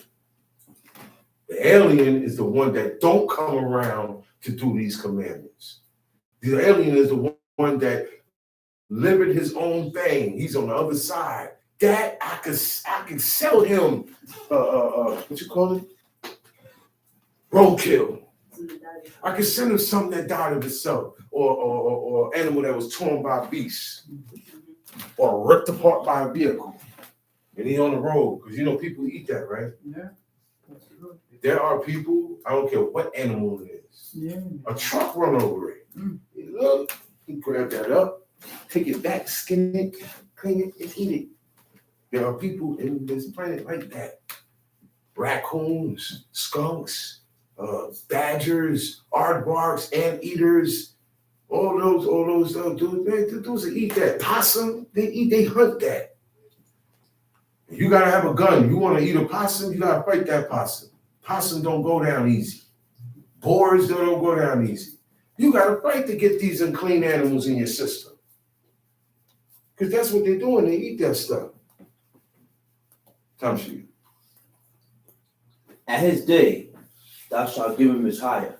Neither shall the sun go down upon it, for he is poor, and set his heart upon it, lest he cry against thee unto the Lord, and it be sin. A hired servant, he's not my servant permanently. He don't live with me. But this is what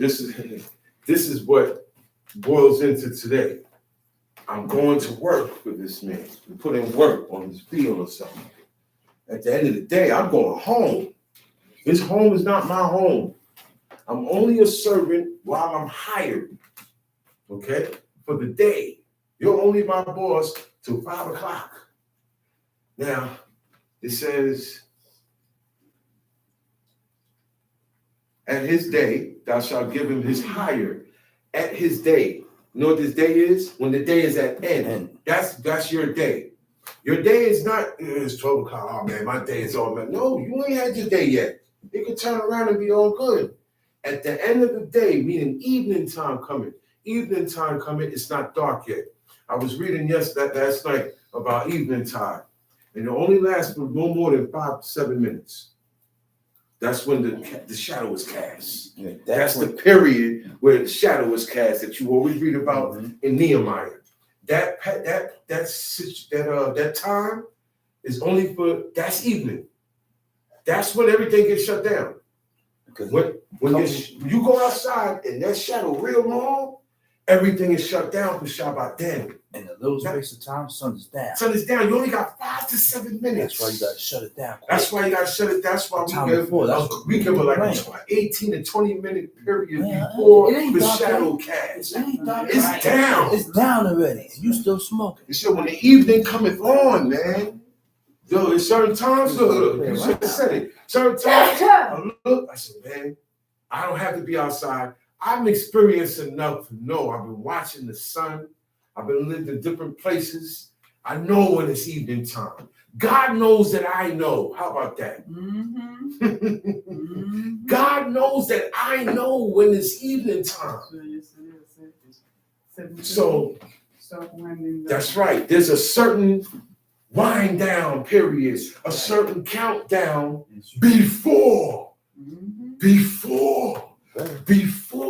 because by the time the evening time comes and the shadow casts, everything shut down. I don't smoked already. And if I didn't get to smoke by that time, look, it's rolled up, ready to go, right? I ain't smoking that till tonight. That gets put up. I put my stuff up. Okay, well, I ain't had time. Okay, boom. Boom. And I wait and give honor to the Lord's Sabbath. I'm not going to try to sit there and give it. I'm that much of an addict that controls me and not God's law. Okay. That's where we gotta be. We gotta put our priorities straight. Mm-hmm. There's a lot of times, I said, man, I got it, but look, I ain't got time to roll up and do all that stuff. By the time I do that, man, leave it alone, man. Leave it alone. Before I sin and err before my God. Okay. That's more of the fear I'm fearing about. I don't want to do that. I see what happens. I've seen what happened. I felt what happened. So I would be stupid to play that close. And we all know better. You know when the evening cometh dawn. That's right. We always clocking sunrise and sunset. Mm-hmm. We've been on that. We've been taught that way.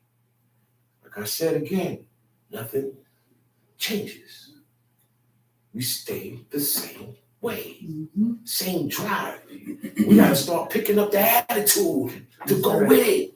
That's right. You think he used to get tight about God's laws? Oh man, you blowing out of no. Now when you got to run a household, you ain't blowing nothing out of proportion. Mm-hmm. Because I remember the heights and the lengths I went to just to get certain laws done in the house. It's like I ain't getting paid no mind. And I start feeling like I'm getting played. Mm-hmm. Oh, this work I'm putting in, I have no say so in here. So my God, me and my God is just getting put in the corner. Now it's gonna be a problem. Now that's what people call him, talk to him, please. Yeah, I get crazy. Yeah, I'm acting crazy. Yeah, I ain't gonna act crazy about nothing else. You can mouth over that. But when it comes to this, I'm responsible, man. And I ain't going down for nobody. I ain't going down for myself. Why should I go down for you? If you don't want to do these laws, go, man. Mm-hmm. Nobody forces you. That's the thing. But people still stick around. You know why? God hardened their heart. Just like he did Pharaoh. You think he the only one? Yeah. He hardened your heart. If you stay here and still be against. Stay here and still be against. So when the time comes, you have no excuse now. Okay. Why? Why are you hardening your heart? Because something you did before merit this. God just don't look and say, look, I'm going to harden his heart so I can give it to him. He don't get down like that. You put yourself in that bracket. That's right. Pharaoh did. He made himself a god of the whole earth. Right? That's what he did. He said he was God, just like Nebuchadnezzar, just like Antiochus Epiphanes. All these big shots. He thought he was God. Go up and go up and go up and go up and go up to the point where it go up to God. God said, hold on. I gotta bring this guy down. I gotta bring this guy down. Because now he's gonna start doing things to the people who serve God. Because his pride is so much against me. And his life is so much against me. When he see this guy in my life right here doing good, he gonna hate him. And he said, oh man, what's wrong with this guy? No, because you know what? There's something about you he's against. He lives a life that is against what you live, what you represent, what you got in you. When they call it your aura, your spirit. He said, I don't take to his spirit. Because you're wicked. And he's more right than you. He's a better man before God than you. He ain't did nothing to you. So that feeling is to repel. That's good. Stay away from that man. Leave him alone. He didn't bug you. David said, yo, what's the problem, man? He said, what is my iniquity? And what is my sin? Name it. He said, and if there's any found in me, kill me. Those are bold words to say. Oh, yeah. Those are righteous. Only a righteous person can say that. Yeah. Well, all that stuff you're saying, I'm going to challenge you right now. And he said it. Mm-hmm. But what can he do? Look, at the end of the day, who is in charge, you got to listen to. Okay. That's our problem. Mm-hmm. You have to listen to who's in charge. The authority say yes, that's what it is. The authority say no, that's what it is. If we can't get that right here on planet, we ain't getting it right with God. Because God is do or don't. Right. He's the same way. He's the same way. Mm-hmm. Look, man. I'm always give it up to my mother and father. I'm 80 years old. They're $120. Ain't gonna be no thing about I'm 80 years old now. I got a long month in it. No. No, it don't go like that. God's law don't go like that. You are never too old for your parents. You're never too old for your mother. You're never too old for your father. When you have kids, you're going to see. Because when you have kids, you're going to have that power over them. Okay. And you're going to command it. You're going to demand it. And you're going to accept. You're going to expect it. That's right. Especially if you can. Look. I gave it up to my mother and father. I'll be damned if you get to do anything less. Look, my kids, that's what I used to tell them. I said, no. I didn't do that with my mother and father. You know what my mother would have did if I did that? She'd have went upside my head, boy. Look. No. Right now, she gonna go upside my head. Where we at? Okay? Where we at? From my friends, I see from my girlfriend. They would do something. You want see it other way or what? You did it. You did it. I said, yo, you know what? Right now, if I do what you just did to your mother, you ain't do it to me. Mm-hmm. I saw my child do it to his mother. I said, what you just did to your mother? Yeah, I can't do that. If I do that to my mother right now, I'm a grown man. you gonna feel sorry for me. I wouldn't even think to do it. Right. That's why I be telling you, mothers, get on them. Keep the authority on them. That's right. They must listen. That's right. We not growing up no bunch of renegades here, man. That's right. It's order here, man. Everybody gonna stay in their place. That's right. Do what you're told. Let's be a family. That's right. Look at the Brady Bunch. Okay. Look at the heathens, but they got a lot of stuff with them that's lawfully correct and right. Okay? We gotta look at these things. Oh, wait, hold up. Nah, man. Hold on. I'm gonna tell you something. You gonna listen. I'm gonna make you listen. The only thing they did wrong was make idols out these people. But the idea was correct. Household gods. When the elders in the family died, mother, father, uncle, blah, blah, blah, they made images and made gods out of them in honor of who they was with them because they respected them so much. That's who their gods were. He said they left off from the gods of their fathers. Who you think those gods was? It wasn't Jake. It was their grandfather's father and their father and this one uncle. I'm just showing you that's where the idolatry come from. It got too far respected mourning. See, when somebody died, now you want to put a tattoo on them. Now you want to do. No. You can cry, okay? But that's it. They took that further. They said, no, we're going to honor our dead ones and put them up. Those were their gods. They didn't, no. My household god is my grandfather, right? Me either. Back then. I go and pick yours in your house. I'm dead. That is against the rules. That's why they were honored. They said they left off the gods of their fathers. That was a big thing. That was a big thing what Abraham did. And it wasn't only, it was just Abraham that did it. But they were spoken of as a whole because he set that off. Yeah. They finished what Abraham started, but he was the one that did it. Isaac wasn't alive and Jacob wasn't alive. It was Abraham. Okay? So that's what it's about. Let's have some family structure here. Yeah. This law is all about family. We got to have this, man. Nieces and nephews, stay in your place. Sons and daughters, stay in your place. Grandkids. Nothing's supposed to be coming out your mouth. Okay. That's who do all the work. Okay. Everybody else get a break. I did everything. Grandma's house. When I went to my grandma's house in Jersey, anytime my kids was around when they was a little younger, right? I ain't going to the store. I got two big boys here. I'm not picking up no bags, taking out garbage. That's what we did with grandma. Right or wrong? That's what we did with grandma. When we go see grandma, what's up, grandma? What you need? What you need done here? We ready to do everything in the crib. Yeah, that's how it's supposed to be. Grandma. That's how it's supposed to be.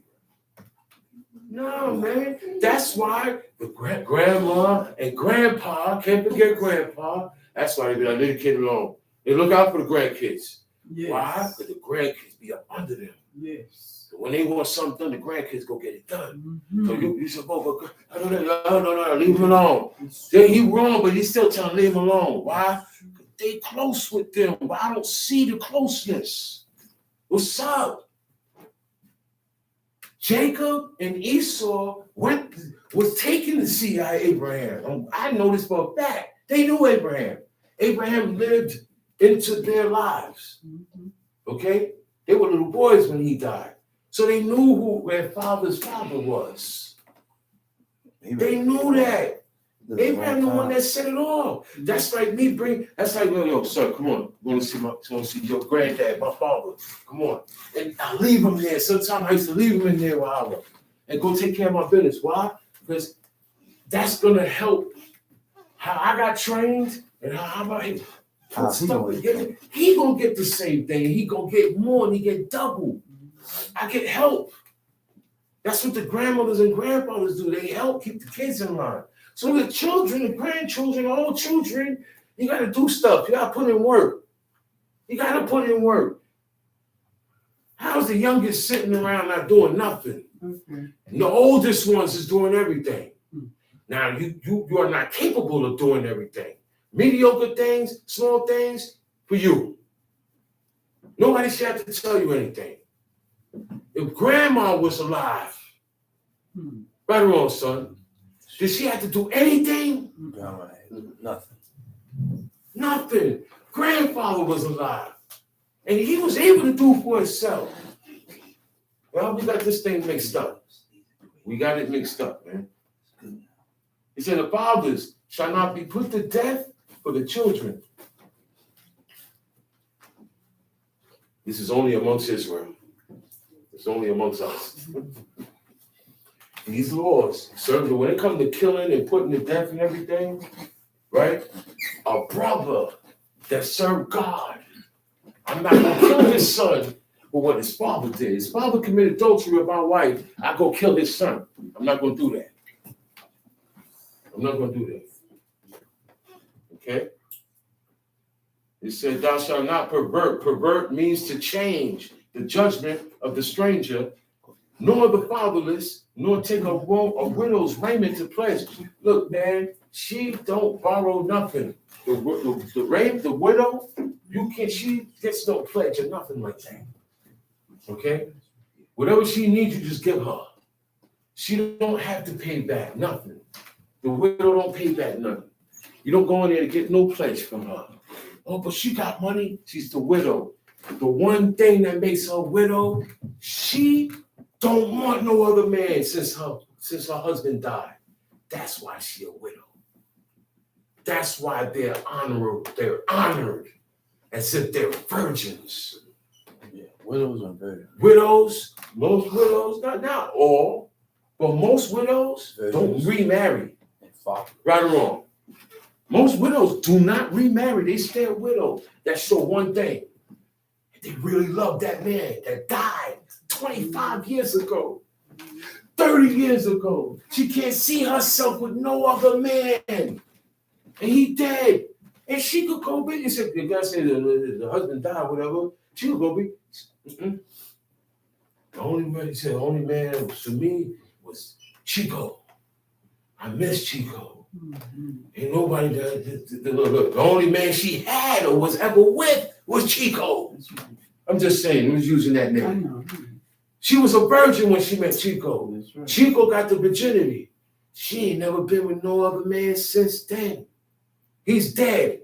If she don't want no other man but him, she good. That's virtue. That's a virtuous woman, because another quality of being virtuous is self-control. Self-control. These laws is about self-control. If you don't have no self-control, you can't do this. If you don't have no self-control, you can't honor anything or anybody. You can't respect or honor anything or anybody. You have to have self-control to keep yourself in line so you can yield. Where's that word? The word then yield is up here. You know?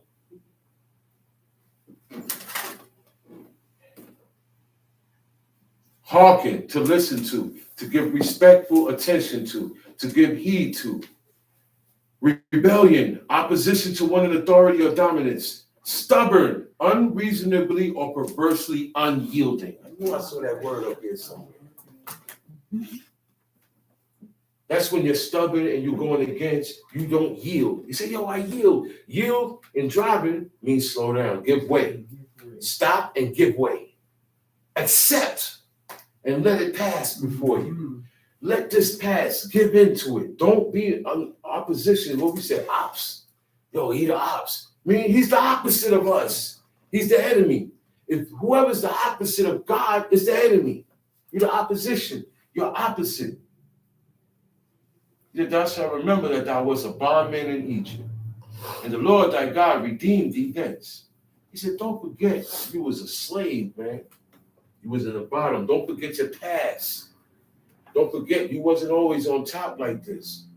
He said, and the Lord thy God redeemed you. He brought you back. He got, he pulled out his receipt.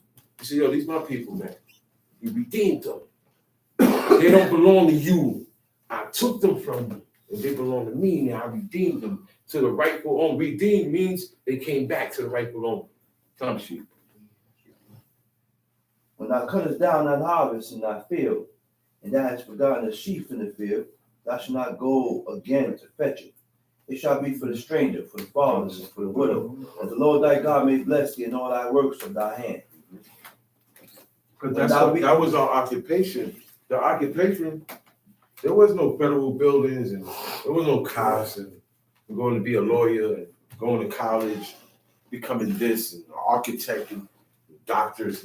That life didn't exist. Everybody was agricultural. Everybody had farmland and goats and cattle and sheep and herds. Plain and simple life. No factories, no cars, no aerosol spray cans, no technology, no all these things that bring cancer today and bring pollutants to our bodies. Yeah, at the long-term use. Stress. Work is stress. Going to work for another person is stress. But if you don't do that, you can't survive. That's how it's set up. They didn't have to go through that. They didn't get pinned between them. Say, oh man, I gotta go to work or sell drugs, or become a basketball player, or be good in sports. There was no sports. Sports come from Rome and Greece in honor to their gods. Games. We didn't play games. There was no boxing, no football, no baseball, no basketball. They didn't play spades. They didn't play board games. They didn't play dice for money. Just some different people. They didn't go to movies. There is no Netflix and chill. None of that, man. They didn't have this every day. See somebody nearly get hit by a car. Because you can't just pick up my head. You're about to cross the street. Pick your head up at least and see where everything is at. Wickedness got the whole world addicted to everything except God's law. The object is to get you not to do this. Where you going, man? What you doing up here? He said, man, I'm in the earth. What you think he doing? Up and down. He up and down. He go up there. He go all the way down there. And he's to and fro. He's in here. He's out there. He's in here. Sometimes you don't mess with this. He mess with this. He may make you feel you know it's wrong, but you still feel the way. He do that. He do that because you put yourself in a bracket and he urge you on. Go ahead in your feelings. Go ahead and do it. And then now when you do it, something bad happens. Nothing good happens out of anything that you did. Oh yeah, that was gangster. Okay. The conclusion to that gangster move you did hasn't come yet. And when it comes, you're gonna say, damn, I should have did that. That's the one time I shouldn't have been gangster. Because you ain't gangster with this. You ain't gangster. This is the number one gang. This is what made you gangster above all the gangsters out there. You ain't gotta have no bodies. You ain't even gotta be rich. I don't need no Benz. I don't need drip. I don't need none of that. You gonna respect me because I live different to you. And I don't do that. I don't eat that. Yo, today is not the day. Y'all gonna have to chill down there. We ain't having no company over here. Called me last night. Yo, where you at, boy? I said, what up? Yo, we out here. I said, where at? In the store. I said, no, not tonight. I told y'all about Friday night. Ain't none of us out here. Y'all can't be there. And they left. They went down the block. That's the difference we gotta start making. And they will respect that.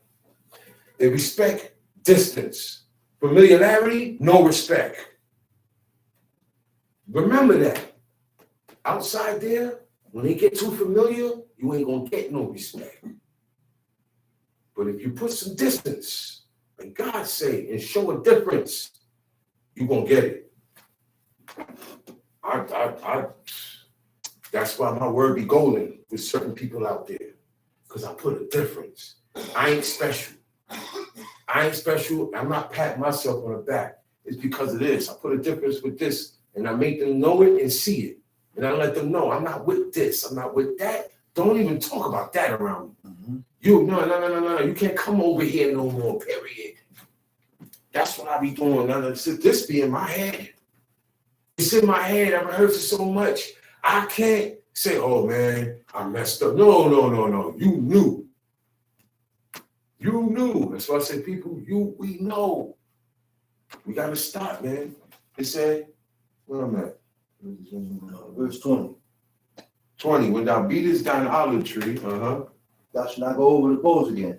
It shall be for the stranger, for the fatherless, and for the widow. See, look out for these people all the time. When thou gatherest the grapes of thy vineyard, thou shalt not glean it afterwards. It shall be for the stranger, for the fatherless, for the widow. The olive tree, the grape. You don't tell them that, they ain't gonna look out for them. Then you're gonna have homeless people. Then what comes with that? Crime. What comes with that? Theft, thievery. If people don't look out, this land don't have nothing for homeless people or poor people. It's designed to keep people that way. So people need to survive. They turn the other way now to get something to eat. Mm-hmm. They violence, robbery, theft. These laws destroy all wickedness. Everything that's corrupt and that is not correct. God say, yo, man, you look out for your poor. That's it. Make them eat. You got enough and you ain't gonna miss it. Let them get up there and eat. Mm-hmm. You know, it's a real bad thing when you're generous and you don't have a lot. And when you don't have nothing for 1 hour or 1 day, for a little bit, and you can't get. Exactly. You know what? I'm gonna make it more clear. It's not that you can't get. When you do ask, you say, I only got a little bit. Hey, I didn't tell you that, man. I never told you that, man. With anything. That hurts. And God don't like that either. Because these laws is mostly for us. You can't tell me I ain't got that, man. I never told you that. We both ain't got, but I got this morsel right here. Guess what? You ain't got nothing. Here, man. Yes, I gotta give you something. I can't do that. But I could go out there and get the heathen money. And I could go out there and do this and buy and trick on this girl and buy her a Virgo bag. And I could do that. Yeah, I could do that. I could take her out and spend $1,000. My brothers need $25. I ain't got it.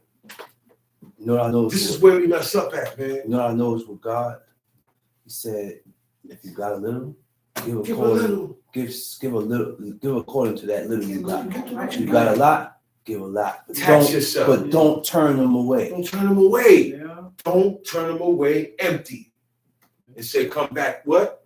Tomorrow. So maybe tomorrow. And people do that. It's only God ain't got enough. I said, man. You know what I said once? I said, man, you got way more than me.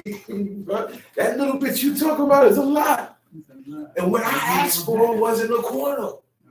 Look, matter of fact, look, man, most High changed tables real quick, man. Mm-hmm. But guess what? The wicked ain't gonna realize that the table turned. The righteous gonna do it. And you know what make them righteous? You know what make them good before God? When you peep it, and you still get them. Right or wrong, son? Yeah. Of course. You said, man, look at this guy. He had me feeling this way. He said, well, no, I can't be that way. See, it's not personally anything with you. It's what I got in here. That's what I'm looking at, man. Then he said, yo, you know what? I'm gonna work with this guy, man. I'm gonna work with this guy. I'm gonna open him up here. He gonna jump on it, because I see he jumped on this.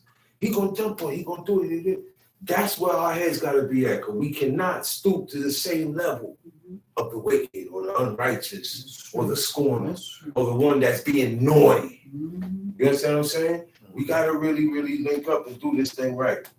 With that, I hope you got what was brought earlier today.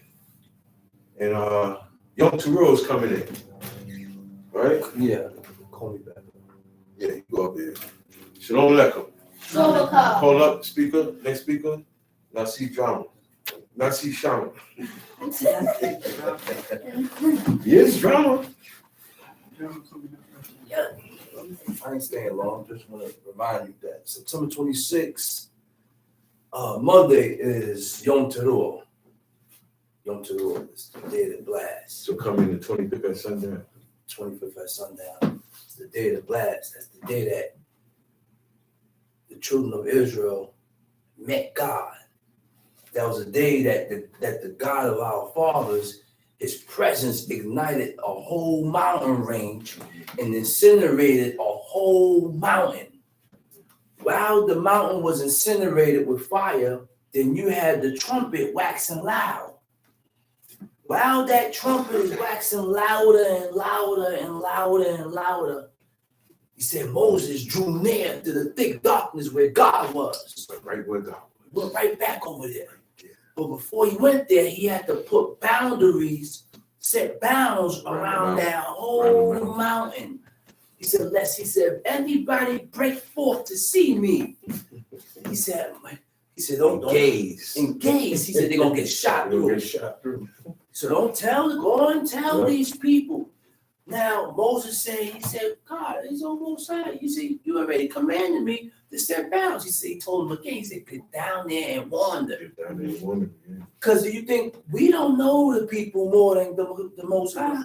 God knew the people more. How they are, what they would do, the chances that they would take. So he warned them and said, listen, man, get on down there and warn these people, man. Because believe me, some of them are probably already had in mind to break through, to see God. And whoever come through there to break through there, they're going to get shot through, they're going to get killed. So Yom Teruah comes in Monday, sundown, the 25th at sundown. And there will be no work. You can't work. It's a Shabbaton. It's Shabbaton. And I'm going to go into a little something quick fast till 4 for 10 minutes. 4 o'clock we break. All right? Okay, so let's go. Let me just go into in Exodus. Exodus 19. Exodus 19. All right? Okay. In the 3rd month, when the children of Israel were going forth out of the land of Egypt, the same day came they into the wilderness of Sinai. For they were departed from Rephidim and were come to the desert of Sinai and had pitched in the wilderness, and there Israel camped before the mount. And Moses went up unto God, and the Lord called unto him out of the mountain, saying, Thus shall I say to the house of Jacob, and tell the children of Israel, ye have seen what I did unto the Egyptians. You witnessed what I did to Egypt, to the Egyptians. That alone should have sparked something in you, because you saw my glory. You saw my works. You saw how I got down. You saw how I challenged the gods and the deities and the idols of Egypt. You saw that. And how I bore you on eagle's wings and brought you unto myself. Right? It said, now therefore, if he will obey my voice indeed and keep my covenant, keep my agreement, keep my commandments, then you shall be a peculiar treasure unto me above all people, for all the earth is mine. But in order for us to have some type of importance with God, we have to keep our bargain. We got to keep the covenant. The covenant, when we went into covenant with God, the Most High said that we will become his peculiar treasure. But when we went against God's law and broke the covenant, now we not special no more in his eyes. We became hated. We became despised. We became a byword, a proverb. We became everything in the book except for a peculiar treasure. Except for the apple of his eye. We ain't special no more, because the only thing that made us special was the laws and the commandments of God. By us adhering to the laws and the commandments of God, these laws is what made us peculiar. The laws and the ways of God is what made us different. Strange to the world. Different. Right? It said, and ye shall be unto me a kingdom of priests and a holy nation. These are the words which thou shalt speak unto the children of Israel. And Moses came and called for the elders of the people and laid before their faces all these words which the Lord commanded him. Right? Moses went up, got what he had to get from the Most High, came down off the mountain, called the 70 elders, spilled it on them, right? And Moses came and called them, and all the people answered together and said, all that the Lord has spoken, we will do. And Moses returned the words of the people unto the Lord, which was a lie. Everything that God said, they didn't do. They went against God. They went against his laws. And they tempted God 10 times in the wilderness. 10 times we tempted the Creator. And God did not destroy us and treat us according. He didn't give us according to what we dished out. He didn't give us according to what we dished out. We murmured, he fed us water. We complained, he gave us this. And the Lord said unto Moses, lo, I come to thee in a thick cloud, that the people may hear when I speak with thee. The children of Israel saw this glorious act. God, when God came down in that pillar, his glory was in that thick cloud. The cloud was so thick that you couldn't look through it. And he's conversing with Moses. They witnessed and heard the voice of God. They know how God sounds like. You see how close these people was with the Creator? But because of our ways and our actions that is against God, because we sin presumptuously, because there is no man that sinneth not, but don't sin presumptuously. And we sin presumptuously all the time. And certain things we do in our life, it builds a wedge and a distance between you and God. So now the connection between you and the Creator ain't there no more. That's why it's very important to read this book, studying it in the Hebrew, learn the ways of God, learn the things that our forefathers did not do, and learn the things that they did, because we do a lot of things that pushes God away from us. Our thinking, forward thinking, separate from God. Look at what we learned today when he said Jacob stole unawares, which means to steal unawares. The word for unawares is ganag, means to deceive. When he got up, took his family and left, and didn't make it be known. So that's a way of deceit. That's a way of deception. Those are ways that a deceitful man or a person that lies or a person that is deceitful will do. Right? It said, "And all the people." And the Lord said unto Moses, "Go unto the people and sanctify them today and tomorrow, and let them wash their clothes, and be ready against the third day. For the third day the Lord will come down in the sight of all the people upon Mount Sinai. And thou shalt set bounds unto the people round about, saying, Take heed to yourself that ye go not up into the mount, or touch the borders of it. Whosoever toucheth the mount shall surely be put to death. There shall not be a hand touch it, but he shall surely be stoned or shot through. Whether it be beast or man, it shall not live. When the trumpet sounded long, they shall come up to the mountain." Now look at what I'm saying here.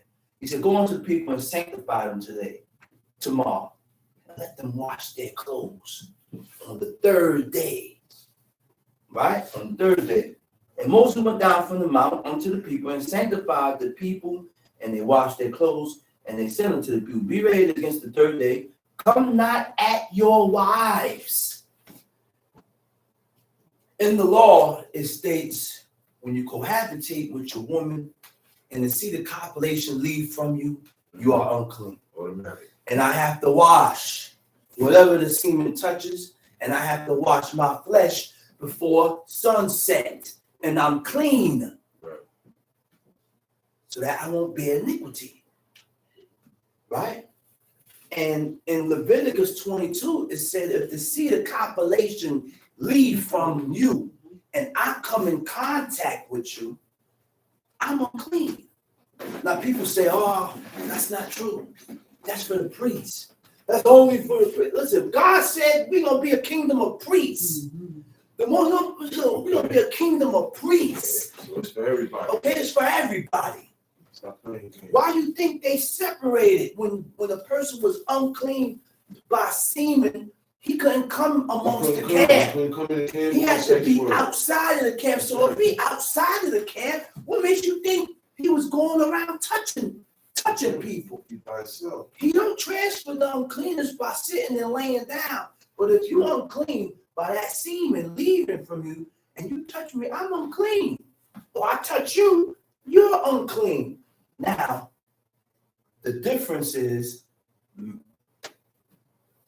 remember, that's not good enough for God.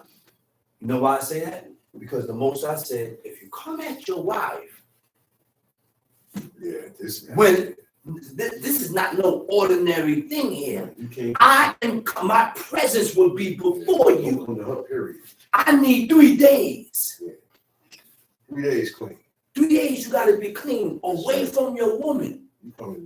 If I come into my woman on the first day and I wash that eating, that ain't enough. Wrath of God gonna break loose. The second day, wrath of, he said 3 days. Man. He coming down on that mountain. Coming down on that mountain in that thick cloud. He's gonna be there. In that thick cloud. And he's coming personally. He's coming to talk to Moses. The king is coming. You're gonna hear these. You're gonna hear the commands of God coming out, his voice coming from that thick darkness.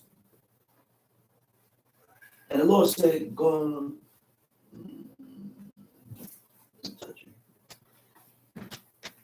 and thou shalt sit down."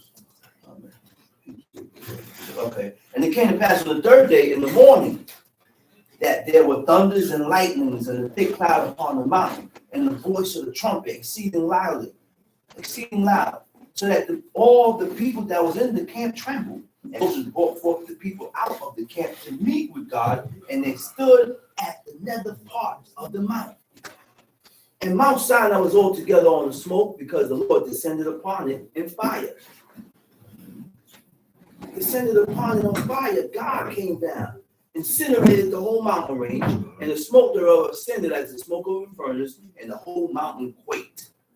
And when the voice of the trumpet sounded long and waxed louder and louder, Moses spake, and God answered him by a voice. And the Lord came down upon Mount Sinai on the top of the mountain, and the Lord called Moses up to the top of the mountain, and Moses went up. And the Lord said unto Moses, "Go down, charge the people, lest they break through unto the Lord to gaze, and many of them perish. And let the priests also, which come near to the Lord, sanctify themselves, lest the Lord break forth upon them. You too. Moses said unto the Lord, the people cannot come up to the mountain, but our charges are saying to set bounds about the mount and sanctify. He said, you already told me to set bounds. He said, listen, go back down and tell them again. The Lord said unto him, get unto him away, get thee down, and thou shalt come up, thou and Aaron with thee, but let not the priests and the people break through to come up unto the Lord. The only one that's worthy to come up there was just those two. Nobody else can approach him. Not Mary's sons, not Joshua, not Nobody nobody else. else. Stay down there. Okay, yeah. He said, so Moses went up unto the people and spake unto them. And with that, Horror got what was brought, and I'm going to say Shabbat Shalom. It's a heavy scenario, boy. Yeah. God is right there. You just can't see him. You can't hear his voice.